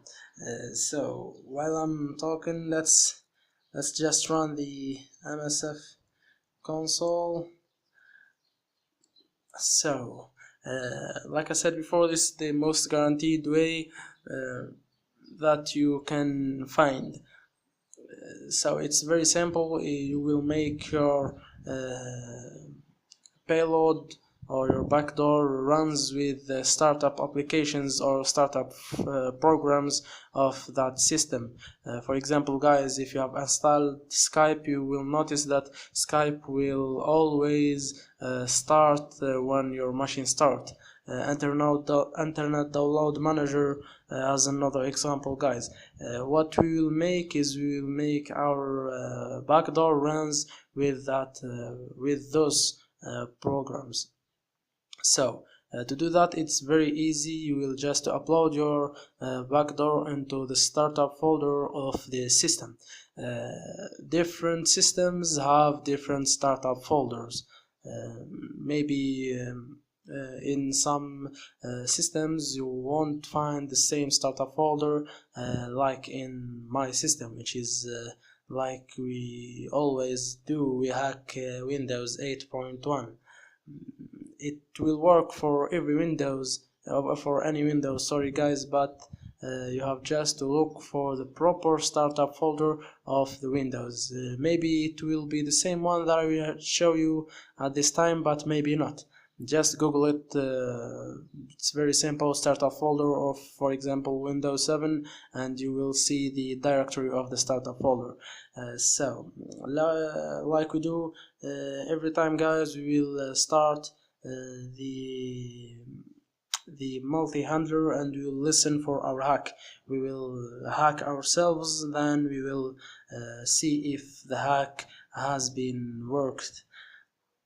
So like we do, use multi-handler, then set payload Windows Matter Operator reverse TCP, then set localhost. Like I say always, guys, if you are hacking externally, make sure that your payload is using the external IP address, but at this time you will have to make your external IP address of the backdoor, which means on creating the backdoor, not on the listener in MSF console like we are doing right now, but on creating the backdoor. You will make sure that you are using the no IP service, because it won't work without the no IP service. Because if your IP address changed, which means if you rebooted your router, you will have another external IP, which means if the backdoor try to connect to the external IP, it will not connect to your external IP if you're because, like I said, your external IP has been changed, but the no IP don't change. It's always the no IP. I won't talk about that more than that, because I have always talking about this story of external IP and IPs in general and no IP. So set local port as usual, then run. Let's run our backdoor. Run Mozilla. Let's just run our backdoor. It's in here. It's in here. Home. SM root. It's on the desktop. I'm getting into the desktop of the Linux machine. So it's simply hacking ourselves. Of course, you won't hack yourself. You want to hack another victim. So you will use the methods like the methods that we have talked about in the previous lessons. So, and we have the meta session. Just type sysinfo, and you have the system's information. Like you are seeing here, operating system is Windows 8.1. Just type startup folder of startup application startup folder of Windows 8.1 and you will have that folder. I will go with you guys step by step to get onto that folder and upload our Udemy hack backdoor in here. Just cd guys, just cd and it's on the operating system disk. Like you are seeing guys in here, I didn't type that slash in here. I typed the anti-slash. I have typed the anti-slash, which is this one, which you can find maybe in your cardboard in the 8th number. So then ls, then you will have this list of folders in here. Just get into cd users, then ls, find the user.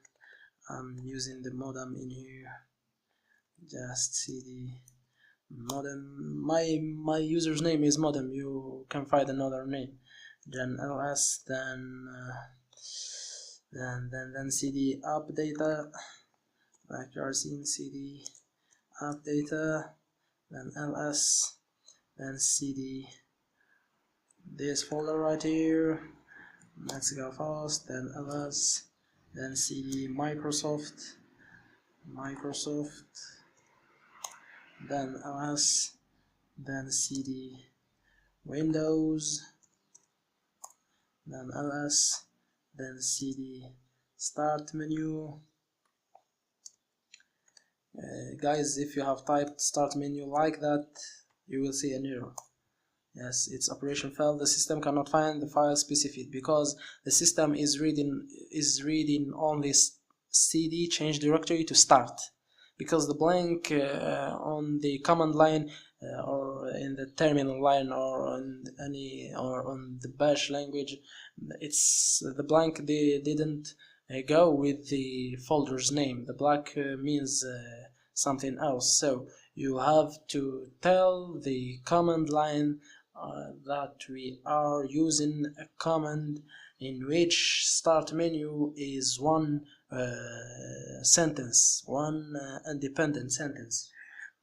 How to do that? You have two options: start menu like that, and you have this, I don't know how to call that in English, but just you have these two quotes, maybe two quotes in here, or using the anti-slash that you have talked about, because the anti-slash tells the system that the blank, that the anti-slash in any command means that the character after the anti-slash don't mean the use of it in the command line. Just use the anti-slash, just use it. I hope you understand me. So start menu, then ls, then cd programs, then ls, then cd startup, this folder in here. Sorry guys, startup and ls, then that's it. We're gonna upload this file right here. You have to find the directory of this file. I know the directory of this file. Let's see, properties, maybe you find, yes, this is the location. This is the location. I will just type it. It's on the home, my user, which is smroot, then desktop, then udemy hack.exe. Uploaded. So that's it guys, we have uploaded our backdoor. Let's see if we have saved our hack or if we have persist our victim. Let's reboot the victim's machine. Let's reboot it, restart, and let's wait to see if we have persisted the victim. I think guys everything is easy. I have just uploaded our backdoor, which is not the backdoor that is embedded with the winner. Of course guys, because you don't want the victim to see the WinRAR installation every time he logged in his machine. We will use the payload that don't show, or the backdoor that don't show everything. It's the first backdoor, sorry guys, that we have created. So if we see in here, guys, Meterpreter session 1 closed, of course, because the machine has turned off. So let's run the Meterpreter again, and let's see. Let's enter the password to log in into the modem. Like you are seeing, it's the user that we have hacked. And let's wait in here while the user is opening his machine. The backdoor will be run with the startup applications. So we will have a Meterpreter session. My laptop is getting heavier. I think I have to buy another one. I'm just looking for the money to do that.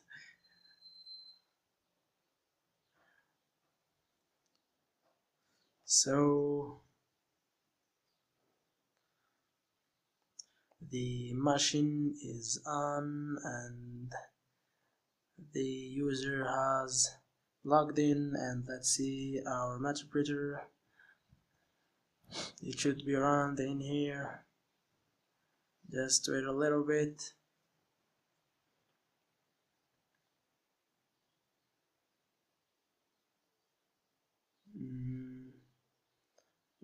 It's taking longer time.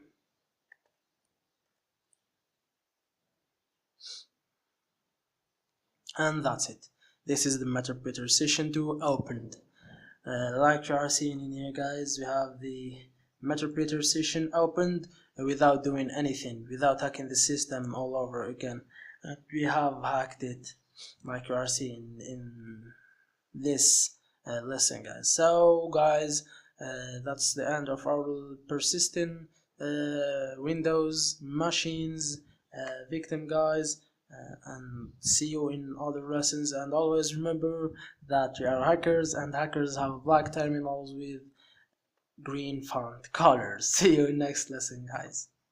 So hi, how are you guys? Welcome again to this course, and in this time we're gonna be seeing how to hack a Windows machine using dynamic data exchange exploit, or DDE exploit. So without talking too much, let's get into the subject. First of all, guys, you need to download this exploit, or this module in here. So just copy this command that I'm gonna give you. Of course it's too long, so you don't need to type it. I will give you this txt file in here. I don't like to give you comments, guys, because I don't believe in copy and paste. I just want you to learn too much, guys, because copying and pasting will not make you even more experts or professionals or something like that. So that's why I don't like to give you the comments. So first of all, you need to download it using this command right here.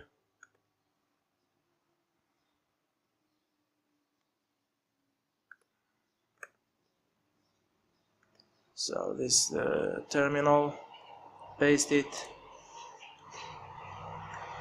and boom, you have to download it. So the second thing that you need to do is you will copy that exploit on the Metasploit framework path, on the exploits path, of course. So in my case in here, that's the path of my backbox operating system in Kali Linux. This is the path. I will give you that path in this txt file. So this is the path that you need as a Kali Linux user. So for me, I will copy it to this path.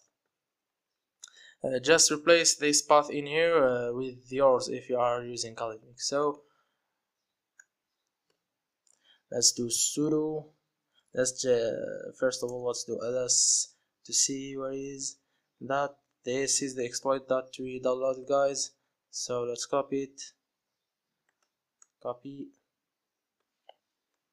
like that, then sudo copy this exploit to this directory, Ctrl C and Ctrl V. Sorry guys, Ctrl C and Ctrl V. So password, and you have that exploit in the Metasploit exploits framework, and the Metasploit framework exploits directory. So then you need to log on the MSF console and type reload all. Wait a little bit and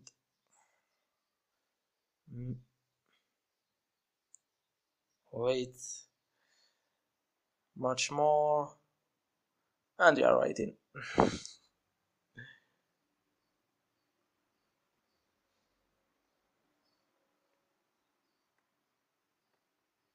It's taking too much on my laptop, so it has been reloaded.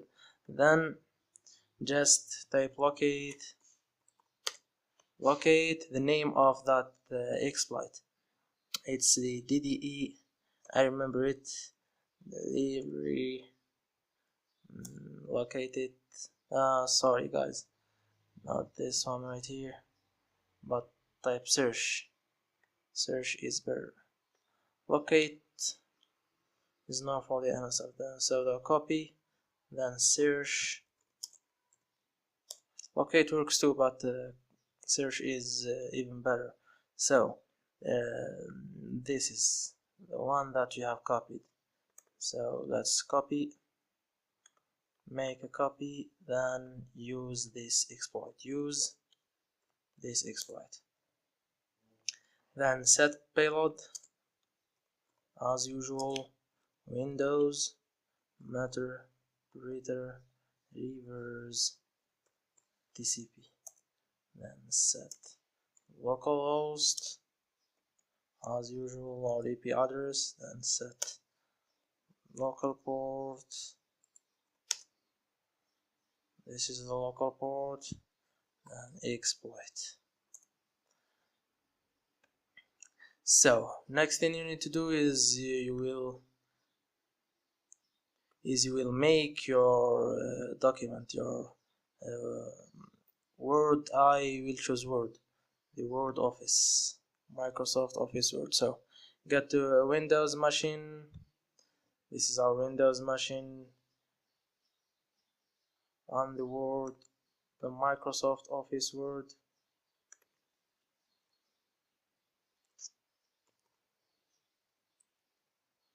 So Word,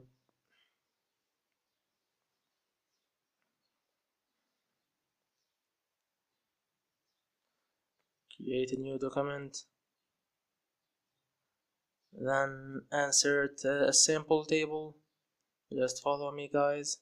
Insert my Microsoft Office Word in here is in French, yours maybe is in English. Just follow this icons in here. I'll try to translate for you guys.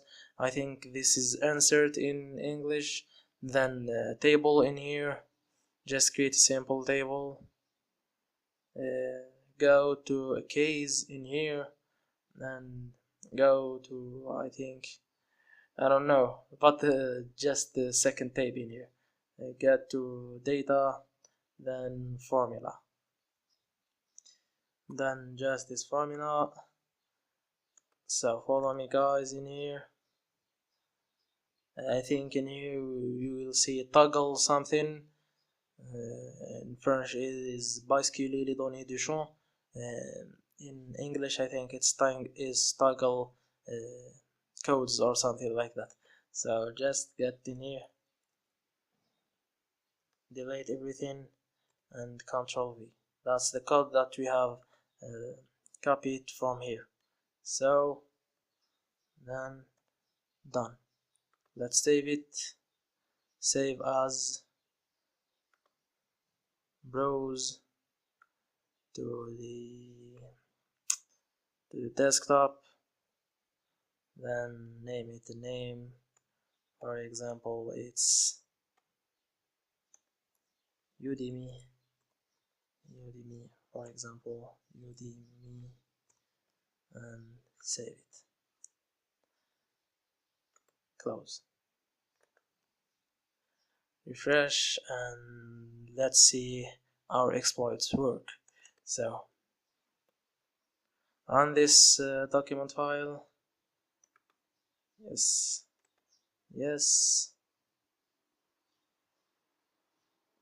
Okay.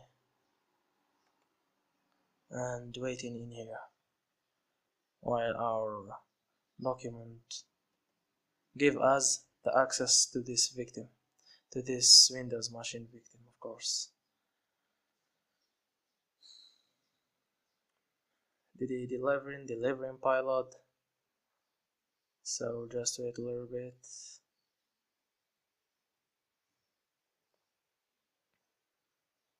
It's a very dangerous exploit, guys, in the Microsoft Office, Word, or any Microsoft Office. I think it will work on Excel too. It will work on a lot of Microsoft Office products. So sending stages and Metric session 1 opened. So enter, then sessions, E, then this is the number of the session. Just type it again, E1, and you got the Metric sys info, and this is the Windows machine that we have hacked. So this is our exploit, guys. The first thing you will do, of course, after hacking this system is that you will save your hack or persist your hack. Just upload your backdoor onto the startup folder or startup programs folder of this Windows machine, just to save your hack and to persist your victim. So that's our lesson for today, guys. See you in next lessons, and peace. So, hi guys, how are you? Welcome again to this course. And in this time we're gonna be talking about embedding Windows backdoors. What that means is that we're gonna create a single program which will open two programs. These two programs, for you guys as ethical hackers, it will be a backdoor plus a usual program, maybe VLC or something like that.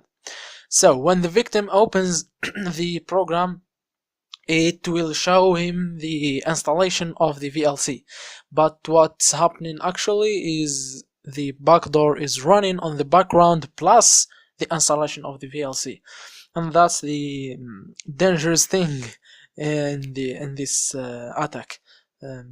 It's embedding. It's a very common way to hack using malwares or backdoors. So in this time we're gonna need two programs, which are this program. So the first one is called SFX compiler. The second one is called resource hacker. If you remember, guys, I have talked about this second one, and they said you can change the icons of the malwares using this program. So in this time I will show you how to do that. The first program will embed the two backdoors, the two programs, which are the backdoor and the program. So in my case, in here we will use WinRAR. So guys, to run the exe files, which are this one and this one, which are the SFX compiler and the resource hacker, you need the wine, because as you know, guys, the Linux don't execute the exe files, so you have to install the wine. This module will help you a lot to open most of your exe files, which I think it's very useful. So you can install the wine using this simple command sudo apt get install basically wine. Sorry guys. So that's it. It's a simple command. I have already installed it, so and these two programs, download them from any website, of course trustful websites, and run them. They should be running without any problem. Any version will works perfectly. So let's just install them. Let's type ls and let's install the sfx compiler. Sudo, not sudo, sorry, wine.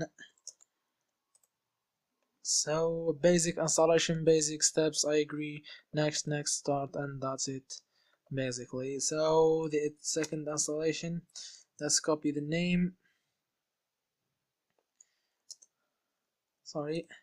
let's copy the name, the resource hacker, and let's just do sudo, not zero, sorry guys, I'm making a lot of mistakes. So wine, not zero, wine, the boom. That's it, next install, and basically don't view the readme. So that's it. Let's start embedding the backdoor. So in here type sfx, just execute the program that you have installed, which is sfx compiler. This is the same backdoor that we have created last time, guys. If you remember, I have talked about hacking external of your LAN or of your local area network, and I have told about using IPs and port forwarding. I won't talk about that again.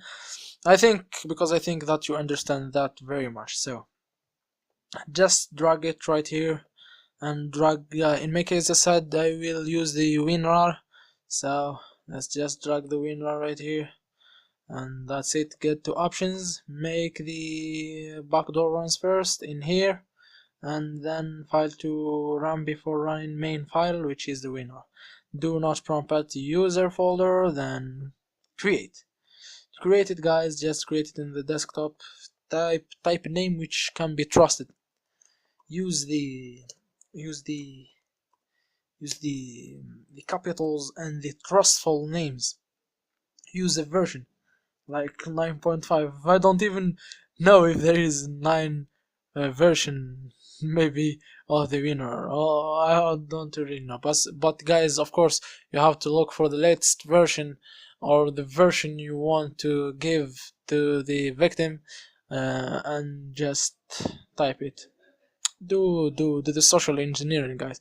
So save it to the desktop, and it goes exe created successfully. So that's it, guys.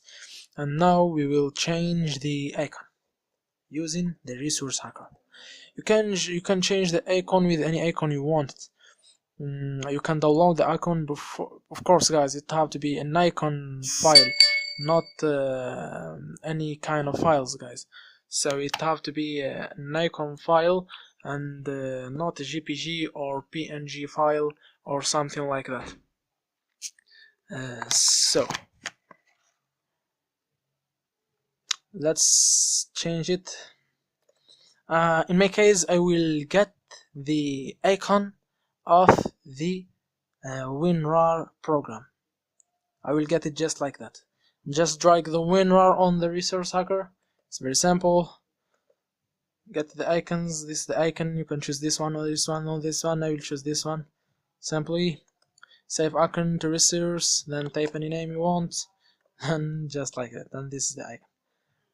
So next, sorry guys, next, drag your embedded backdoor and the winner. Drag it in here, and in here just click with the right and choose replace, then get in here and choose the icon. This is the icon. Open. Replace. So we got the icons replaced.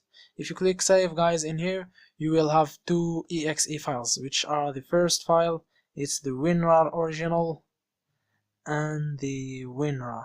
The original one contains the original icon, which is not the WinRAR icon, and this one in here is it will show the original icon, because when we are in Linux we won't see that icon, we will see it on Windows. So guys, let's start the MSF console. with sudo. So let's start the MSF console in here to check if that embedded backdoor works or not. So just like as usual, guys, let's start our machine that we always test the hack on it, which is this Windows 8.1 machine. Let's get back to this. Let's just tape. As usual, we will use the multi-handler to listen for the let's get this out of here to here. So it's still running, it's not a problem. So basically use multi-handler, then set payload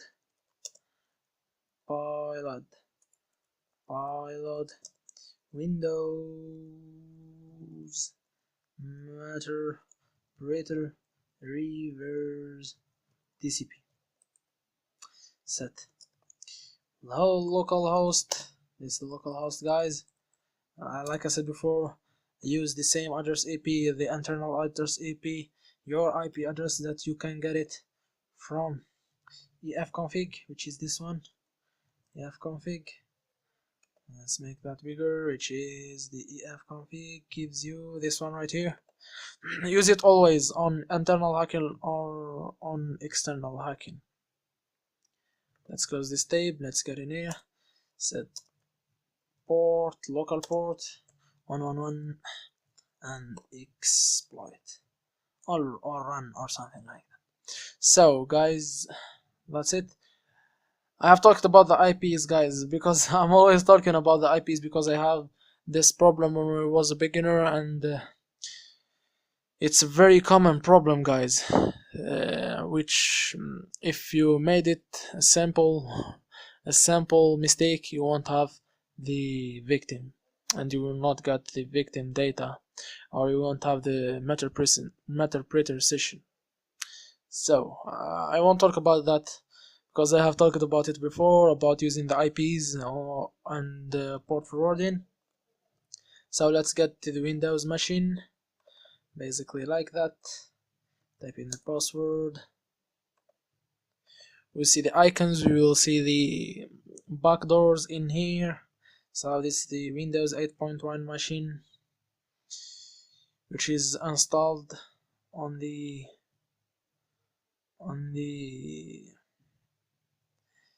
VirtualBox, sorry. So sm root, then desktop, this is the folder I'm getting into the desktop of the Linux. So that's it, guys.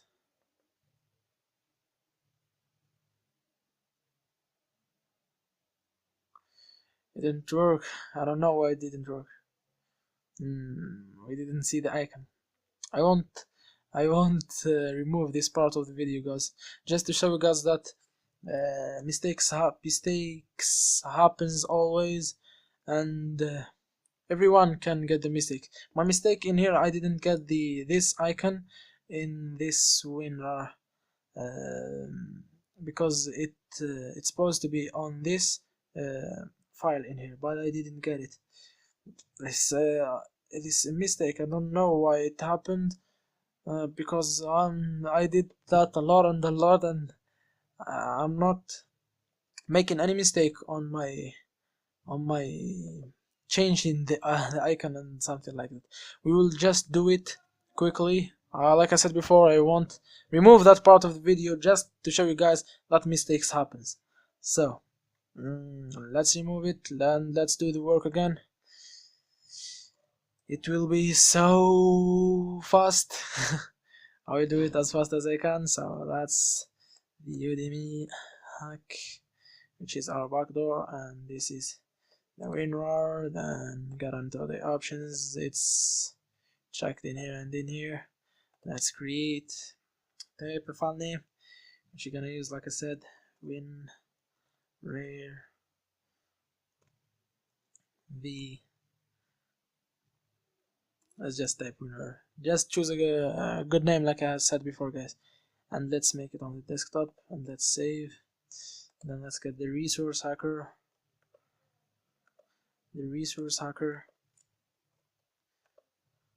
Let's get the WinRAR's icon from here. That's it. Let's save it on the desktop as name of G, just like that, guys. And let's open it again, and let's drag that embedded backdoor and just click replace and open. Then this is the icon and replace. Let's save, and that's it. Let's check it again. Let's make refresh. Yes, that's it, guys.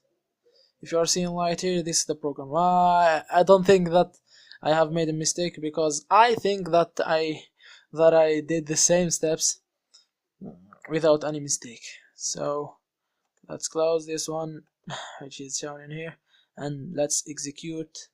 Like you are seeing right here, guys, this is the original, which doesn't have the icon, and this is the icon that we have give to the WinRAR. So let's just open it. So when he opens it, I mean the victim, it will show him, I won't install it. It will show him this basic and this safe installation. But what happens in here, that we got a Meterpreter session. This is the Meterpreter session. You can see it by sysinfo. Yes, that's the information of the system. This is our computer names modem. I always name that name because when I remember I hacked someone and I used this name in here, so when he found the hack, he won't just do anything, because he think that the modem or the router or anything it's actually works, but it's just the name of my operation system. So that's the computer, like I said. This is the operation system architecture, which is 32 bits, the system language, the domain, the logged user, and the Meterpreter. And that's it, guys. This is we got the Meterpreter. So basically that's it, guys. We see how to embed two programs, and we have choose our backdoor and WinRAR, and we see how to change the icon. That's it, guys, for today. You can use, guys, a lot of things, because for example, guys, if you are seeing right here, you can do that. I did that before also. In here I choose the icon of a picture, and I embedded the exe payload, or the exe backdoor, which is Udemy hack in our case, with a picture. And when the victim opens that picture, it's actually a program. It won't be a picture. It won't have any extension of picture. It won't have PNG or JPG or icon or something like that. The extensions will be exe. But like you seen, guys, if a normal user don't show the extension, he will not see that this is actually an exe file, a program. Because what he will see a name of picture, just name it of any picture's name, and the icon of a picture, and when he opens it he will find a picture, but actually he is running a backdoor. So you are not hacking using a picture, but you are hacking using an exe file, but it looks like a picture. But like I said before, the victim shouldn't have the extensions shown on his computer, which means, like in my case in here, I have WinRAR.exe, but in the Windows I have only WinRAR. default settings will be like that. There is no extensions, but it can show that extension by just simply go ahead and check option view hide the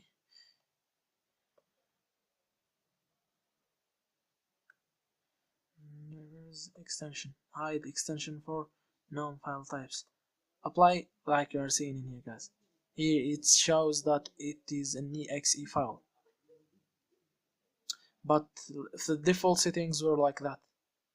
So if I embedded the backdoor with the picture, when I open it, before open it, I will see an icon of a picture and the name of a picture, and when I open it, I'm opening a picture and a backdoor, and a sample victim will not see that difference between opening an ordinary picture and opening a picture embedded with a backdoor. It's just a simple idea, guys, for you. Just be creative, guys. It's about being creative. The hacking is about being creative. So I have talked a lot about this picture story. So this is our lesson for today, guys. See you in the next lesson, and peace. Hi guys, how are you? Hope everything is going good and well with you. Welcome to your course in which we're gonna see the DNS spoofing. But before start talking about the DNS spoofing, we should know what's the DNS or the domain name system. For this, we're gonna open a nano file in which we're gonna see some examples. So nano, and here we are. So to explain the DNS list, let's use some examples, some known examples. For example, we got google.com. It's a famous website that everyone knows. But what's the IP address of google.com? Google.com, if we're trying to find this, we're gonna use a tool called ping. So ping google.com. And here we are. Let's wait a little bit, and that's it. So the IP address of google.com is this IP address. So this is the IP address of google.com. If we try to have another example, which is facebook.com, for example, what's the IP address of facebook.com? The same thing. So ping facebook.com. Sorry, not only Facebook, but facebook.com. And here we are. Here we are. This is the IP address of facebook.com. So copy. Let's get in here and let's paste it. So let's explain what happens actually. When you write google.com, it doesn't go as google.com, but it passes through something called the DNS list. What's the DNS list? It's a list that contains IP addresses and websites or links. I mean characters, for example google.com. So when you type google.com, actually it goes to the IP address that matches to google.com and it opens that IP address. So after all, you are using the IP address and not the URL or the link, google.com. So that's what's happening behind the scene. That's what's happening, and you are not seeing this behavior. I mean, so you type google.com, facebook.com, and you will be redirected to another IP address. And what we're gonna do on our attack is that we're gonna change the IP address of facebook.com, for example, to another IP address that we choose. What's this IP address? Is the IP address of our fake page. So we're gonna create a fake page, and from that fake page we're gonna get the IP address of it, and we're gonna put it on the DNS list. So like this, the DNS list will change or will go to our fake address and not to our to the main address of Facebook. I mean, so how to do it? Simply use C toolkit like I have did. Choose one, then two, then we have already done this before. So then in here type the IP address of your machine. So for me this is my IP address, enter. Then in here type facebook.com because we have chosen Facebook as a fake page. So facebook.com, enter. Let's wait a little bit. It may take some time, but not some, only seconds. We have already passed through this. You all know this. We have all created the fake login page. So like this, our login page is ready. Good. What we need to do right now is to use a tool called Ethercup. So how to use it? Simply, we're gonna first of all configure it, or we're gonna make some changes like this. Use this order locate ether.conf, and we need this file. Ignore those ones, but we need only the first one, ether.conf or conf, or read it like you want. Then sudo gedit, use leafpad gedit, any editor you want. Then this file, which is etc ethercup ether.conf. Get in here, I will write my password, and this is our file. I want you to get down in here. Down, scroll down till you have this Linux. You will have some hash marks in here, that means comments, so you need to remove them. So you will have one in here and one in here. What I want you to do is simply remove them. Good. Save, then exit. Now we need also to change another file, the same destination, but change it to DNS, like we're seeing. Enter, and you will get another file. This is the DNS file. Get down, scroll down, and till you see this Microsoft sucks. So the owner of Ethercup is actually making some kind of jokes. You won't have those things, but you will write them anyway, because we are talking about Facebook. So what I have said is anything which means that star.facebook.com redirected to the IP address. So this IP address should be changed to the IP address that we have put on the C toolkit. That IP address that we use it to create that fake page. So anything facebook.com will be converted to this IP address. Good. Then if he didn't write www, so facebook.com should be the same thing. It will be redirected to this IP address, which is same ours, because when he asks about www.facebook.com, it's not the same thing as he asks about only facebook.com. Also we have this example, I mean. So we got anything.facebook.anything will be converted to our IP address. So those kind of requests are not the same. So you need to get all the possibilities. But for us, we got only facebook.com. So we will leave it as facebook.com. And like this, everything that will go to the URL facebook.com will be converted to this IP address. We got another example. For example, anything.anything.anything will be converted to an IP address that we choose, of course.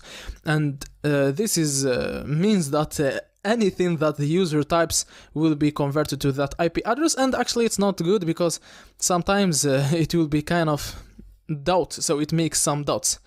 Like this, we're gonna save it. So anything to Facebook will go to our IP address, and we're gonna connect to my Wi-Fi because I'm disconnected, like you are seeing.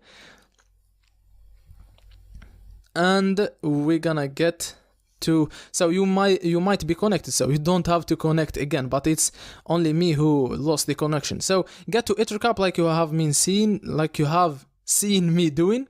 So just write Ethercup and you will find this graphical interface. Use inlifids or this first option to not talk too much. Use the interface that you are connecting in. You might be connecting to ETH0 or connecting to wireless. So for example, for me, I'm connecting to this interface.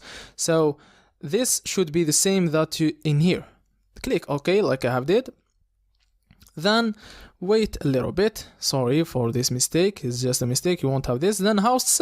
Then in here, scan for host. So Ctrl S like you have seen, or just click on scan on host. Then see the hosts list. host list. Like you are seeing, I got only one IP address, which is the IP address of the router that I am connecting in. But that means that it's only my computer and the router that I am connecting in. Right now I will connect my phone, so just wait for me a little bit to connect also my phone. I have connected it, so wait for me a little bit. So now it's connected. Let's scan again. So Ctrl S or scan. And this is my phone.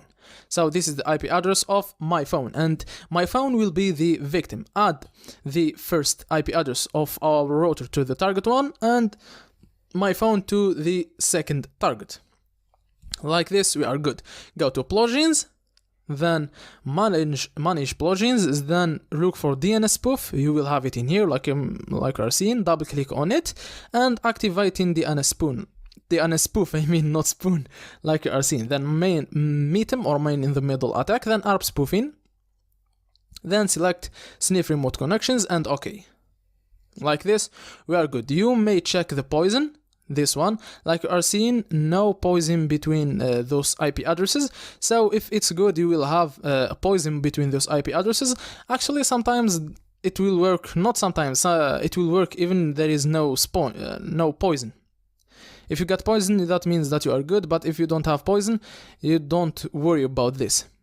So now poison between those IP addresses. It doesn't matter actually, because it's just a technical program.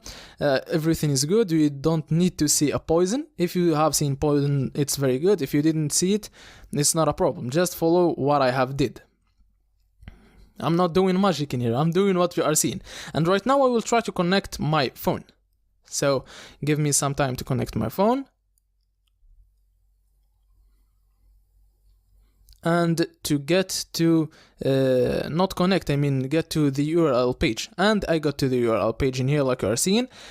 The IP address is trying to access to facebook.com. And it have been moved, like you are seeing in the terminal. I get this connection from my IP address. And in ethercap it says that facebook.com has been spoofed to this IP address, which is actually the IP address of our fake page that we have used it on C Toolkit. So like you are seeing in here, I have been spoofed, or the IP address that I have wrote, I mean not the IP address, the URL that I have entered. It didn't match with the right URL of Facebook, but it matched with the fake page. Another connection using only facebook.com and not www.facebook.com, and it has been also moved to the fake page.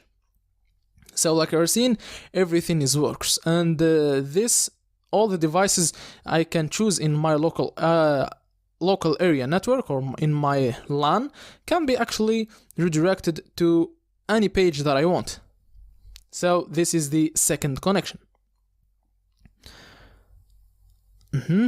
So actually I'm doing over voice in here, so I got some technical problems in the voice on this video, and I'm doing over voice, so I know what will happen, but not exactly in that time. Right now I have entered the email address and password. So in here I have entered the email address and the password on the fake page, and like you have seen me selected, we get email anything plus then password, that one that is selected on the terminal, and I have been spoofed to that IP address. So actually it worked. So like you have seen, making a fake page, the user will be redirected there. The email address will be the email address that the user enters, or the victim. Then the password will be also the password. For me, I just entered a random data. Like you are seeing in here, it works fine without any problem. So you can redirect, like I have said, anything you want. For example, Gmail, Yahoo, anything actually you want to a fake page that you choose. Sometimes it will get some problems with the last updates of Google Chrome. So if the user might see some mistakes on Google Chrome, but in some other browsers this will work perfectly. in Google Chrome it might have some problems with security, because Google Chrome now checks the DNS and also the DNS lists of Google. So the DNS actually works in here. If you got if the victim uses a good DNS, it's kind of hard to redirect him, but if he uses the basic DNSs, it will be a big problem for him, of course, because the hacker don't worry or doesn't matter for him those things. So this was our video for today, guys. I hope that you have enjoyed it, and I'm sorry for the overvoice because it just got some technical problems. See you in the next videos, and peace. So hi, how are you guys? Welcome again to this course, and this time we're gonna be seeing how to sniff passwords on a local area network, which means how a hacker can sniff passwords that they are going on the traffic of the local area network that he is using, or how to sniff passwords of users on the same local area network, or that they are using the same router or the same access point.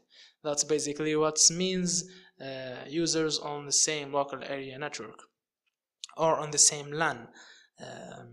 So guys, the operation is just a hacker who is getting in the middle of the traffic that is coming and going from the access point, or from the server, or from the router to the user, in and out. So for that, guys, I'm giving you in here 3 examples. The first is an FTP protocol, the second is a telnet protocol, and the third is an HTTP protocol. So without wasting time, let's just get started with the FTP protocol. So just like that, copy the IP address of that server, then type FTP. So first of all, we need to start the tool that we're gonna use to sniff the passwords. It's the ettercap.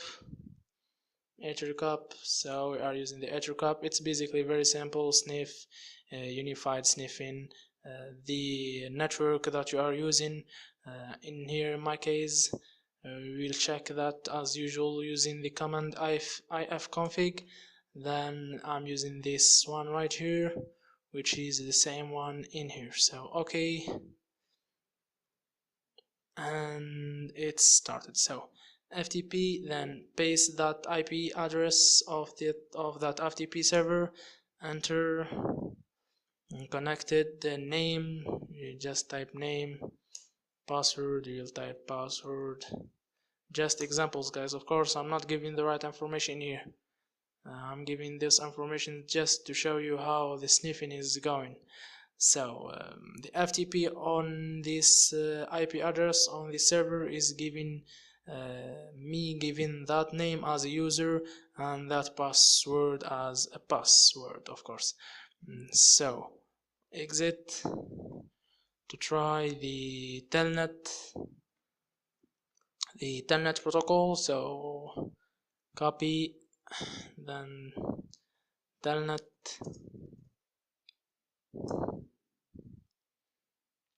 login. Let's just type Udemy, for example, Udemy as login, and for password you'll type Udemy pass, enter, and of course they are incorrect as usual. And in here you got a telnet connection on that IP address, Udemy as a user and Udemy pass as a password. So on the HTTP, I choose that forum just randomly. I don't know even what is going in that forum. I just type HTTP websites or HTTP forums. I don't remember. I just choose it to give you an example, guys. So this is the forum. We're gonna type a username, for example, hi, and password hello. Let's type connect. Of course it's incorrect as usual.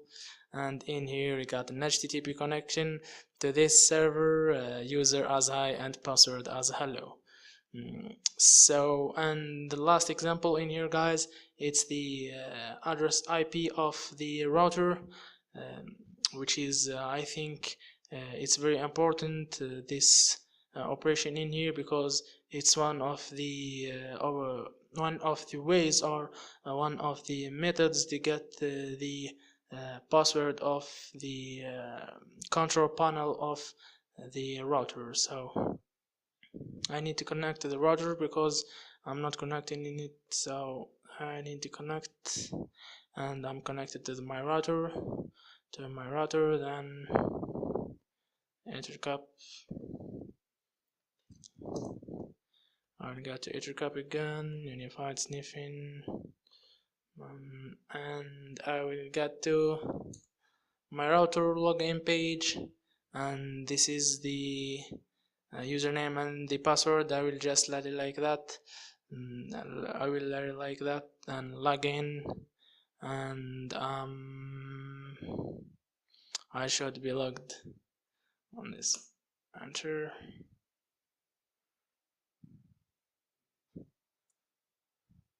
Yes, I'm logged in.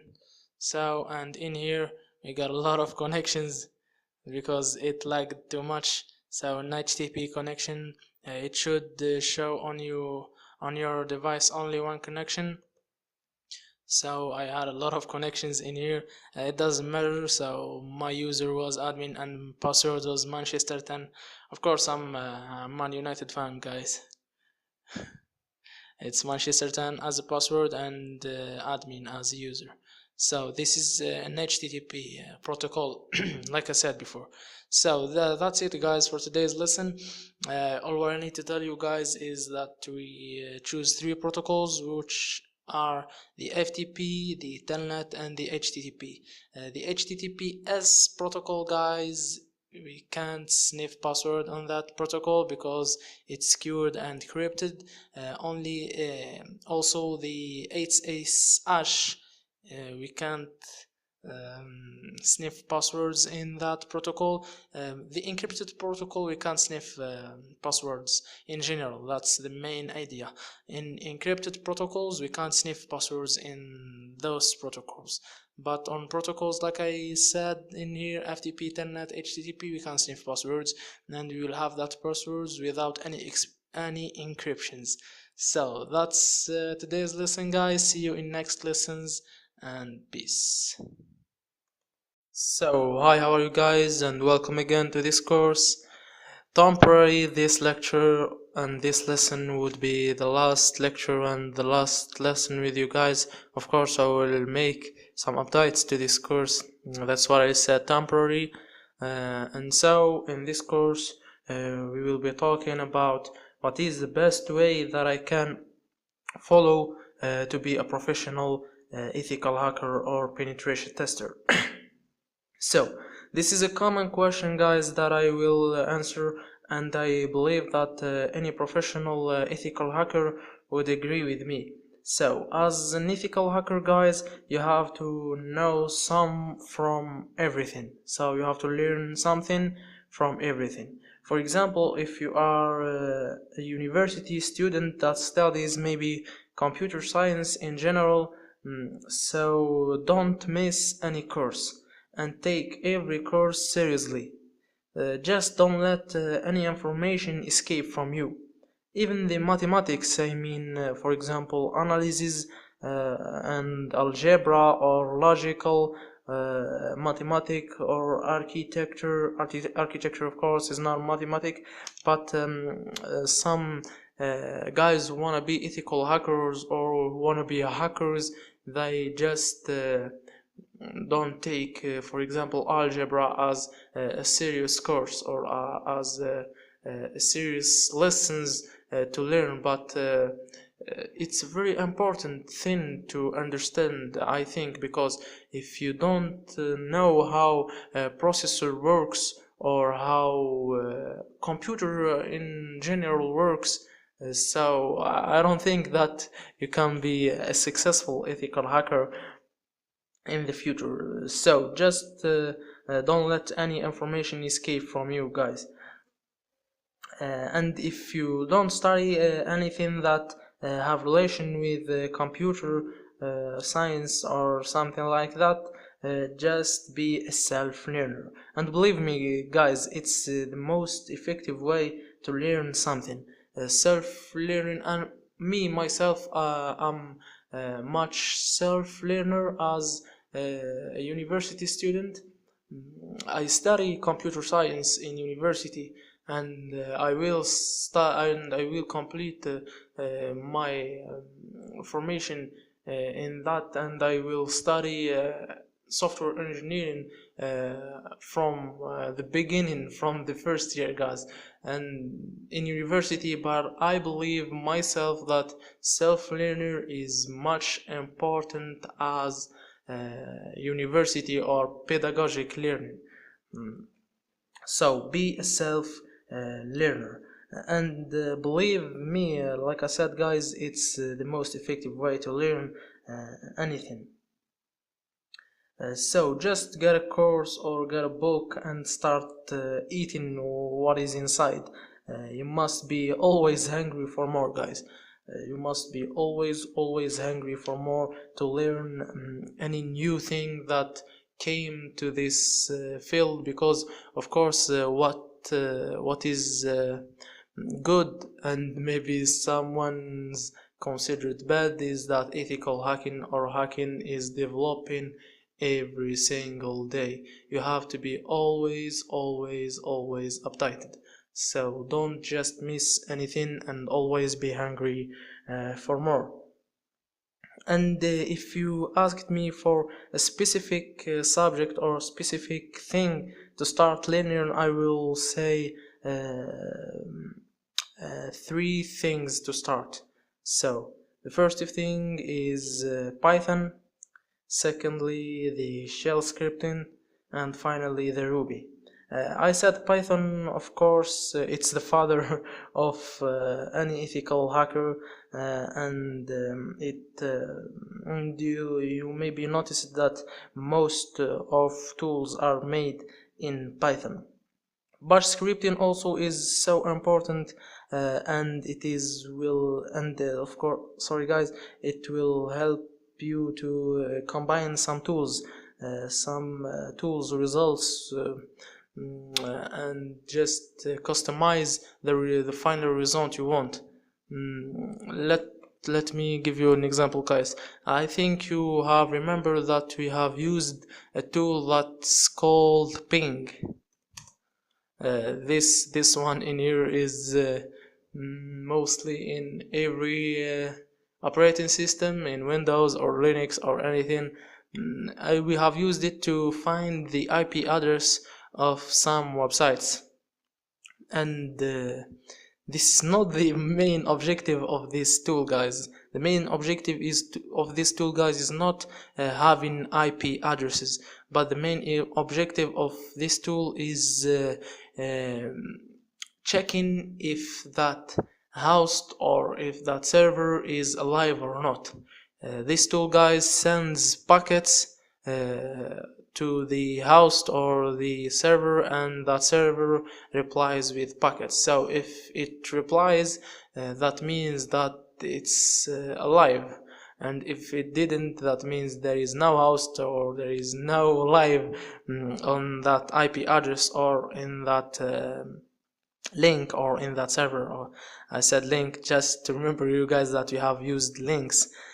So like I said, the main objective of this tool, guys, is to check if that host or that server or anything is alive or not. So you can create a scanner using this tool in here, which means like we have seen that the basic use of this tools is just ping some www websites or a link or server or something like that, or it have another use, like I have said, just using an IP address, for example.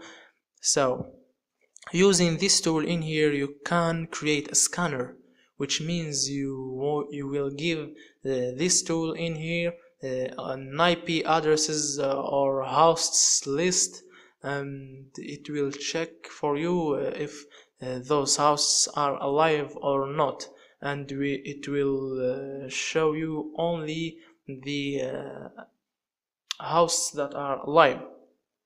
So it's like I said, you can customize the result of any tool you want, or you can combine tools with their you can combine tools. I think you got the idea, guys. And finally, Ruby, we have downloaded a DDE exploit, and I think that you have noticed that it has an RB as an extension, RB extension, which means that it is a Ruby exploit. So I'm writing notes in here, so I'm using papers. So like I said, you have noticed it's a Ruby exploit. And I think, guys, it's a sufficient cause, of course. Sorry, guys, it's a sufficient cause to highly recommend Ruby to you guys, because as an ethical hacker, you will deal with exploits. Of course, you will read and understand them. You will write them. So there is no way you can be a professional hacker without learning Ruby. So this is the three, like I said, three things that I highly recommend you to start learning, and I have give you the reason why. And if I can add some advice for you guys, I would just say, be patient, guys. Be always hungry to learn more, and like I wrote in here, you have to earn. Sorry, I always make mistakes. You have to earn what you want to learn. It's basically like that. You will fall and get up, you will fall and get up. You will waste a lot of time in simple things. Maybe you have a simple problem, you will, like I said, fall and get up. But just get up, guys. Don't just wait for success to come to you.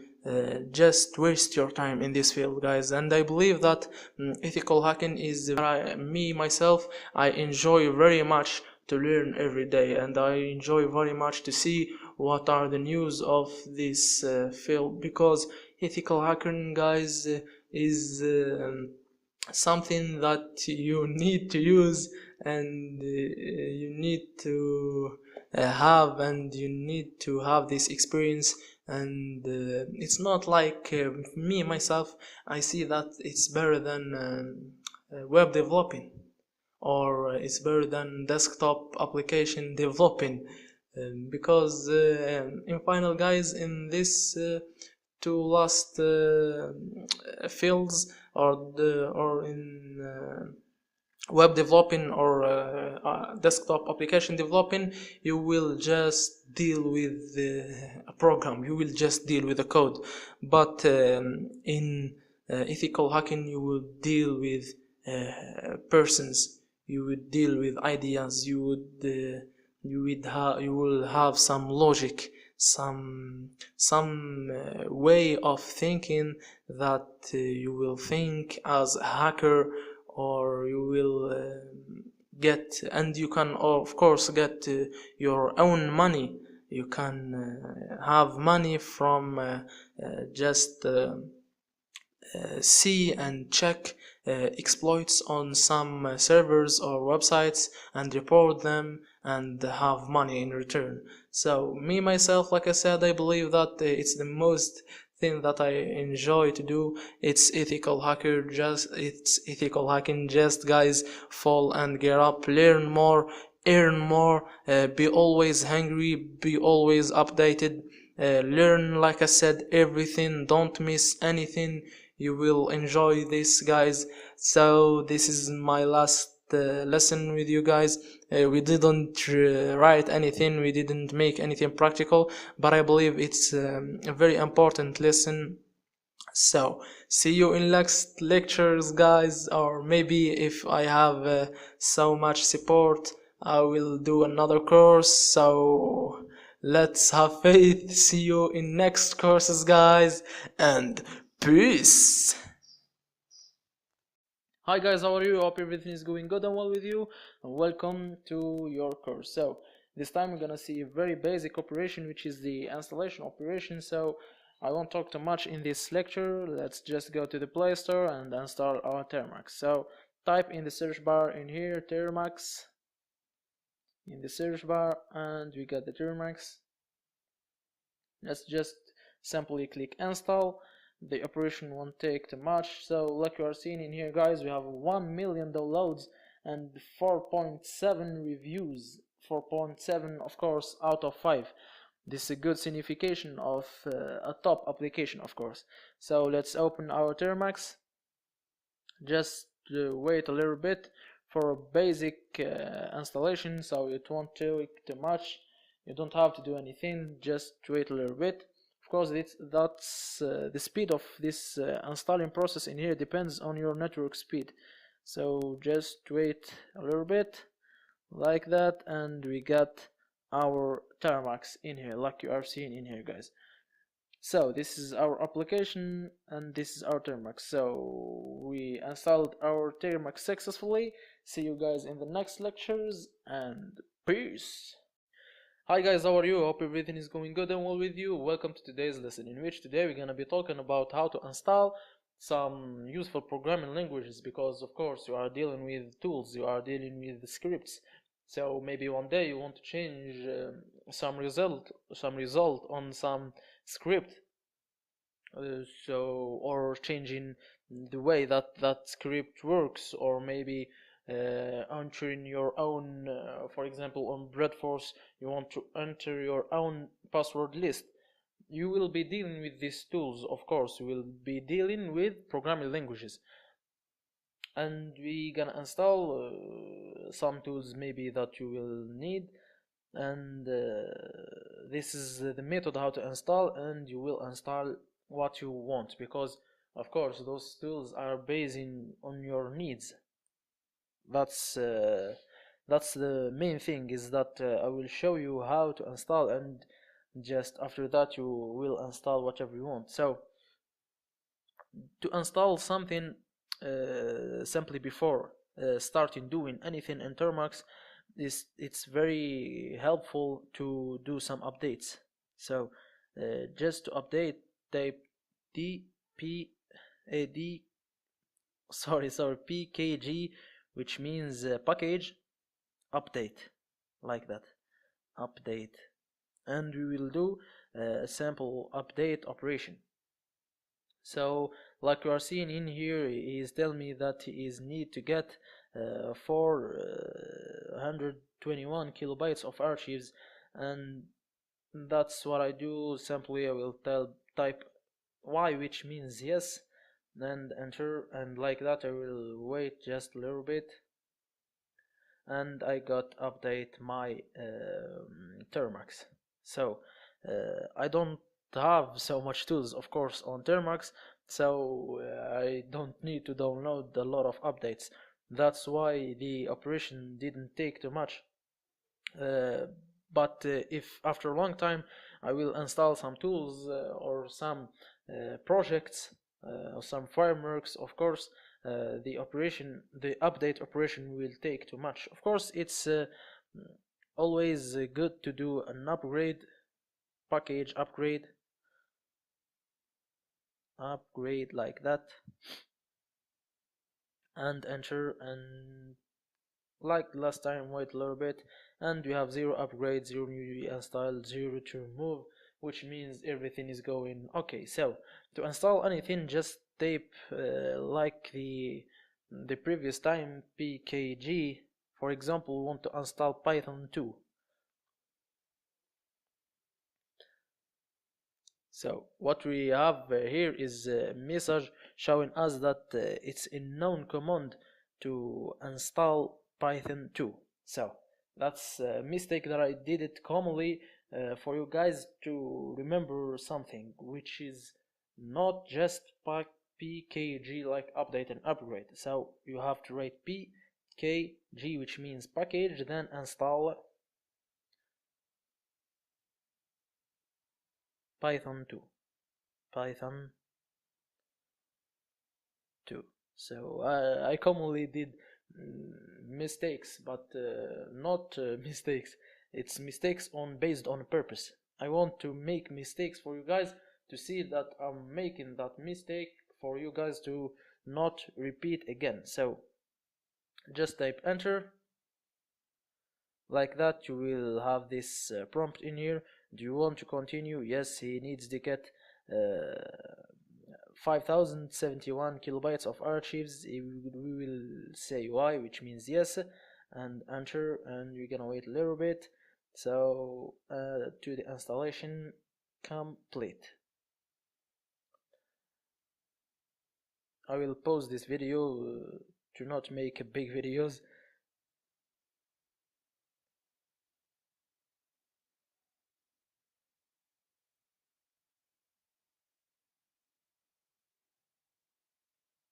And like that, we have installed our Python 2. So if we want to see the Python 2, we will say Python 2 like that, and we have this information in here, Python 2.7.15, which was created or updated default on the 20 January 2018. So there is another upgraded version of Python, which is the Python 3. Of course, the Python 3 exists, but why we didn't install the Python 3 is basically because there is no more people or the experts that creates tools and that create exploits and that create payloads and that create all the security or all the ethical hacking tools. They use the Python 2.7, this exact version in here, 2.7, this Python. So that's why we didn't simply install Python 3. So if you are in here, you will see that in this line in here we have a dollar like you are seeing in here, but in here we have the arrow like you are seeing here, which means that we are on Python. Actually, we are not on the Termux. We are not on our terminal. So in Python, you can, if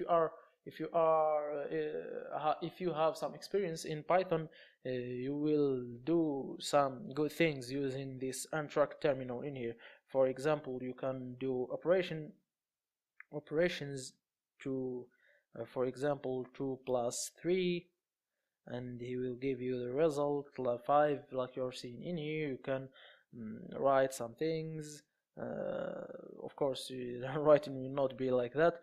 You will have to learn how to write strings and how to use Python in order to use this untracked shell in here. So to exit it, we're gonna use simply a method. So if you have some experiences with Python, you will just deal well with this untracked terminal here. Just type exit. It's a method. So having two brackets signify that you have a method. So just enter and you have exited. Like you are seeing in here, we got $1. So don't care about what I'm saying about methods and Python. If all what you need is the hacking or the ethical hacking, because we don't need to be programmers to be ethical hackers. There are a lot of ethical hackers that don't know actually how to write some simple codes. So simply we're gonna say clear to clear this terminal in here, like you are seeing, and we have installed our Python 2 and we have tested it. So we need to install some things that maybe we will use. For example, we will install dp, I always pkg. We're gonna say install like usual. We'll install, for example, the Perl. There are some tools also that are written that are in Perl, so just type enter like you are seeing in here, and our Perl is getting installed. Just wait a little bit. Of course, I will pause this video to not waste your time. Here we are back. So we have installed our Perl programming language. So we're gonna do another clear for you guys see clearly the screen. So we will install, for example, the tool that we gonna need. So package install tool, which is wget, which will help us to download some things from some particular websites. We will see it on installing tools using from the GitHub. So simply what you need to do is just type enter like that, wait a little bit as usual, Y, and we have our tool installed. So we'll install another tool. For example, we will install the Ruby. So we will say package. It's not a tool, it's a programming language. So package install Ruby.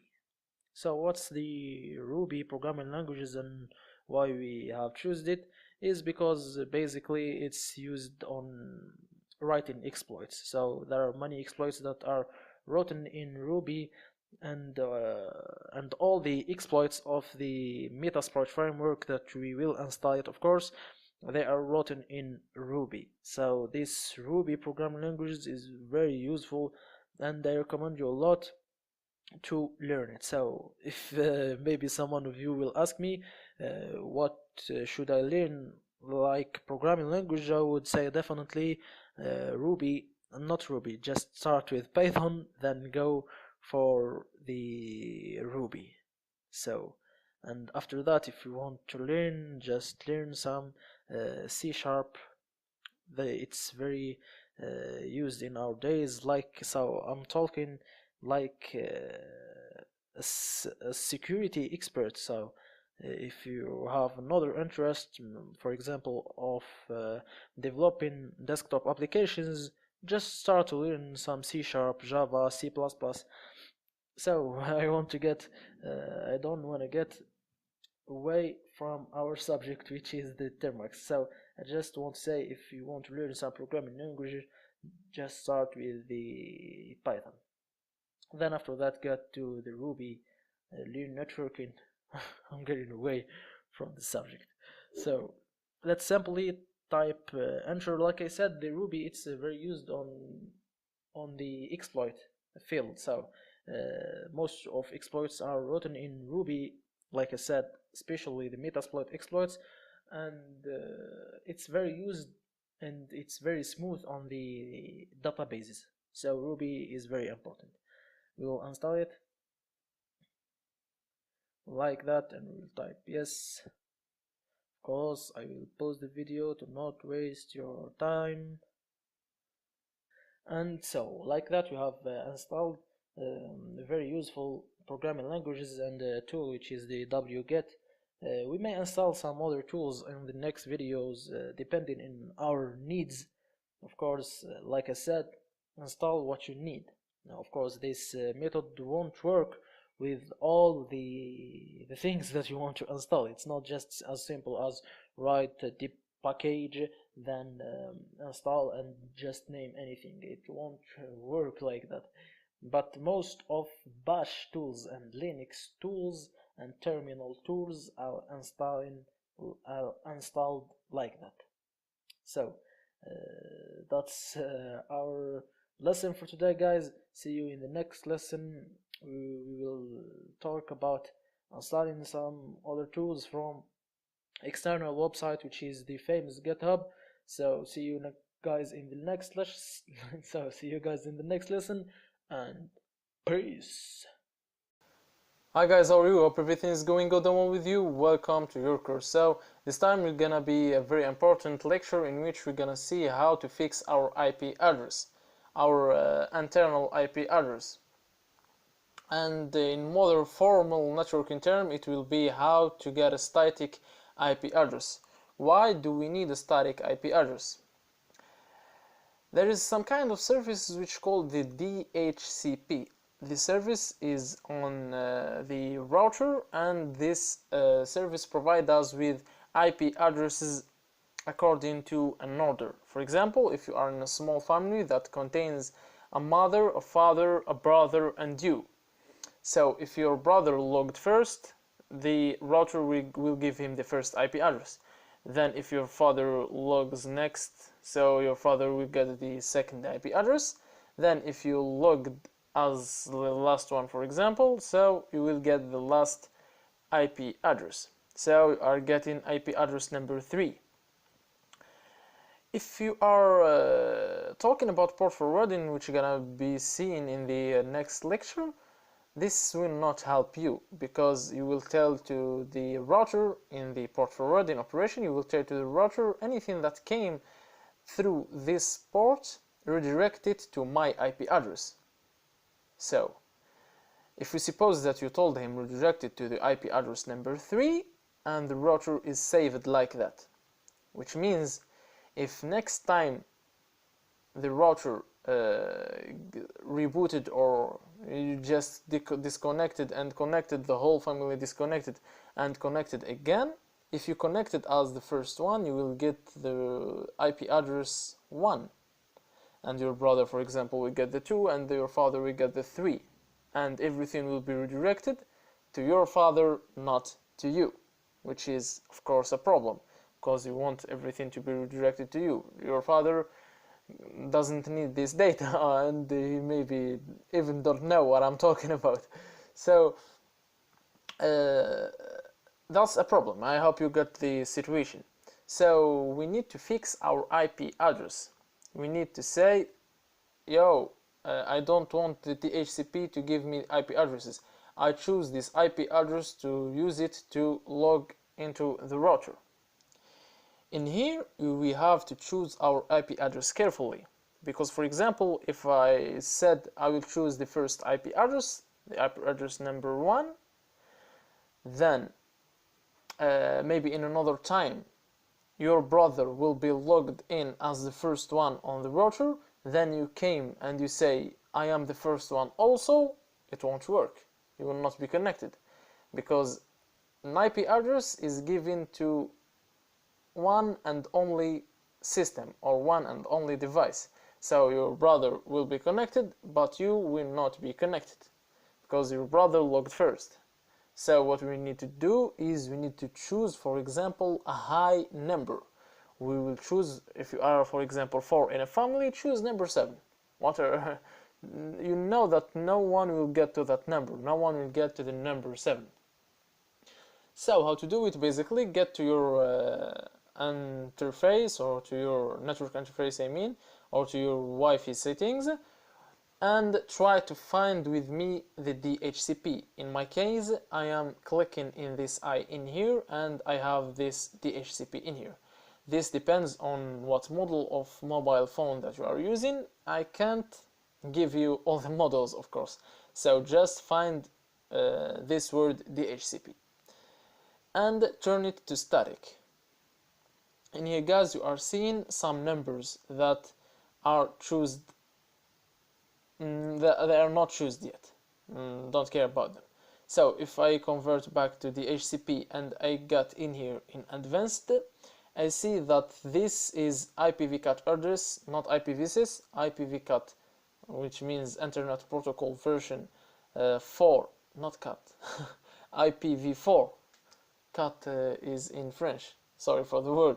So IP version 4 address, Internet Protocol version 4 address is this one. So this is my IP address right now, this small one in here.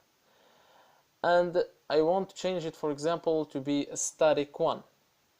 Yours, like most of cases, yours will be like 192, 168, then 1, then something else. So just I want you to save or to remember these 3 first columns, or 3 first, I don't know how to call them. For me it's 10, 77, 36. That's all what I need to remember. So remember with me these numbers. Don't remember mine, remember yours. Get to this I, or I don't know what's your interface in there, just look for the DHCP, then make it static, and in here write your IP the first 3 columns that we have talked about, not your IP address, just the first 3 columns. So those were the first 3 columns for me. Then choose a high number. For example, I am choosing 97, or let's choose 189, 129 sorry. Then click OK. Like I have said, most of you guys will have 192, 168, then 1, then choose a high number. Or it will be then 0, then choose a high number. It's simply like that. Just remember the 3 first columns. I will click OK. In the gateway, I will get in my gateway.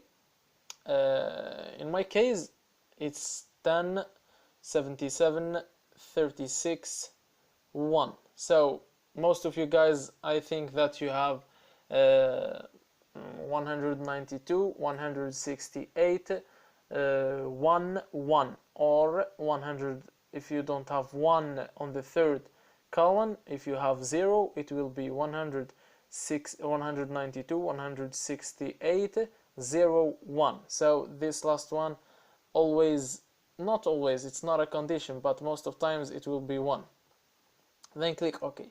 Just guys, type how to get my IP address and you will find it on Google. Just type it. So okay, this is my gateway's IP address. Don't type how to get my IP address, but type how to find my gateway's IP address.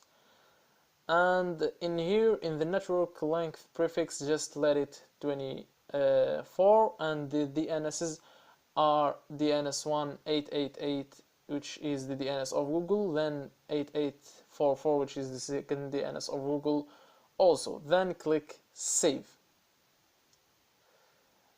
And you see that it's connected again. If you had any problem with your network, if you lost connection or you have any problem, just do it like this. Again, disable, enable. Try it again. If you do still have problems, change static to DHCP and try another time again. So in my next video, I will be talking, I will be port forwarding on a router which has like these addresses, 17.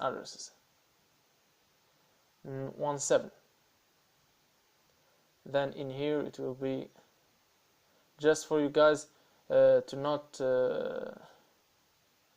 get lost on what I am doing, because this video is coming a little bit late. The other one was an old video, which means the next video is an old video, by the way. That's how it's going. So 1111, and that's my IP address, and that's how I will work on the next video. So just for you to don't get confused. But the way how to find your IP address or how to find things is like I showed you. I don't have, if I click save, I won't have internet connection, and I will be just without internet connection, and I will not be connected because I have used another IP address. I didn't use the one that I have found it in here last time. You see that we have fixed it to another IP address and we have changed it. So this guys how to choose a static IP address. I have already talked about that on the upside of the course, in which I talked about that in an operating system called Blackbox Linux or Alien Linux operating system. So guys, I hope this video wasn't too long. Yeah, it was kind of too long, but it was so important, that's what I have to explain all the things. So see you guys in the next lecture, and peace!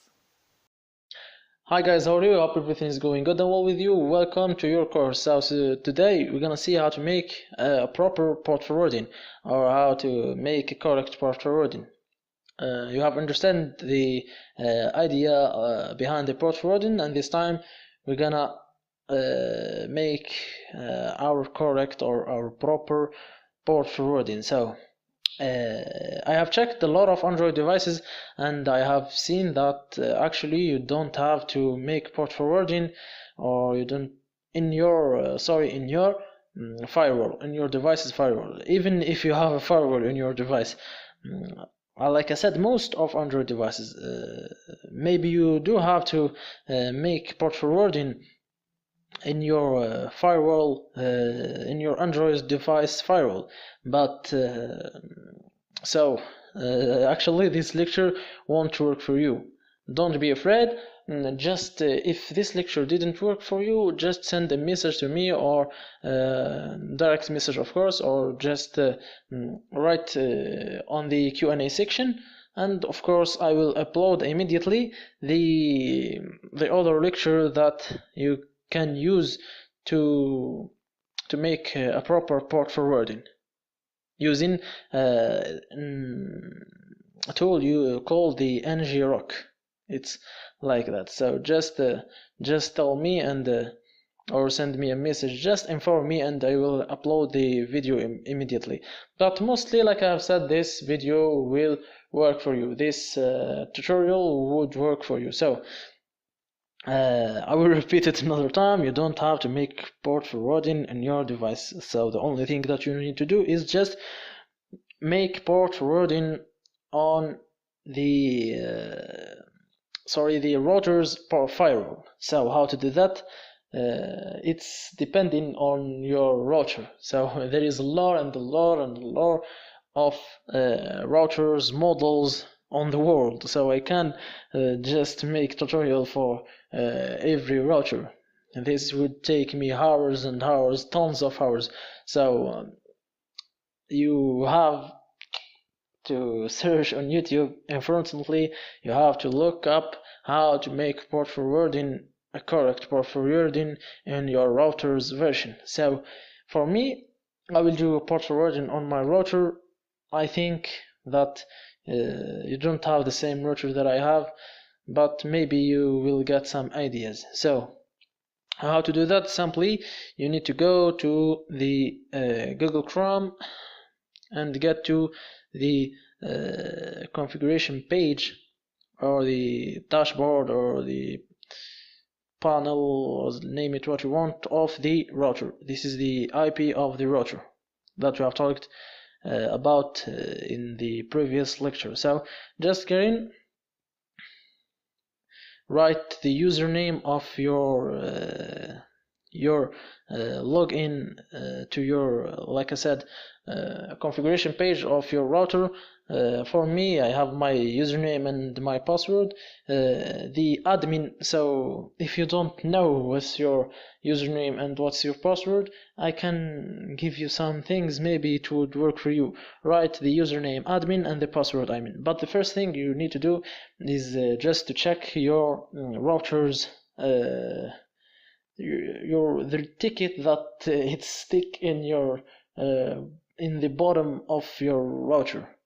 So in that stick you may find some username and password, but mostly it would work admin here and admin in the password, admin in the username and admin in the password. If you don't know, and if it didn't work, search up on Google.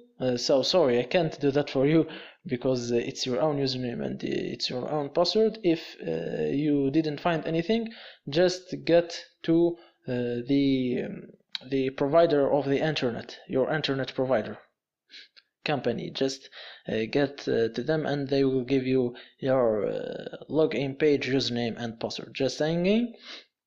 So that's the difference between my router and your router. For me, that's how it looks like. In your case, mostly it didn't look like that. So if it did look like my sorry guys, I will be there. So this is my login page of my configuration of my router's configuration page. Sorry. So what I need to do is simply, if you do have a page that looks like mine, just get to the advanced settings, get to the NAT settings, get to the DMZ, and in here write your IP address that we have made it last time, that we have fixed, or the static IP address that we have talked about the last time.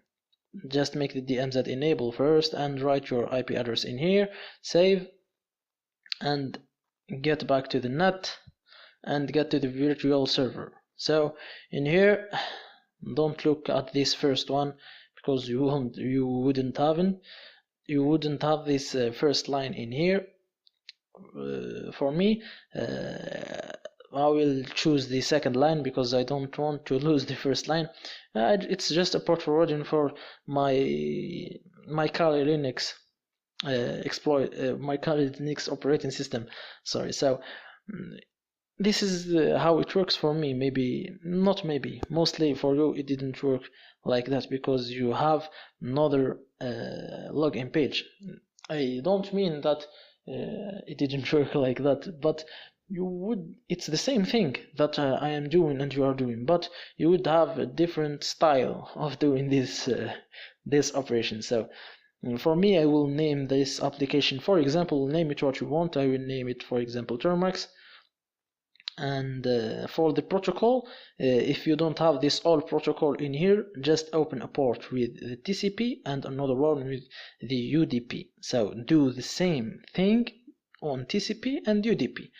For me, all means both of them. So just I would make all, and you would have to choose a port for your connections, for your incoming connections. So in my case, and I recommend to use of course I would like you to choose the same thing that I will choose, because you would of course watch my next lectures, and I would love and I would like to that we have the same data. So that's simply like that. So start port number, it's 222 4 times and 222 4 times on the end port number, and in here another time you will have to enter your IP address, this IP address that ends with 7. So just like that, and make a save. And we have this second line in here. So Termux all 222 222 and 222. So in here local IP address, it's our IP address. So just simply like that, and we have port forwarding our router. So the connections will get in surely. So how to make sure that the connections will get in, and how to make sure that we have properly make a port forwarding to our router, and we will have our victims. Of course, we are not hackers, and hackers will have their victims, and you as an ethical hacker, you will get your tests. So what we'll have to do is that we have to start a listener. So I have seen a lot of beginners that just open the port and they check it. Of course, it didn't work. It won't work because you have to use the port in order to check it. So if you won't check a port that it's not working, it doesn't work like that, because we have opened the port, but the port is closed till we use it. So we're gonna use it.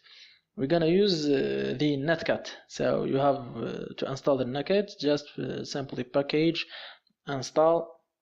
It's our tool for testing port forwarding. We're gonna see a lot of tools and even frameworks. Of course, the famous Metasploit. You can use a listener by Metasploit, but in our case, I didn't want to install Metasploit now, so we're gonna just install a simple tool, which is the netcat, just like that. I have already installed it, so for me, it's simply like that, and for you, you have to type the yes, the Y, and you will install the netcat. How to use it? Just type netcat.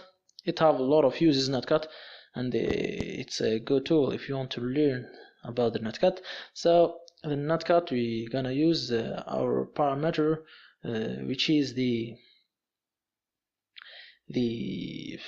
sorry, what are the parameters? I forgot them. It's the NVLP. Yes, it's the NVLP. So I don't want to explain each parameter, each letter, because each letter signifies to an option or to a function I don't want to explain it because it's not our interest. You know that I like to talk too much, but this time, believe me, it's not our interest. It's just for testing. So, and we're gonna test our port that we have opened. It's the 2222 like that. So, and enter. We're gonna have something like that. And how to test our port? Just let's get back to the Google Chrome, get to a website. We can use the nmap, but I will make the simple test. So go to your website and just type in here, check ports and tape. I like this website. You get signal. I like this website. It's very simple. So just like that, get in here, and in here this is your external IP address that you are seeing in here. We'll talk about this in the now IP lecture that would come in the next lectures, so just don't care about that. And in here, tape to check our port that we have opened. Type check, wait a little bit, and it's a green flag, which means port 222 is opened on the 105.1. Of course, it's your external IP address, like I have said. So we have properly made a port forwarding to our Android device. So what's the use of the port forwarding? I have explained that. So guys, this is a proper port forwarding. Of course, if it didn't work, and it didn't work for a reason that you have just make proper port forwarding to your router. So just send me a message. I will show you another way, of course, and I will upload it in the course. But this one in here is the simplest way and the most effective. So guys, see you in the next lectures, and peace! Hi guys, how are you? Hope everything is going good well with you. Welcome to your course. So I have decided to show you how to port forward using the ngrok. So if you had any problems, or if you are not in your own network, or if you are not on your home network, maybe you want to try some ethical hacking on a network that you can't access to its router page, configuration page to port forward. So you can use the ngrok. It's exactly port forwarding without getting in, or without access to the router configuration page. This method is very useful, and you can use it on your Android device, on your Termux easily, and also in your Linux system on PC.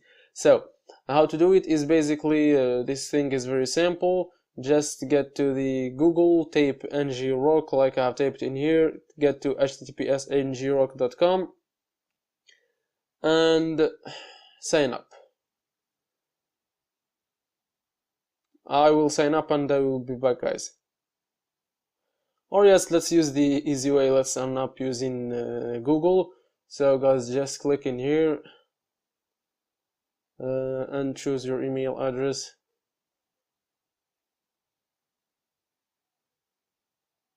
Let's wait a little bit, and here we are. So those are the steps that you need to follow.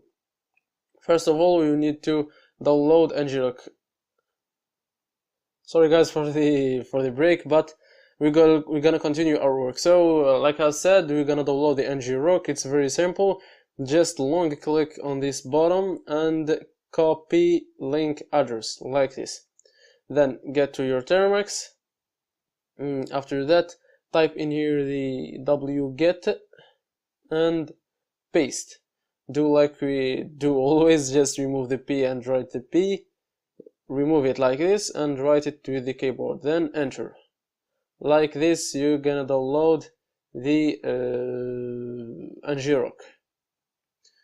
And we have our ngrok here. So if we do ls, we will find it this one in here. So we're gonna unzip it, unzip ng rock, then anything that came after ng rock, and if we do ls right now, we have this ng rock in here. If we do ls minus l to see the permissions, then you're gonna see that we have the execution, and the execution. So let's clear again and perform a simple ls.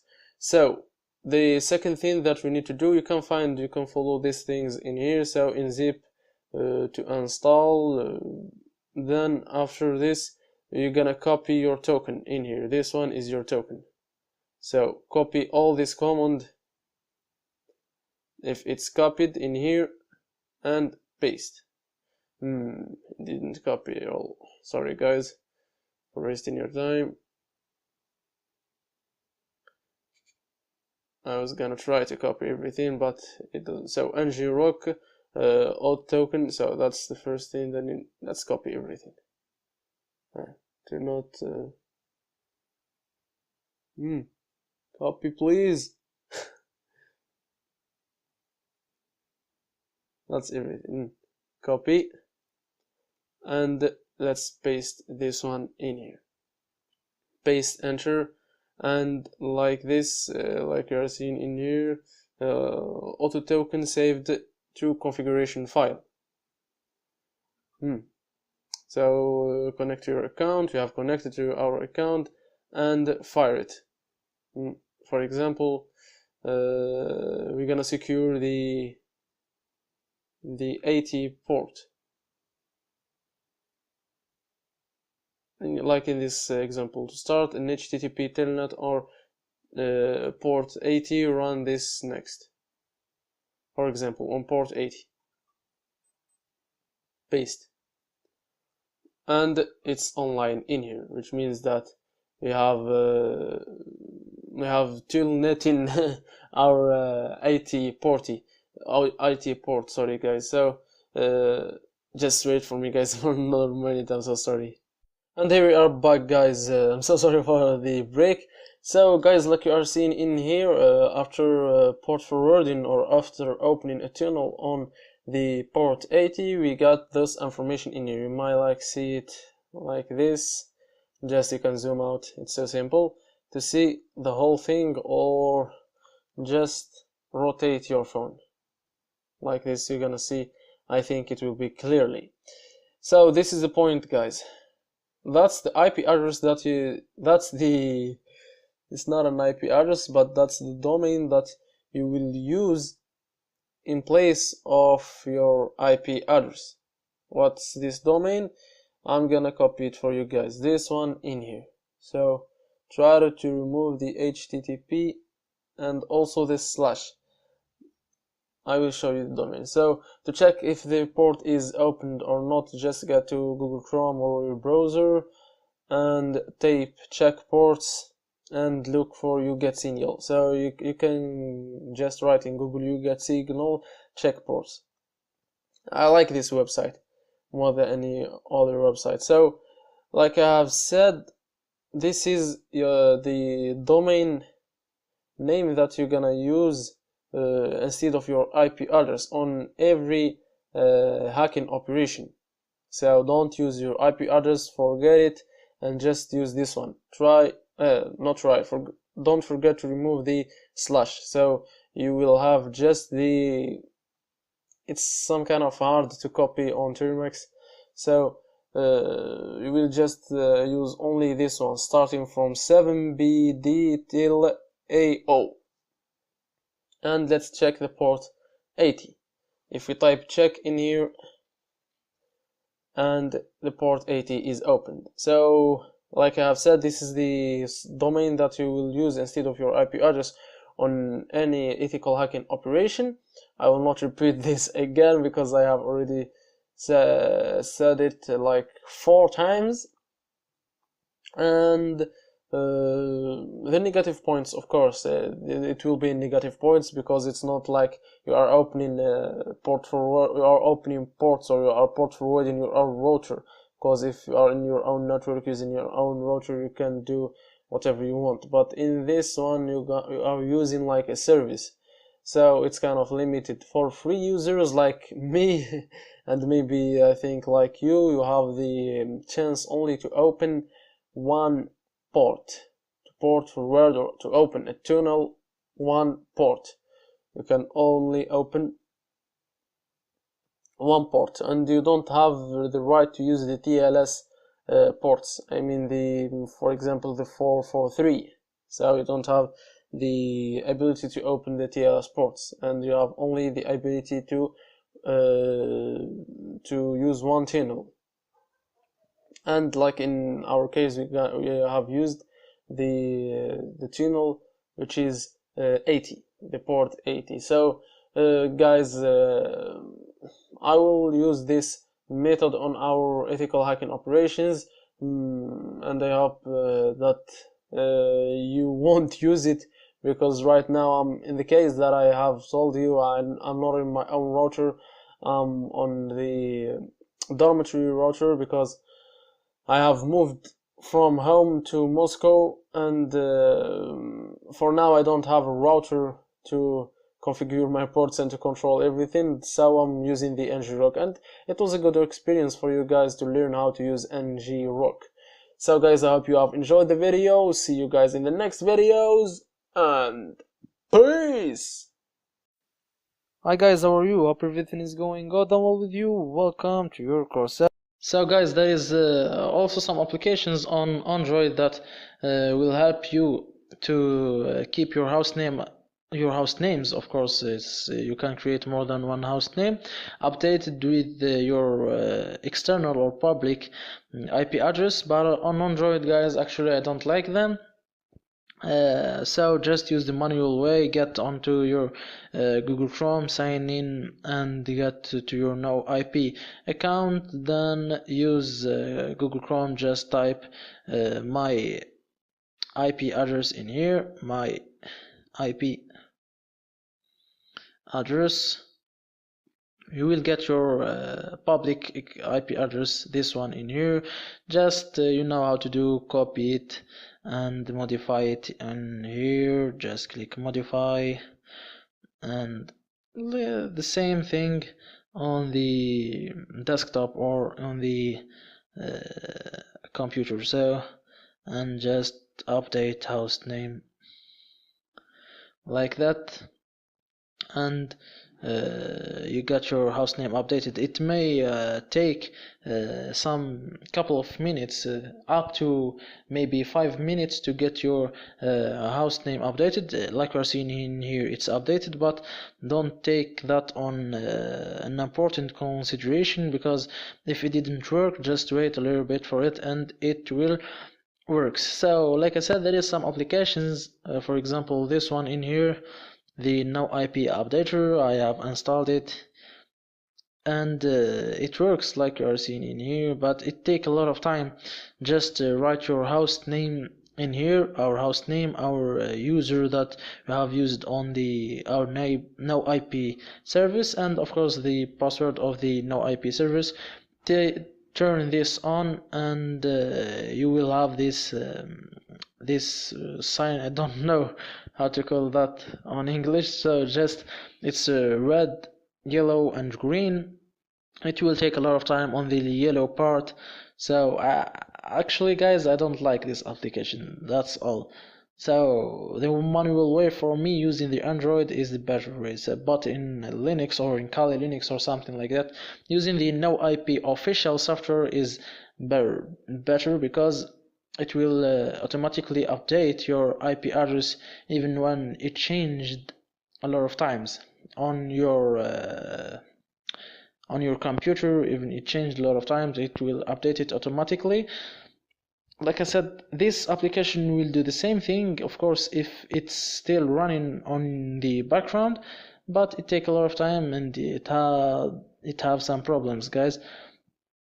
Actually, for the final word, for me personally, I like to use the manual way on my Android device. So this is our lecture, guys, for today. So see you in the next lecture. Don't escape, don't take a lot of time to get back on the course, just take a lot of rest. See you guys in the next lectures, and peace.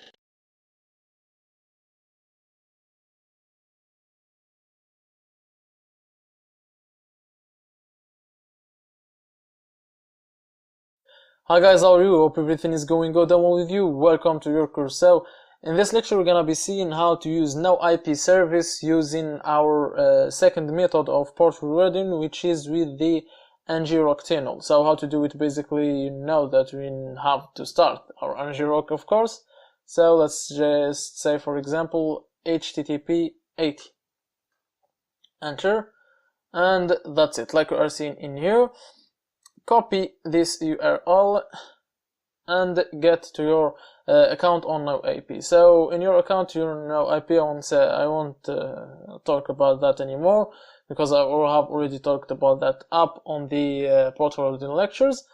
Just how to do it: create your account. If you didn't see that video, create your account, then click on active host names. Create a host name. Let's name it, for example, Udemy. Let's make small letters, Udemy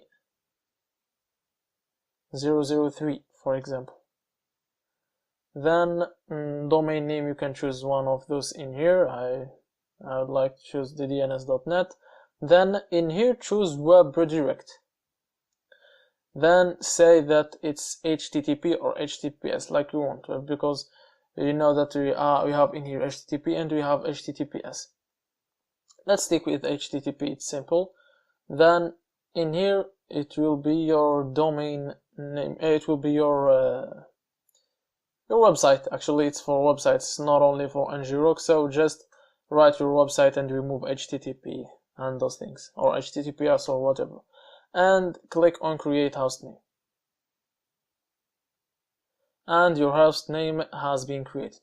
So that's it. This is your host name, like we're seeing in here, and it's ticked, or it's relied with this target IP. So this is the IP address.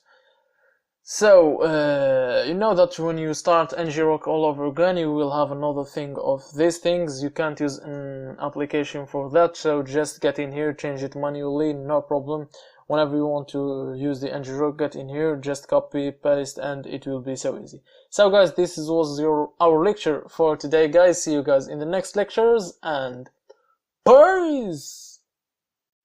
Hi guys, how are you? Hope everything is going good and well with you. Welcome to your course. So today we're gonna install a tool which called the Lazy Mux. So you can clearly hear the word lazy. So in this lecture, basically I will teach you how to be a lazy and successful person.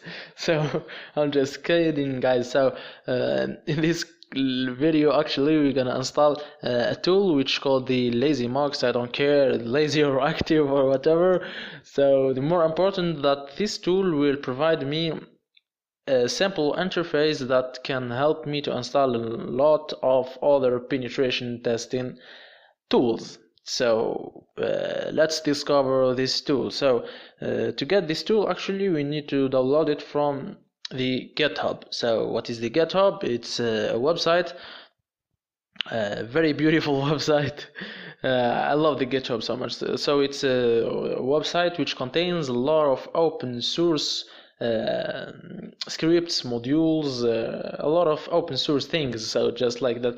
So the Lazy Mux is actually one of these open source modules. Open source means some software or some applications that don't care about the copyright. It's just like that. So you can take this script and change it and do whatever you want to do with this script. So that's basically an open source. They are free and like that, simply like that. So we're gonna go to the GitHub, simply like that, GitHub. So use a simple research. So Lazy Mux, like that, GitHub. It's very simple, I guess. So GitHub LazyMux, there is only one LazyMux in here, like you're seeing. So this is the LazyMux. This is the GitHub. I always like to see the GitHub with the desktop site version. So this is the GitHub in here. You can find, I will teach you how to deal with the GitHub. It's not something that I need to teach, but I like to talk too much. So it's just for your interest, guys. So LazyMux, you can find the description in here. It's the README file for the script. So you can find the description, so screenshot. It's a picture actually in here, but it didn't show with me. So requirements Python 2.x, and like I said before, in some cases we don't need the Python 3. We have talked about that on the lecture that in which we installed some programming languages and some tools, and we said that a lot of creators still use the Python 2, so that's why we have installed the Python 2 and not only the Python 3. The most of script creators or of the developers, of the experts, use the Python 2.7 generally. So the installation and using the LazyMux donation, so we don't care about that. What we care about is just, let's click in here, clone or download, and let's tape on this button in here. Let's get to the Termux, our main subject. So in the Termux we need to download a tool which called the Git, which will help us to download some scripts from the GitHub. So a lot of scripts can be downloaded using this method that I have showed you, copying that URL from the GitHub and just get in here, type git clone. So first of all you need to download it, of course. You need to install it, not download it. So just package install double git, like that. It will ask you if you want to install it. Just type yes, I already installed it, so I don't need to do that.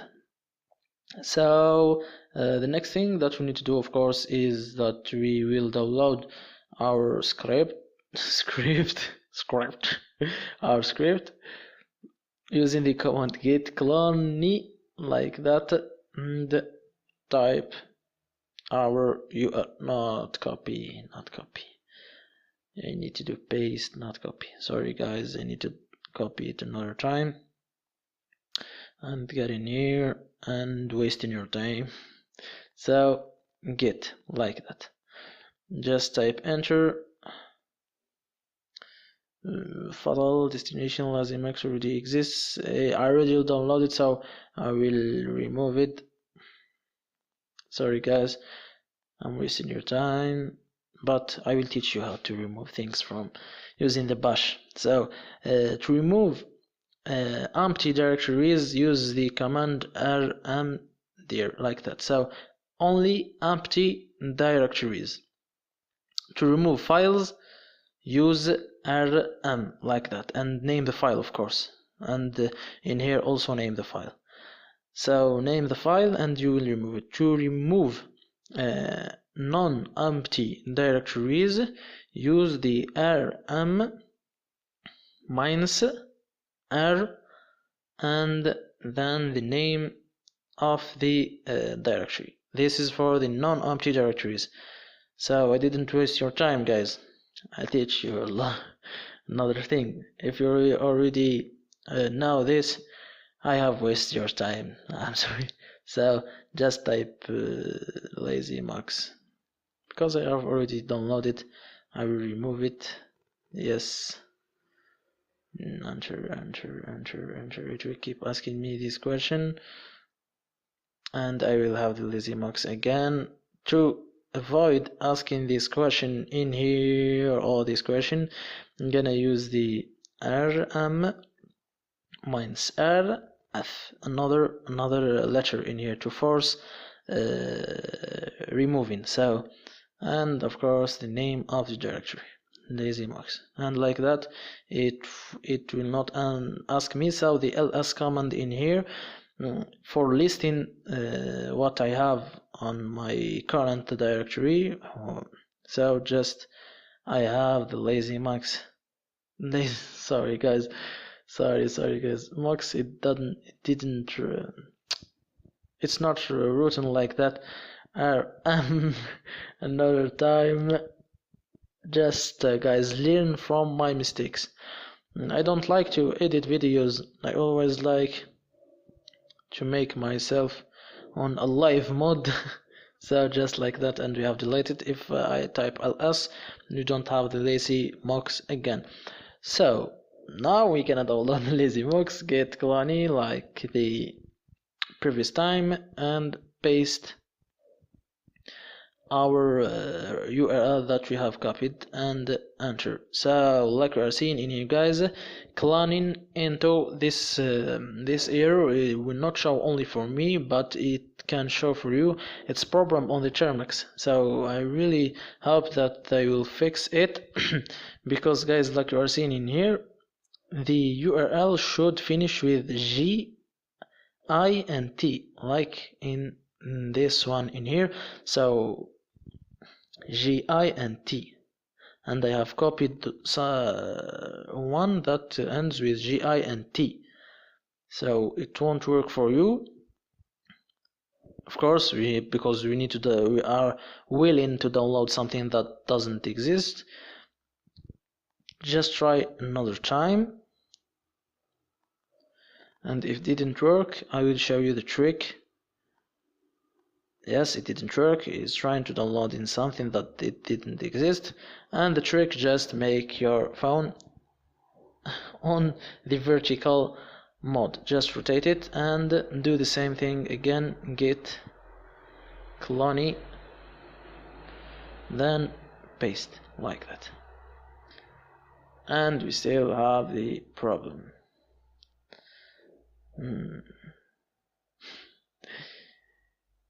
The Termux. So in the last time I had this problem and I have fixed it. Just let's try another thing. Git clone and let's make our tree. Let's write it with ourselves like that. I have removed the T in here and I have wrote it with the keyboard, and I have downloaded like that. So this is a problem on the Termux guys, and we have lived such a live experience with, and I have lived such a live experience with you. It was embarrassing because last time it worked for me, but this time it didn't work. So just remove the T and just write it again. You will have these problems if the Termux didn't update this version and fix this problem. So what we need to do now is we're gonna type ls to see our LazyMux directory like in here. So, and let's get into that directory using the cd command, which means change directory. So changing our directory, what is our directory now? We can know that just by typing the pwd, which means print work directory. So this is our directory in here. So I'm teaching you the bash or the terminal at the same time. So I hope you like that. So after that we need to go get in the LazyMux. So the LazyMux should be written in here. Just type cd LazyMux. So the big letters are so important. L with the big capital letter. So LazyMux like that. If I write print work directory another time, and we have the LazyMux in here.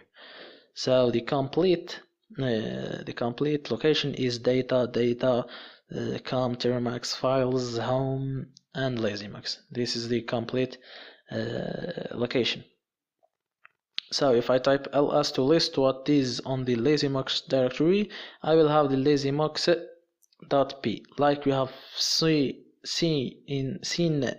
or so, like we have so, I don't know. So we're gonna use the Python too, like on the GitHub in here, in the usage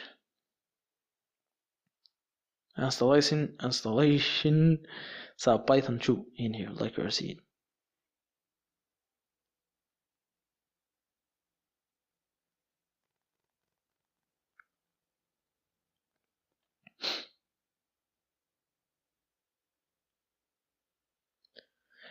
.p, and like that. So enter, and we got into the lazymux. So in here, those are not tools, they are categories. So if we get onto the information gathering category, type in 1, and we have all these tools in here. If we type 00 to back, and we have another applications in here. So if you get into exploitation tools in here, so in 6 we got a lot of tools: Metasploit, the famous framework, and we got the comics, the SQL map for the SQL injection, the brutal, the ARAT, the WPSploit, and you know, a lot of tools. So that's the use of the lazymux. So guys, this is our lecture for today. We have installed lazymux, we have learned how to deal with the GitHub, and we have installed it, which is the Git. So see you guys in the next video, and peace. Hi guys, how are you? Hope everything is going good and well with you. Welcome to your course. So this time we're gonna install the tool that we have talked about the last time, which is of course the harvester. From where we're gonna install this tool, of course we're gonna download it from the famous GitHub as usual. So basically we're gonna do the same steps as usually. Sorry guys. Get into Google, then type the harvester GitHub like that. Then get into this first website in here. Then get the desktop version. Then click on clone or download. Click into this icon to copy the URL. Get to your Termux, type git clone. Then paste the URL that you have copied, of course, to download it. Then remove the T and write the T to not have the same problem. Then you will download your harvester. I have already downloaded. Then I won't download it again. So I will remove it. You will have a directory in your home folder. Of course, if you type ls, you will find this directory in here, which is the harvester. Type cd then the star in here, which means everything that came from which we have only the harvester. So type enter, then type ls. You will find the harvester, this one in here, .p, which means Python, in white, like this. I will show you how you will find it. Sorry guys. Sorry.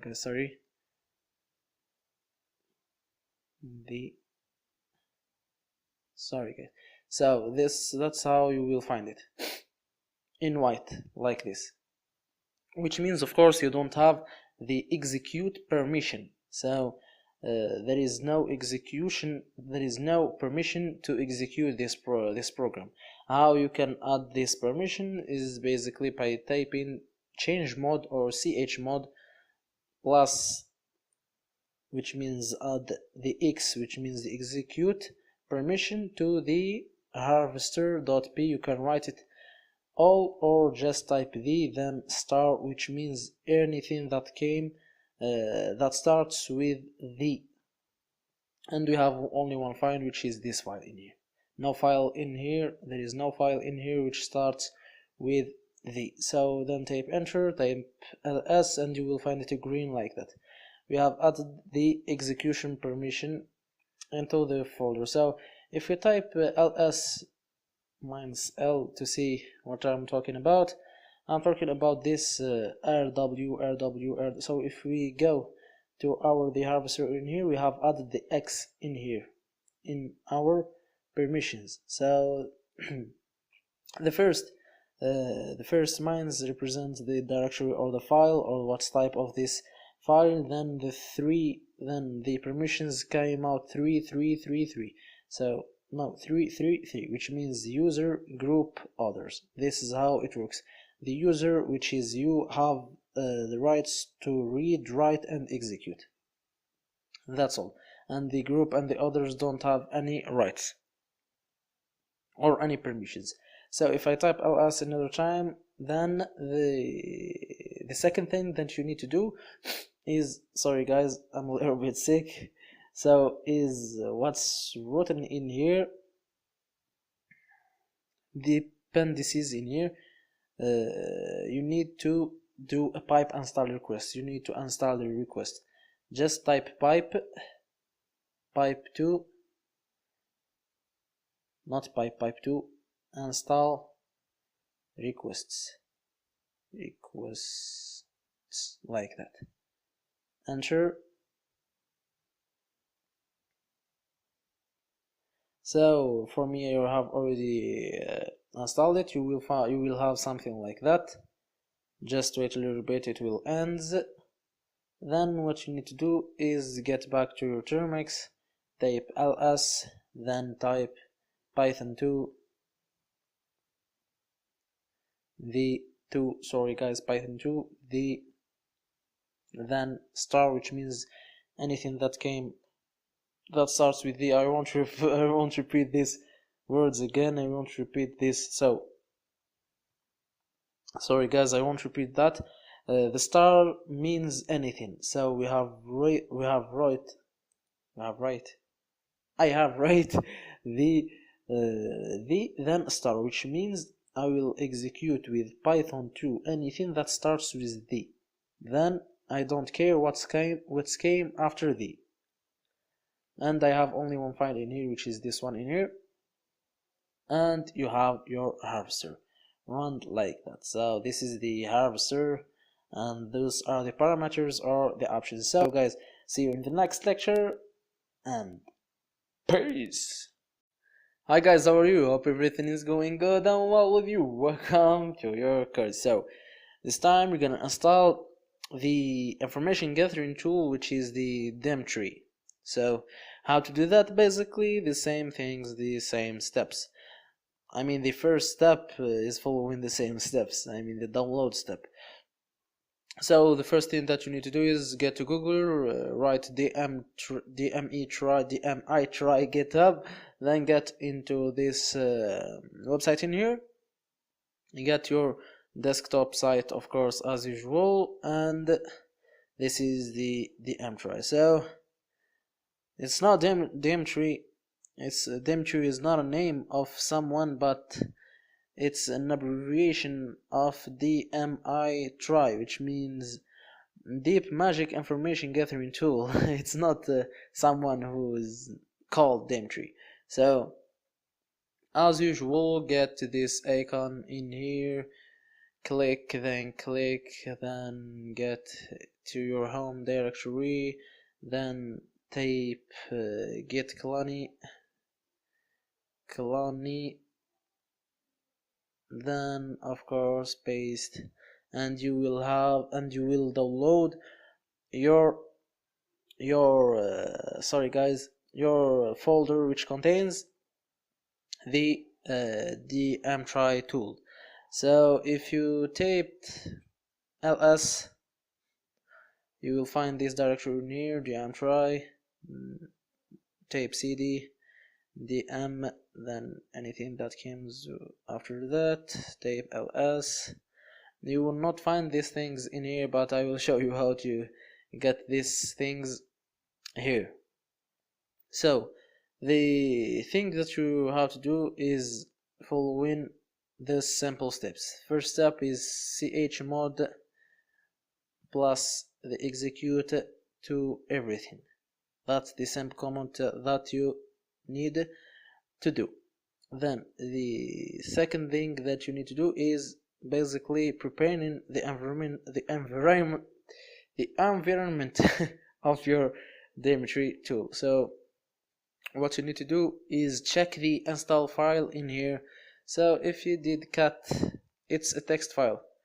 It's don't end with txt, but it contains text. Cat, it's not an editor, but it will show you what files contain. It's just simply like that. Cat, and then this thing in here, you will find this is the installing part. So the commands that you need to do is simply configure, then make, then open your Dimitri. 3 basic sample steps. So if you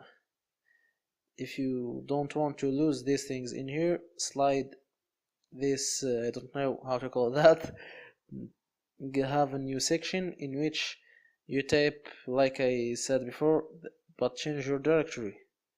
Don't forget to change your directory if you are not into the DM.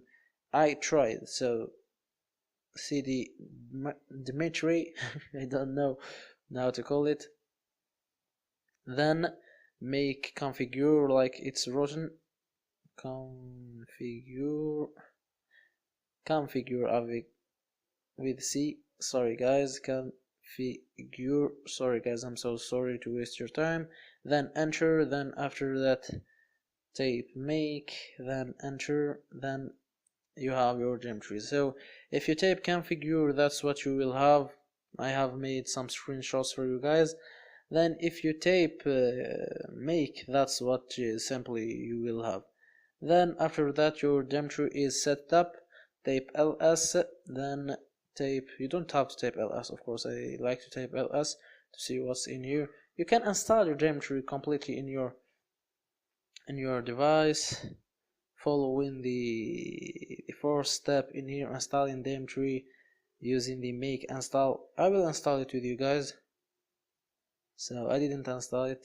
I will type make, simply make install, error, so don't install it. Just run it from the folder. I don't like to install tools, because if I want to delete them, I will just delete the folder. I don't have to delete anything. It's an error that you don't want to see, and they don't want to see, and they don't care about it. So how to run your Dimitri? It's like that.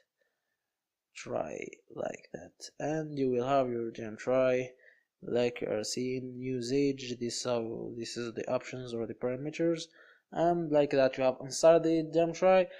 So guys, see you in the next lectures, and what tell me what, and peace.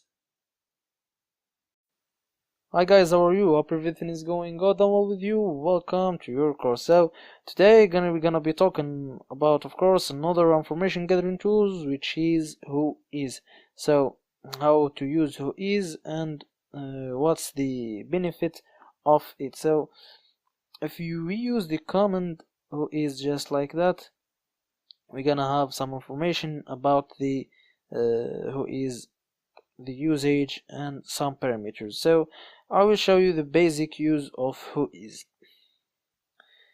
We're gonna type, of course, Whois, then the domain that we want to look for. For example, I will choose google.com to see some information about Google. So let's get in here, and we have this information in here. We can find the same informations in here again, not in here. So this information, let's just stick with this information in here. So this is the domain name, of course, google.com. The registry domain ID, this is the registry domain ID. The register Whois server, register URL, some informations you may need. So the last update date, and the creation date. So Google was created on 1997, like you are seeing in here. Register expiry date, some information about the registration. So the domain state, you some informations you may need. This is the name servers of Udemy, of course, of Google, of course. Some informations you may need, or you don't need. So if you use another example, let's use for example who is udemy.com. Sorry guys, who is udemy.com, just like that. And we have also another information that we can check. So about the register, about the IDs, we can find emails, we can find phone numbers, we can find like the previous time, update creation date and updated date.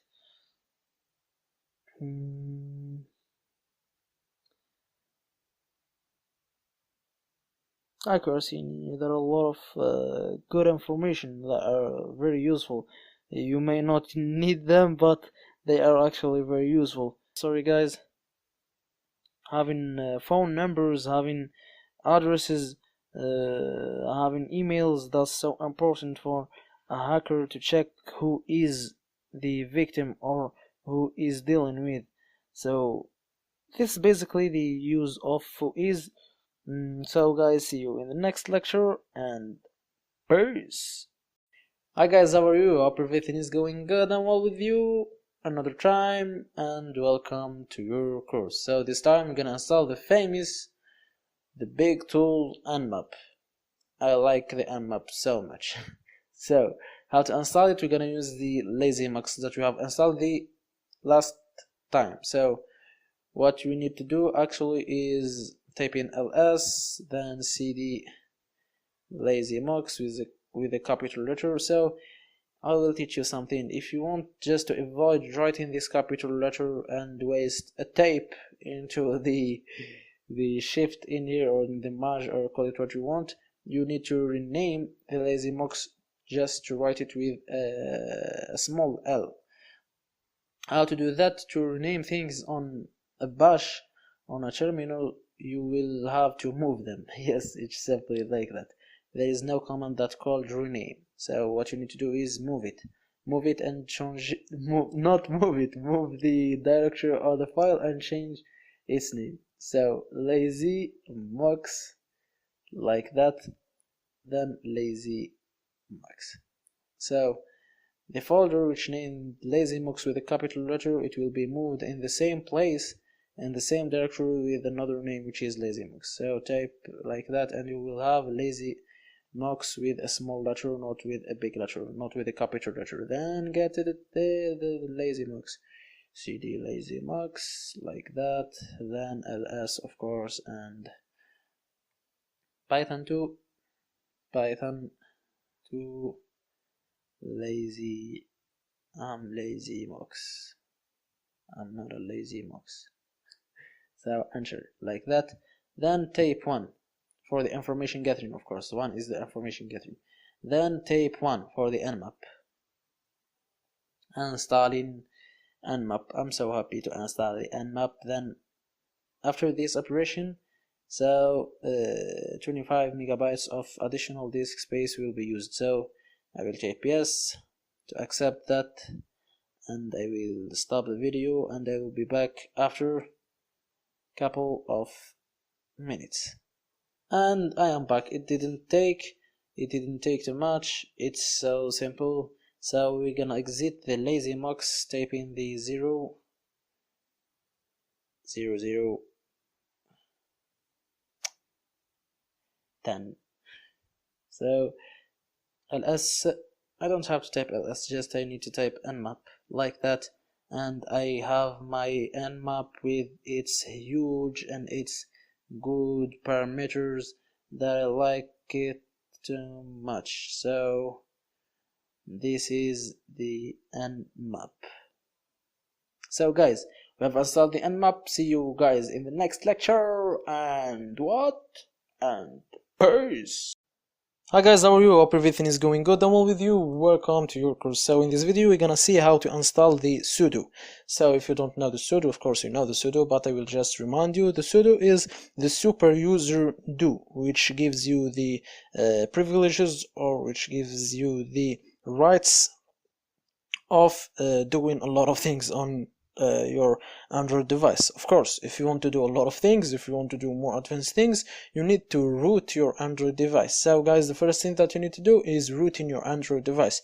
But just be careful guys, find some trustful method to root your Android device, because there is some methods that can destroy your phone. Simply like that. So what we need to do is that we need to get to the Google and type sudo termux GitLab.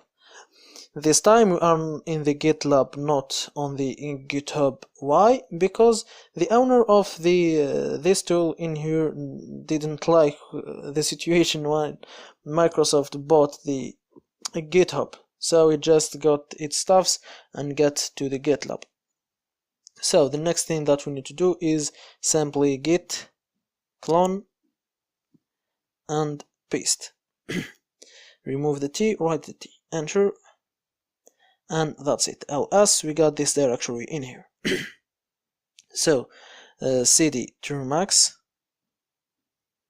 then ls, then let's simply read the readme. So we're gonna do cat for the readme. So in the installation, it's very clean in here that the first thing that you need to do is to copy this command from package to the S. So from the P to the S, copy it and paste it to install some packages, as I have already did it, so I won't do it again. So the next thing that you need to do is to use these commands in here. So copy them, get to another session, get to the Termux directory, because you are in another section, you are in another session, you are in the home. So we got to the Termux session, type ls, I am in the Termux session, and paste. Enter. This is the first thing. The second thing is this second comment. Just copy it. Sorry guys. Copy it. I will copy it and I will be. So this is our command. I have just copied it and pasted it in the same session where we paste our last one, and enter. So like this you have installed the super user, and you can do the command sudo.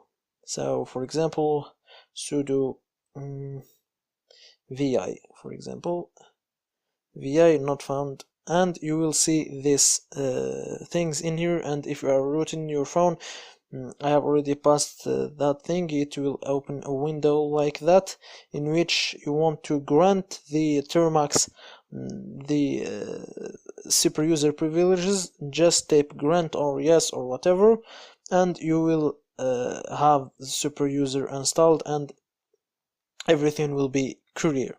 So guys, this was our lecture for today. See you in the next lectures, and peace!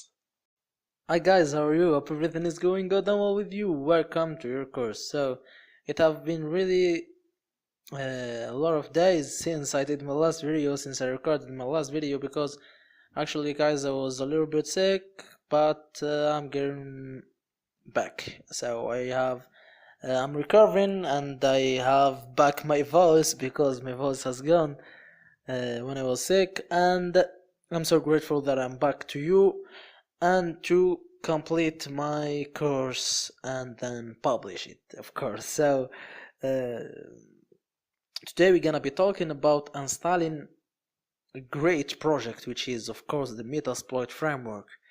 I'm so afraid to say, guys, that this method maybe won't work for you. Yes, I am so afraid to say that, because updating Metasploit, not updating Metasploit, there is so missing elements on after the installation of the Metasploit. It's not just install Metasploit and like that, but there is a lot of problems on installing Metasploit. And maybe after some few days it will have more problems, and maybe everything will be solved. And even today there is a lot of problems on installing Metasploit. Maybe I think that what I'm gonna show you will work, and I strongly believe on that, of course, because I have just installed the Metasploit. But I strongly believe that things would change after some time, and I hope if it will change for the better. So without talking too much, I will show you how to install your Metasploit. So the first thing to do is just I want to remind you to do some updates. So apt update and end apt upgrade, enter, and let's update our system. And like that, I have already updated, so I don't have nothing to install. The next thing we need to do is that we're gonna install maybe some tools that we're gonna need on the future. So I'm adding some things in here. So package install as usual, and we're gonna install the zip for zipping and the nzip for unzipping, and we're gonna install, did we install the Perl? I think that we didn't install the Perl last time. The Perl is programming language, of course. The curl, we're gonna need it maybe in the p root. It's needed on the Metasploit too. So enter to install these tools in here. I have already installed, so I won't install anything. So the next thing we're gonna do is that we have to download a bash script, which will start, or which will be the trigger, of course, which will be like in Windows the setup of installing the Metasploit. So from where we're gonna install it, of course, from the GitHub. So today we're gonna write a lot of commands, but I will give you these commands, guys, on the txt file on the description. I don't like to give commands, guys, because that will make you lazy just copying and pasting. I want you always to write your own commands, but today we have a lot of commands, so I will give you a txt file in which we will find all the commands of today's lesson. So we're gonna download it from the GitHub, but we don't have to get to the GitHub. You just copy and paste the command that I have added, or that I have mentioned on the resource files, on the file on the resource file. So I will get it for me. So this is the command. Just type enter and you will download the file. I won't download it because I already have it. So if you type ls after, of course, downloading the file, don't erase this command. You type enter, don't erase it. If you typed enter, then typed ls to list, you will have this metasploit.sh. You won't have this folder in here, Metasploit framework. The next thing you need to do, of course, is launching our Metasploit script. So how to do shell or script, how to do that? Use the command bash metasploit.sh, like that. I have already did that, so you type enter. I won't type enter, I will erase it. So after typing enter, you need to wait a little bit. You need to wait, not a little bit, you need to wait some long period, depending, of course, on your phone and on your network speed. After that, normally you have installed the Metasploit, but you will find a problem. So after doing that, type msf console like you will launch the Metasploit, of course, using the console. For you guys, the Metasploit for me will launch normally because I've fixed my problems. For you guys, you will have this problem in here. I've made a screenshot. This problem in here. If you don't have this problem in here and you have started your Metasploit just normally, then I think you have came after the update. Me personally, I am in the 4th September, like you are seeing in here, 2018. In my time, this errors shows. In your time, maybe in the future, this will be fixed, so you don't have to complete even the video. Of course, if you have the Metasploit launched without any problem. If you have this problem in here, we will try to solve it. So the Metasploit is launching. I will just start a new session. That you can start a new session, guys, from here on the Termux. I will start a new session. So if like I said, if that problem shows for you, that's what you need to do. Just type ls get into the cd into this Metasploit framework directory in here, Metasploit, and you don't have to write everything. Just type this star in here. This star means that I will change my directory into any folder, into the folder that starts with Metasploit and this mines symbol in here and whatever comes after that. And I have only one directory that replies to this characteristics, which is the Metasploit framework in here. So if type enter and type ls, I am on the Metasploit folder. So next thing you need to do is writing these commands in here: gem install bundle, like that, and enter. I have already installed it, so I won't you type enter. Next thing you need to do is gem install the same thing, install bundler. So if you are asking what we are doing, just we are installing the environment. We are installing what Metasploit needs to be launched on the Termux. That's what we are doing. Type enter. So I have already installed. I will erase it. Next thing you need to do, everything is written, of course, in the txt file that I have provided you, pipe2, and I will write all these commands like I said: install bundler, so bundler, like that.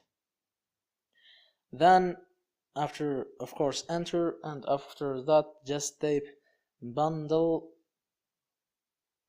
update.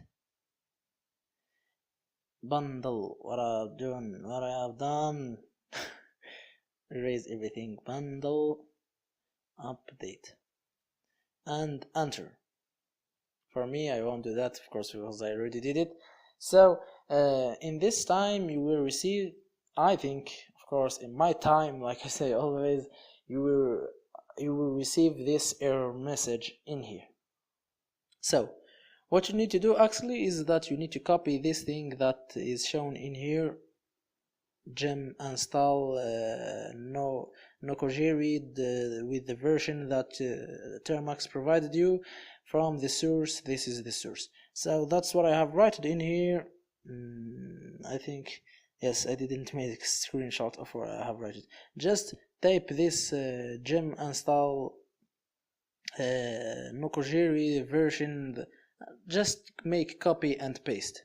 Of course, the last symbol or the last character that you will wrote is this code in here.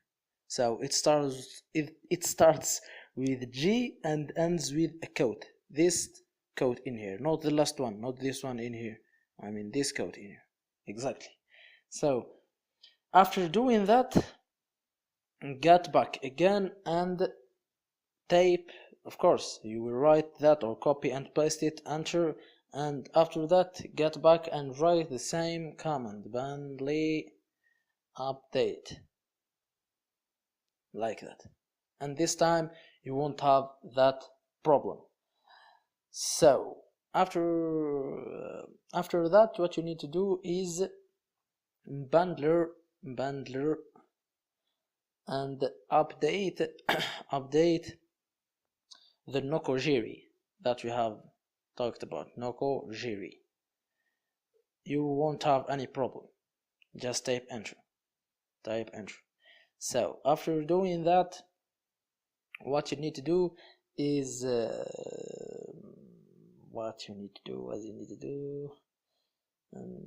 you have to install the Nokogiri from the system libraries. So what you need to do is gem install and Nokogiri, of course, like I have said, Nokogiri,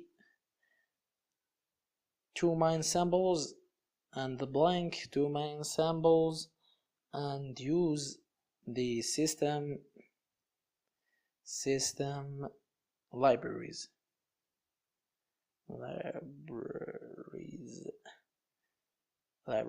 like that, and like that you will have another problem. So you will have another problem, which is this problem in here. Not exactly this problem. You will have problem, but if you have scroll up, you will find this thing in here. So what you need to do actually is, another time you need to copy this thing in here from the G to the double quote, or I don't know, sorry how to say what's the name of this symbol, but what you have to do is just copy from the G to this quotes in here. I don't know how to spell it or how to say it, sorry guys. After doing that, then type the same thing. So you will type this command, you will have that error, type what I have mentioned. Sorry if I'm talking too much. Type this one in here, copy and paste, then enter, wait a little bit till the process complete, then type again this command in here and type enter, and now everything would work fine. So what you have to do now, after doing that, your Metasploit is installed and set it well. So what you have to do actually is that you have to run, of course, your MSF console like that, and you will have to wait a little bit, not a little bit, you will have to wait a lot. Of course, like I say, always it depends on your material. So if you have a good smartphone, a good Android phone, then everything will be fast for you. For me, I don't have a good smartphone, unfortunately. I hope I will have one someday, but it's not a problem. Of course, it's not an excuse, so just wait a little bit. So guys, I hope that you won't have a lot of problems. So if you had more problems, just look on that problems you may have some commands or some additions that can fix your problem. So type that addition and type your command again, and I hope everything will work fine for you. So if it didn't work, just look on the web, look the internet. You have a homework. It's not a homework. I think that this course I haven't make a huge plan or the complete plan of this course, but I think it will depend a lot on Metasploit. So you have a homework. You have to install Metasploit on your Termux. It was like a dream for me. I mean, installing Metasploit on my smartphone, having a mobile Metasploit framework. It was like a dream on some few years ago. Maybe 3 to 4 years ago, this was a dream.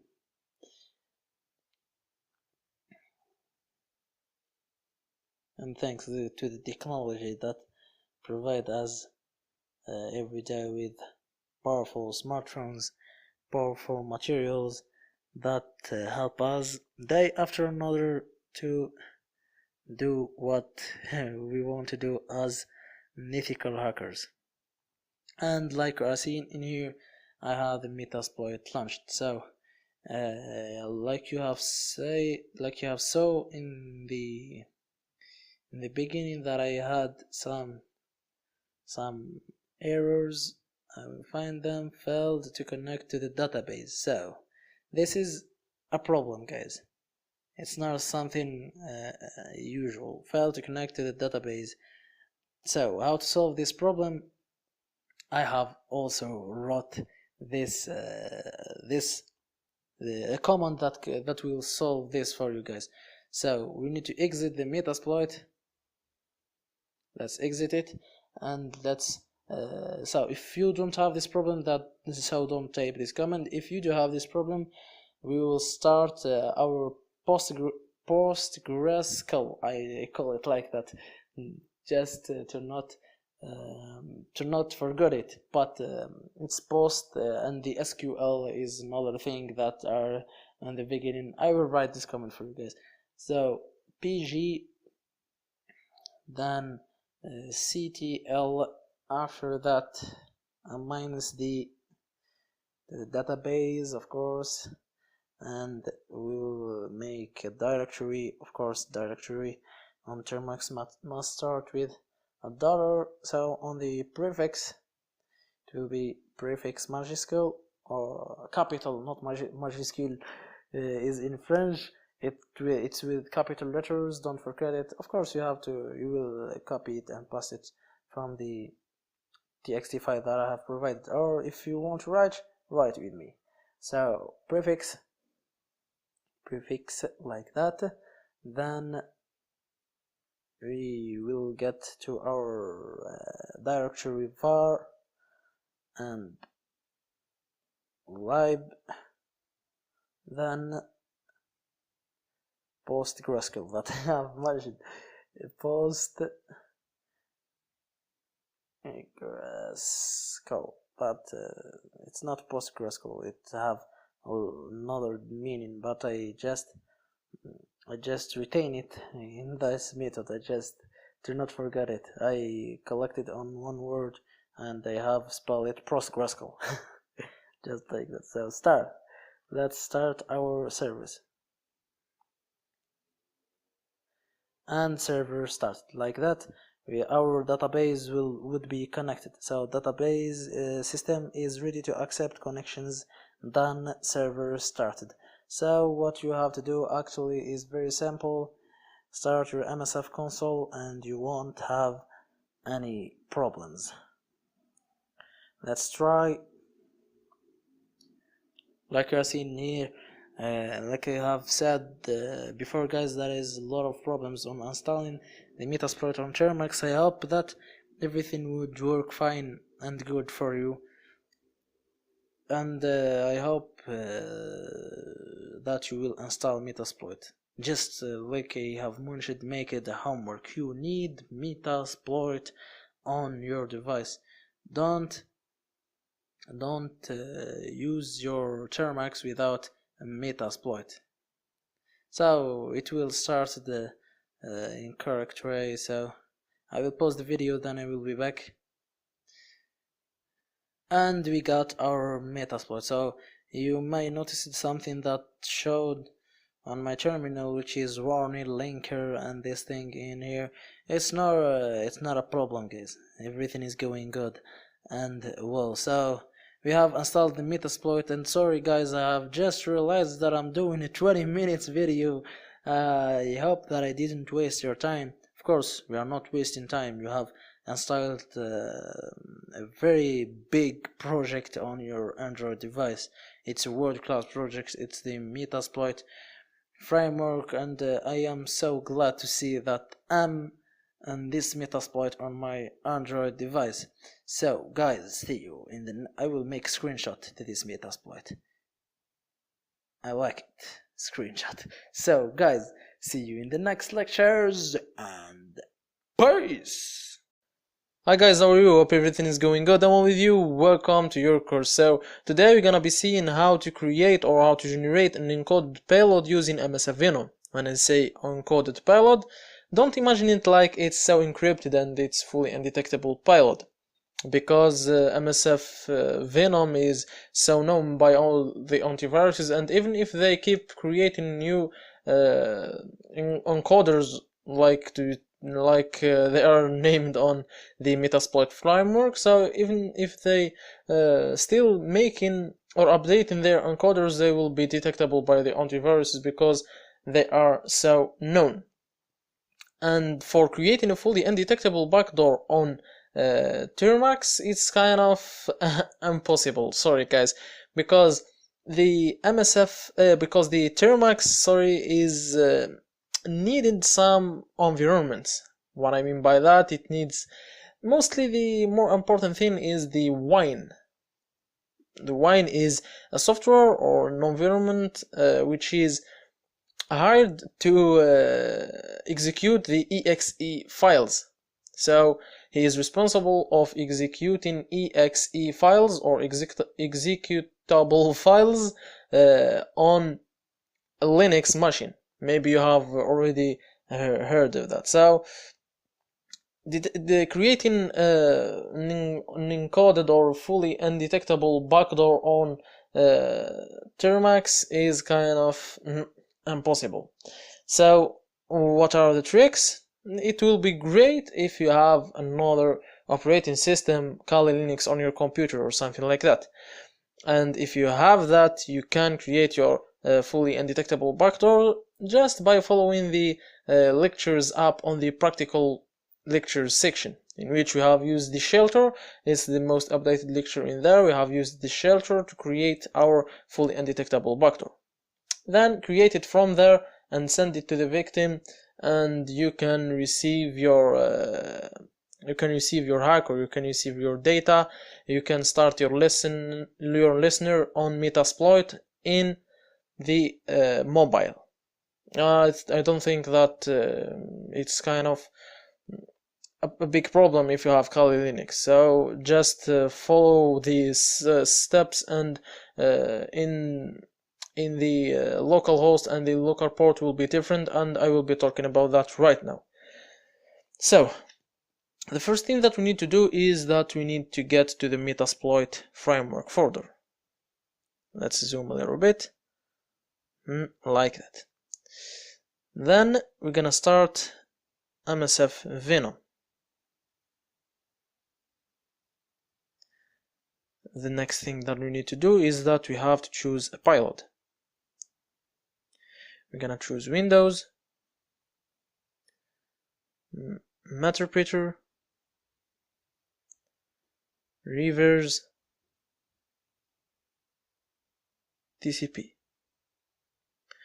For you guys who don't know where those came from, I mean those things, just keep clicking on keyboard like this and we will have them. It's the escape button and it's some useful things.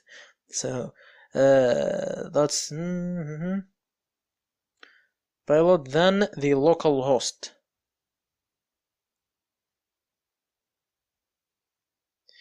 In the local host, guys, if you are using the first method of port forwarding, I mean port forwarding through your router, the best thing to do is that, sorry guys, I forgot in here. So our payload will be an HTTP payload. HTTP payload. I will be talking about that. So the best thing to do if you are using your router as, or you are using your firewall's router to port forward, it will be great. As I always say, it's the best thing to do. And what you have to put in here, the perfect situation is that you put your no IP host name and keep updating it, of course. if you are willing to hack externally, but if you are willing to hack internal of your network, just put your internal IP address. In my case, I am using ngrok, so what I have to do is simply start my ngrok, then http. Maybe guys, I said once or two times, or I don't know how much, that let's avoid the port 80. But right now you have to use the port 80, guys. And if you are willing to use the port 80 and willing to use the Metasploit framework as a listener, that is something that you should have, which is that you should root your Android device. That's the main thing. So root your Android device. I think that you want to be an ethical hacker, and rooting your Android device is something very necessary. You have to root your Android device to be an ethical hacker. So rooting your Android device is very important, guys. On this lecture of creating a Metasploit or creating a backdoor, sorry guys, using MSF Venom, and also on the listener, when we start with listener and when we test our payload. So what we need to do, guys, like I've said, I will launch the ngrok, then of course I need this thing in here. So copy, get in here, this will be my local host, paste, my local port will be 80, because the ngrok is doing this thing. So I got some data into this URL, so this URL as an HTTP, then it redirected to this localhost dot not that this localhost through the port 80 also, of course, because if we are talking about HTTP, we are talking more about 80, the port 80. And what we need to do next is port 80, then we're gonna specify our encoder, and it will be Shikita Ganai.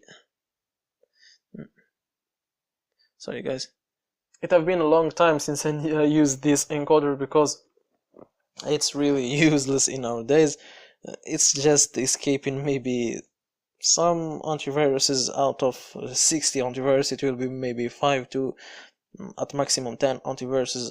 Like I said, between 60 antivirus. So the encoder is Shikita Nagai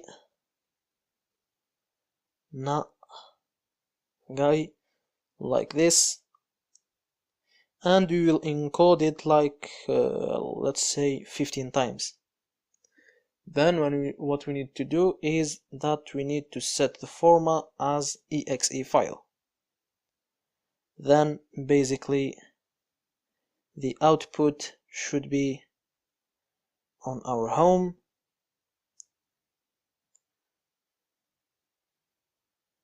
then let's name it, for example, psu.exe. I have already psu.exe, like you're seeing here. I have already created one, so I will name it, for example, psulinux.exe. Enter. And we're gonna wait. We have to wait some time. I will be back. And our payload is created right now. So like you are seeing in here, guys, this is our payload. So I think that creating the payload was so simple. So I will just point at some things. So if you are creating a payload using the first method of port forwarding, I mean through your router, in here, like I said, if you are willing to hack on the internet, in the local host, enter the no IP address and keep updating it. If you are willing to hack internally, just enter your internal IP address. But if you are using the second port forwarding method, which is using the ngrok, be always sure that in the local host you are entering the URL given by the ngrok, or using the no IP service, and of course keep updating it with new URLs every time you open your section of ngrok as a free user, of course, guys, because if you pay for ngrok, I think that you can choose this URL and it will be fixed, and maybe you are not even obliged to use no IP service. And in terms of the local port, we are using, of course, the HTTP method. We have written on our ngrok. If you remember, we have said ngrok HTTP 80. So if you are using the HTTP, go with 80. Don't go with anything. It's the best thing to do. In the HTTPS, as a free user, you don't have the permission to use it. For the TCP ports, I have seen some guys on YouTube doing this TCP ports, and it works perfectly for them, but for me it doesn't work. And I believe if you are watching this video like after I made it of like, let's say 1 week or 2 weeks, I believe, and I'm sure that it won't work with you, because ngrok, they have like they have a problem on their software, and they have problem on their channel, because I like tested it and I scanned it using the nmap, and I found that it doesn't work. The ports are closed and everything is done. We don't have to ask anymore about that, because I have asked a lot about that. So don't ask about that. What you should do is that you should root your Android device if you didn't root it yet, and be sure if you are not rooting, or if you didn't root, sorry guys, your Android device yet, be sure that you will root it one day, because you want to be an ethical hacker, of course, and rooting your Android device is the first thing to do. So root your Android device, choose HTTP 80, choose in term of I mean the payload in here, choose the HTTP payload, and it's done like that. So in the localhost, as a free user, like I said, ngrok, enter your no IP and keep updating it. It's the best thing to do. One thing you can do it is just enter this URL given by ngrok. As a free user, also use the local port 80 and the payload reverse HTTP. If you are not free user, or I didn't try that, but I just recommend these things. So guys, I hope I didn't talk too much. Now I did talk too much, so I hope you have learned from this video. Even if you are using the first method of port forwarding, be sure also that one day you will have to use this method. Maybe if you are using mobile data, or if you are using some other networks, this method is really useful, so you didn't waste your time. So see you guys in the next video, and peace! Hi guys, how are you? Hope everything is going good. I'm with you. Welcome to your course. So this time we're gonna be talking about starting our listener and testing our previous pilot that we have created on the last lecture, I mean the previous lecture. So what we need to do, of course, we need to run our MSF console. Who of you guys remember this command?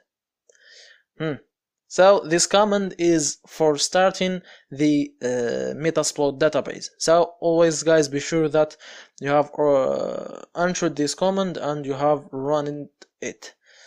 So next thing that we need to do is we need to run our MSF console. You know that it takes some time, so I will pause the video. And here it is, our lovely Metasploit. So guys, in here you may not have the same output as me, because my database was already configured and everything was good. The main thing is that you don't have that error that we have in that video when we installed the Metasploit. So the first thing we need to do is, of course, we need to use the multi-handler for our listener. Multi-handler.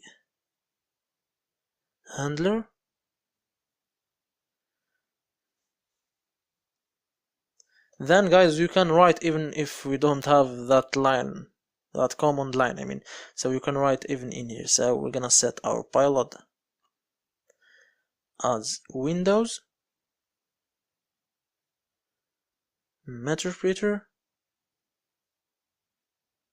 reverse, but not TCP, like you know. We're gonna use the HTTP for the pilot that we have created the last time. Then our localhost will be lhost.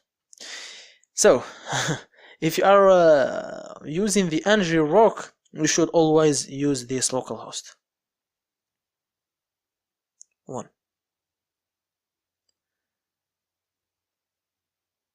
And enter.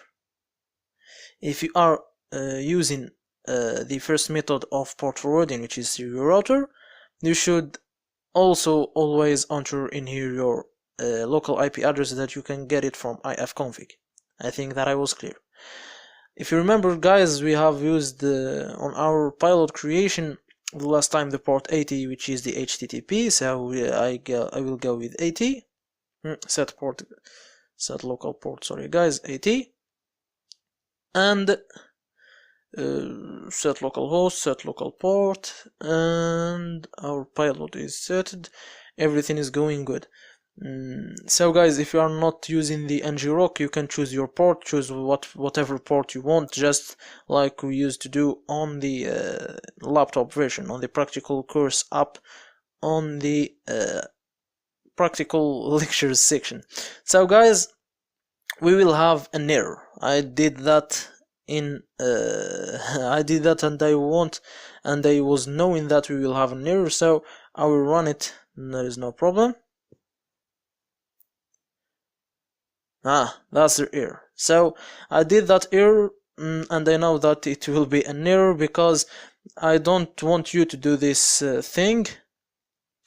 You see, guys, that permission denied. That's why I said we should root our Android device. So guys, don't run MSF console without this sudo, and just keep asking why I do have this error. So I did this in purpose to show you this error and for you to remember that. So I will exit the MSF console and I will run the MSF console using the command sudo msf console and enter. So it will take some time. You will have this, of course, of the super user, just so don't ask me again, and grant the permission.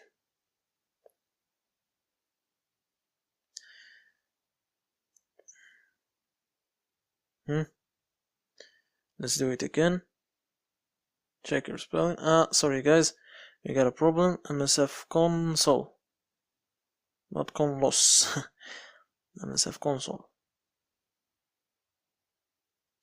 Like this, and I will be back after I will set all the MSF console parameters and everything will be clear.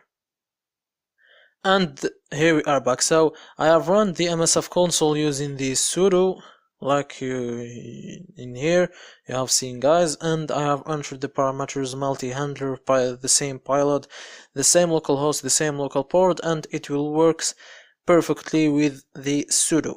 So guys, I want just to add that this problem is happening only with the port 80. So if you are not using the port 80, if you are using the first method of port forwarding, which is through your router, so use any other port. It can be 111 to just choose any other port that you want, and you will not have to root your Android device if you didn't root it yet, but always I will recommend you to root it. Even if you are paying for your ng-rock, you won't have to root your Android device. You can just, instead of launching ng-rock HTTP 80, launch ng-rock TCP port, for example 1111. And on term of ports, when you create the payload, don't create the HTTP payload, create the TCP, I mean Windows Meterpreter reverse, not HTTP, but reverse TCP, and set your port as 111 and get to your listener and work perfectly with the same host, like I said always. And instead of port 80, put port 111.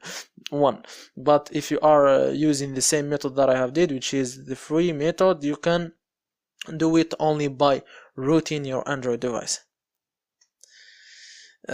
This in case if the NGRock has solved the problem of their TCP protocol, because I have, like I told you guys, I wasted a lot of time on that, and I just I have just found that they have a protocol on their script. So it doesn't matter, just follow me, root your Android device, and everything will be free. Run, and let's wait a little bit. And here we are going. Started HTTP reverse handler on HTTP 127.0.0.1 port. So I will not waste your time anymore. I will just move the payload to my computer and get in app to launch it. So I'll be back. So I have moved the payload to my PC. And it was created perfectly like just we learned the last time, and I will enter. So I will execute it, enter, and let's see the NGRock first. The NGRock is receiving a request like you are seeing in here. This is the request that NGRock is receiving, and like you are seeing in here, Meterpreter 1 opened. And let's just wait for it, because like we're seeing, data in here is getting high, because that's how this payload works. So it creates a server on our attacking machine, which is the Android. It creates a server, and when the victim tries to connect to that server, it will send him some malicious malwares in which you can just simply hack it. So sorry guys, I didn't zoom, I guess. So I forgot to zoom, and that's it. This is our Meterpreter session. You can type the sysinfo to see the system's information, like you are seeing in here. You can type just simply help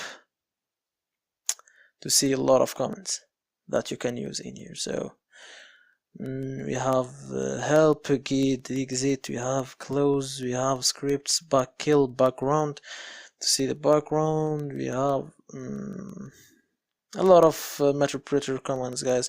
I will not explain all of them, of course. Dump page, get sys, play an audio file, like you're seeing, webcam if the victim has a webcam, web record mic. So a lot of things that you can just learn by yourself. I don't think it's too hard. So guys, this was our lecture for today. See you guys in the next lecture, and peace! Hi guys, how are you? Hope everything is going good and well with you. Welcome to your course. So this time you're gonna be seeing how to install Apache 2 server, and this will allows you to create your own web server on your own Android device, which means that it will be kind of a folder in your mobile phone in which if you have provided the IP address of that folder to someone else, that one else he will be able to get some things he wanted from you. So it's be kind of you can upload in there your own website, for example, and just activate or start the Apache 2 service, and like this anyone can access to that website. It's simply like this, and for ethical hackers they use it mostly to for example, if I have created a software or malware, sorry guys, if I have created a malware and I want to test it, for example, on Windows machine, I don't know how to use like a USB cable to get the payload or the malware from my Android device to the Windows machine.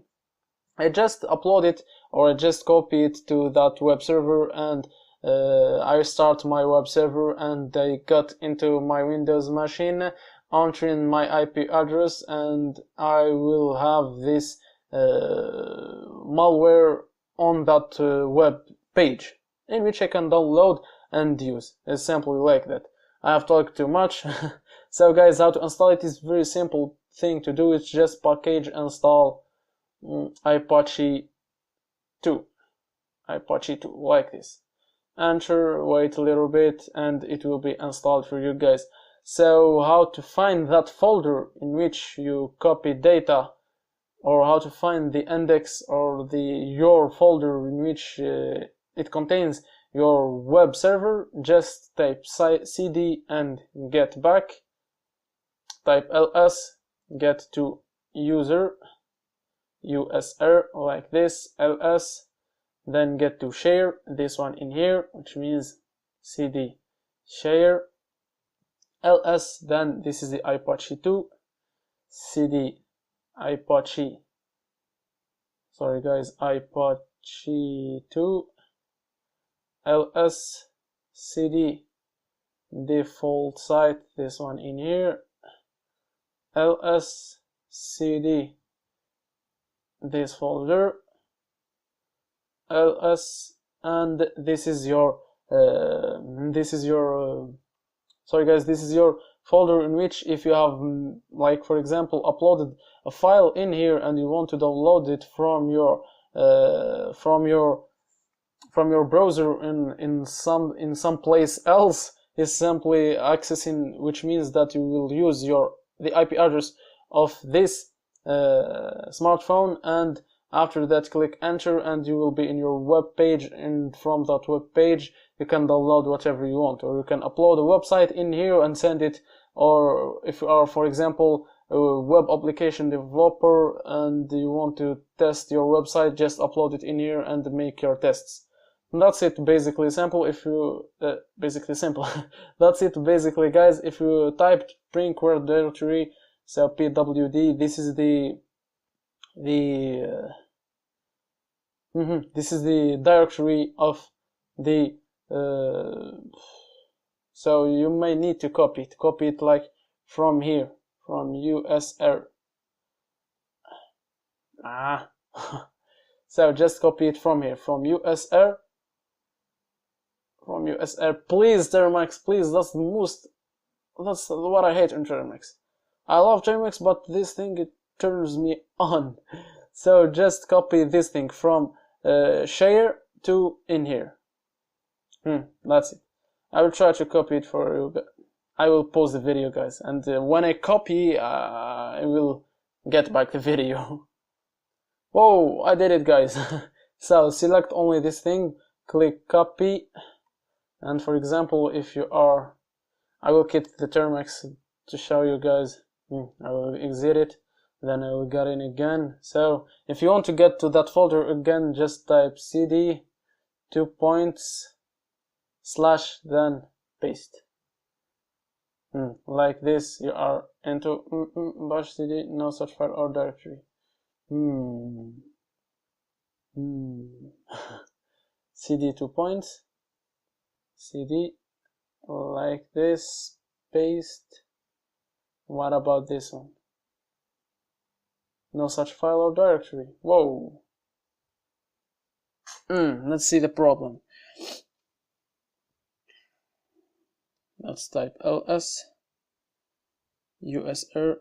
No, sorry guys. There is a problem in here. I won't delete this part of the video. You know that I don't do this, guys, and I will do it again. You know that I don't do this. I mean by don't do this, I don't delete videos, I don't use montage, I don't edit videos, I just upload my mistakes for you guys to learn, of course. So what you need to do is cd, then 2 points, then please share not usr, then in here, then paste, and if you click enter, you are on this directory like you are seeing in here. We got back into that directory. So of course, to get in this directory you need to be in the home directory. What is the home directory? It's simply when you click your when you quit or when you exit your Termux and you get in, you are basically in the home directory. So guys, you need to copy this one in here. So this one in here, just paste it on a note or what you want to paste it, just save it or memorize it or do whatever you want to do. And we need it, guys, to test our pilots, like I have told you guys. So guys, I'm so sorry for wasting your time on some things. So guys, to use Apache server, of course we need to configure it.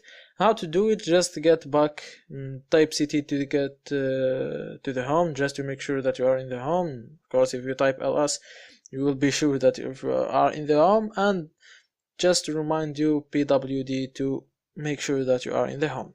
So type cd 2 points, then cd, let's just get directly to the folder, usr etc and server Apache, Apache 2, enter. Now search file or directory Apache. So Apache,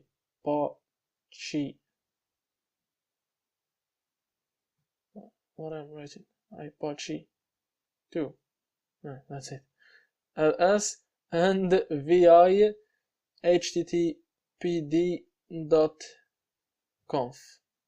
So vi is the oldest file text editor, guys, I think, in the history, and we're gonna use it. Enter. And like we are seeing in here, we are in the first line, guys. So we are seeing that I am moving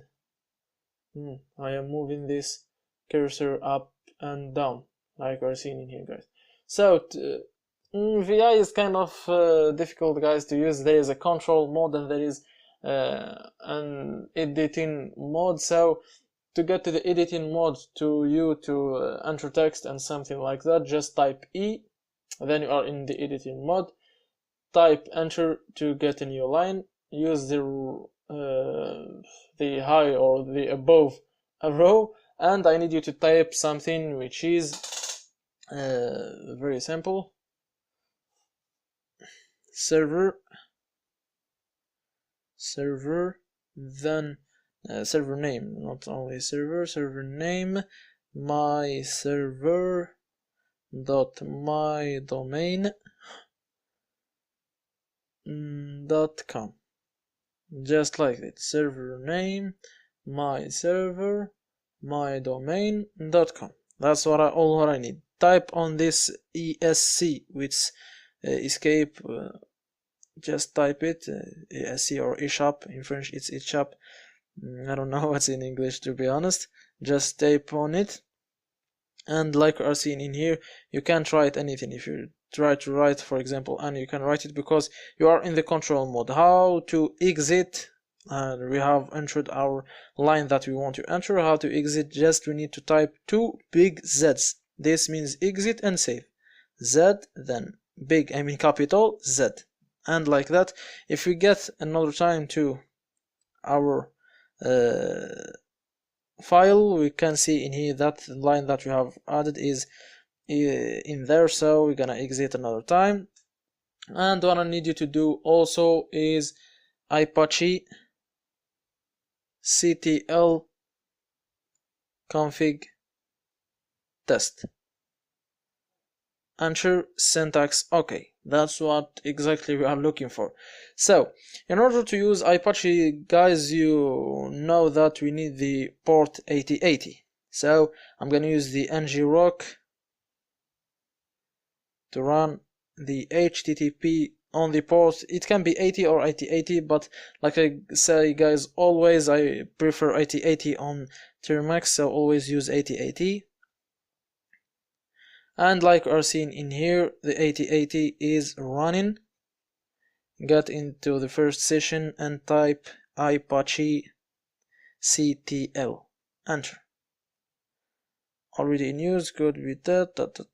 You might not have these things because I have I am already using the Apache server. For you, you might have you can have anything. That's the normal case. And to test our Apache server if it does work or not, we need to get in here and copy this address. Copy. Get to our browser. You might not have this is not good. And paste in here. Enter. And like you are seeing in here, our Apache server is running normally, and I have uploaded the pseudo.exe in there, and it's running perfectly. So guys, there is a problem on the Apache server.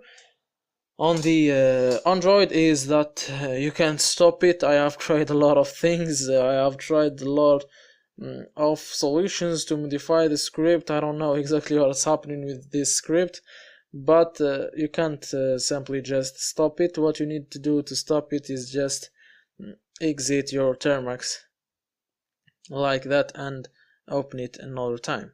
So like that, you will be sure that you have stopped your Apache server.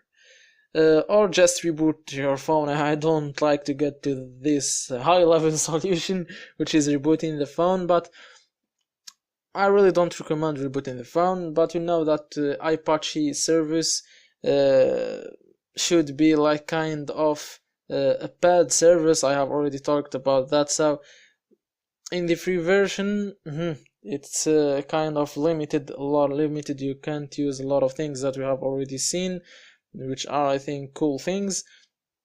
So you need to pay for it, and if you paid for it, you don't have to stop the Apache server at all. You don't have to stop it, because the port 8080 won't be that necessary.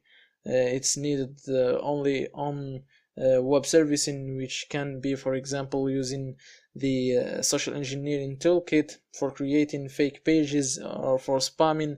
And if you are not using those kind of things, you can use another port and just let the Apache server works. There is no problem. On stopping the Apache server, like I said, guys, I got a lot of problems. I have tried to modify the script, but I didn't get a solution. So guys, this was our lecture for today. See you guys in the next lecture, and peace! Hi guys, how are you? Hope everything is going good and well with you. Welcome to your course. So, I believe that you have learned a lot of things on Termux. You have set your lab, and you have learned a lot of things in terms of the local hosts and local ports that you should use. And I think that you are ready to go by yourself. Of course, you are not going to stop in here. So, going by yourself means go explore that section, that upper section in which I have talked about the practical lectures of ethical hacking. You can do a lot of stuffs in there. So in this section we have just tested our lab and we have understood some things. So you can get in there and set your things, learn, find some new scripts on LazyMox, find some new tricks on the internet. Of course, like I always say, there is no complete ethical hacking course. You have just to keep learning and learning, and you will not stop. And I believe, guys, that you have a strong base to go with you in all your hacking or all your learning process. So I think, guys, that I have been useful in this section. So I wish you all the best, guys. Like I say always, or maybe I said only once, I wish that once you will put your name on a world-class hacking list, maybe on a big website, and I hope it will be in terms of ethical hacking and not hacking, because guys, we are learning ethical hacking, like I say always, not hacking. And either me or Udemy, we are not taking responsibility of what you are doing with this course. I hope that you will be not a hacker but an ethical hacker. I wish that you will wear the white hat, not the black hat. So guys, like I say always, I wish you the best.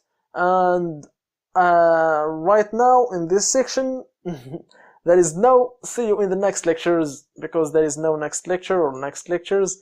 See you guys maybe in the next course or maybe in the next section, and peace!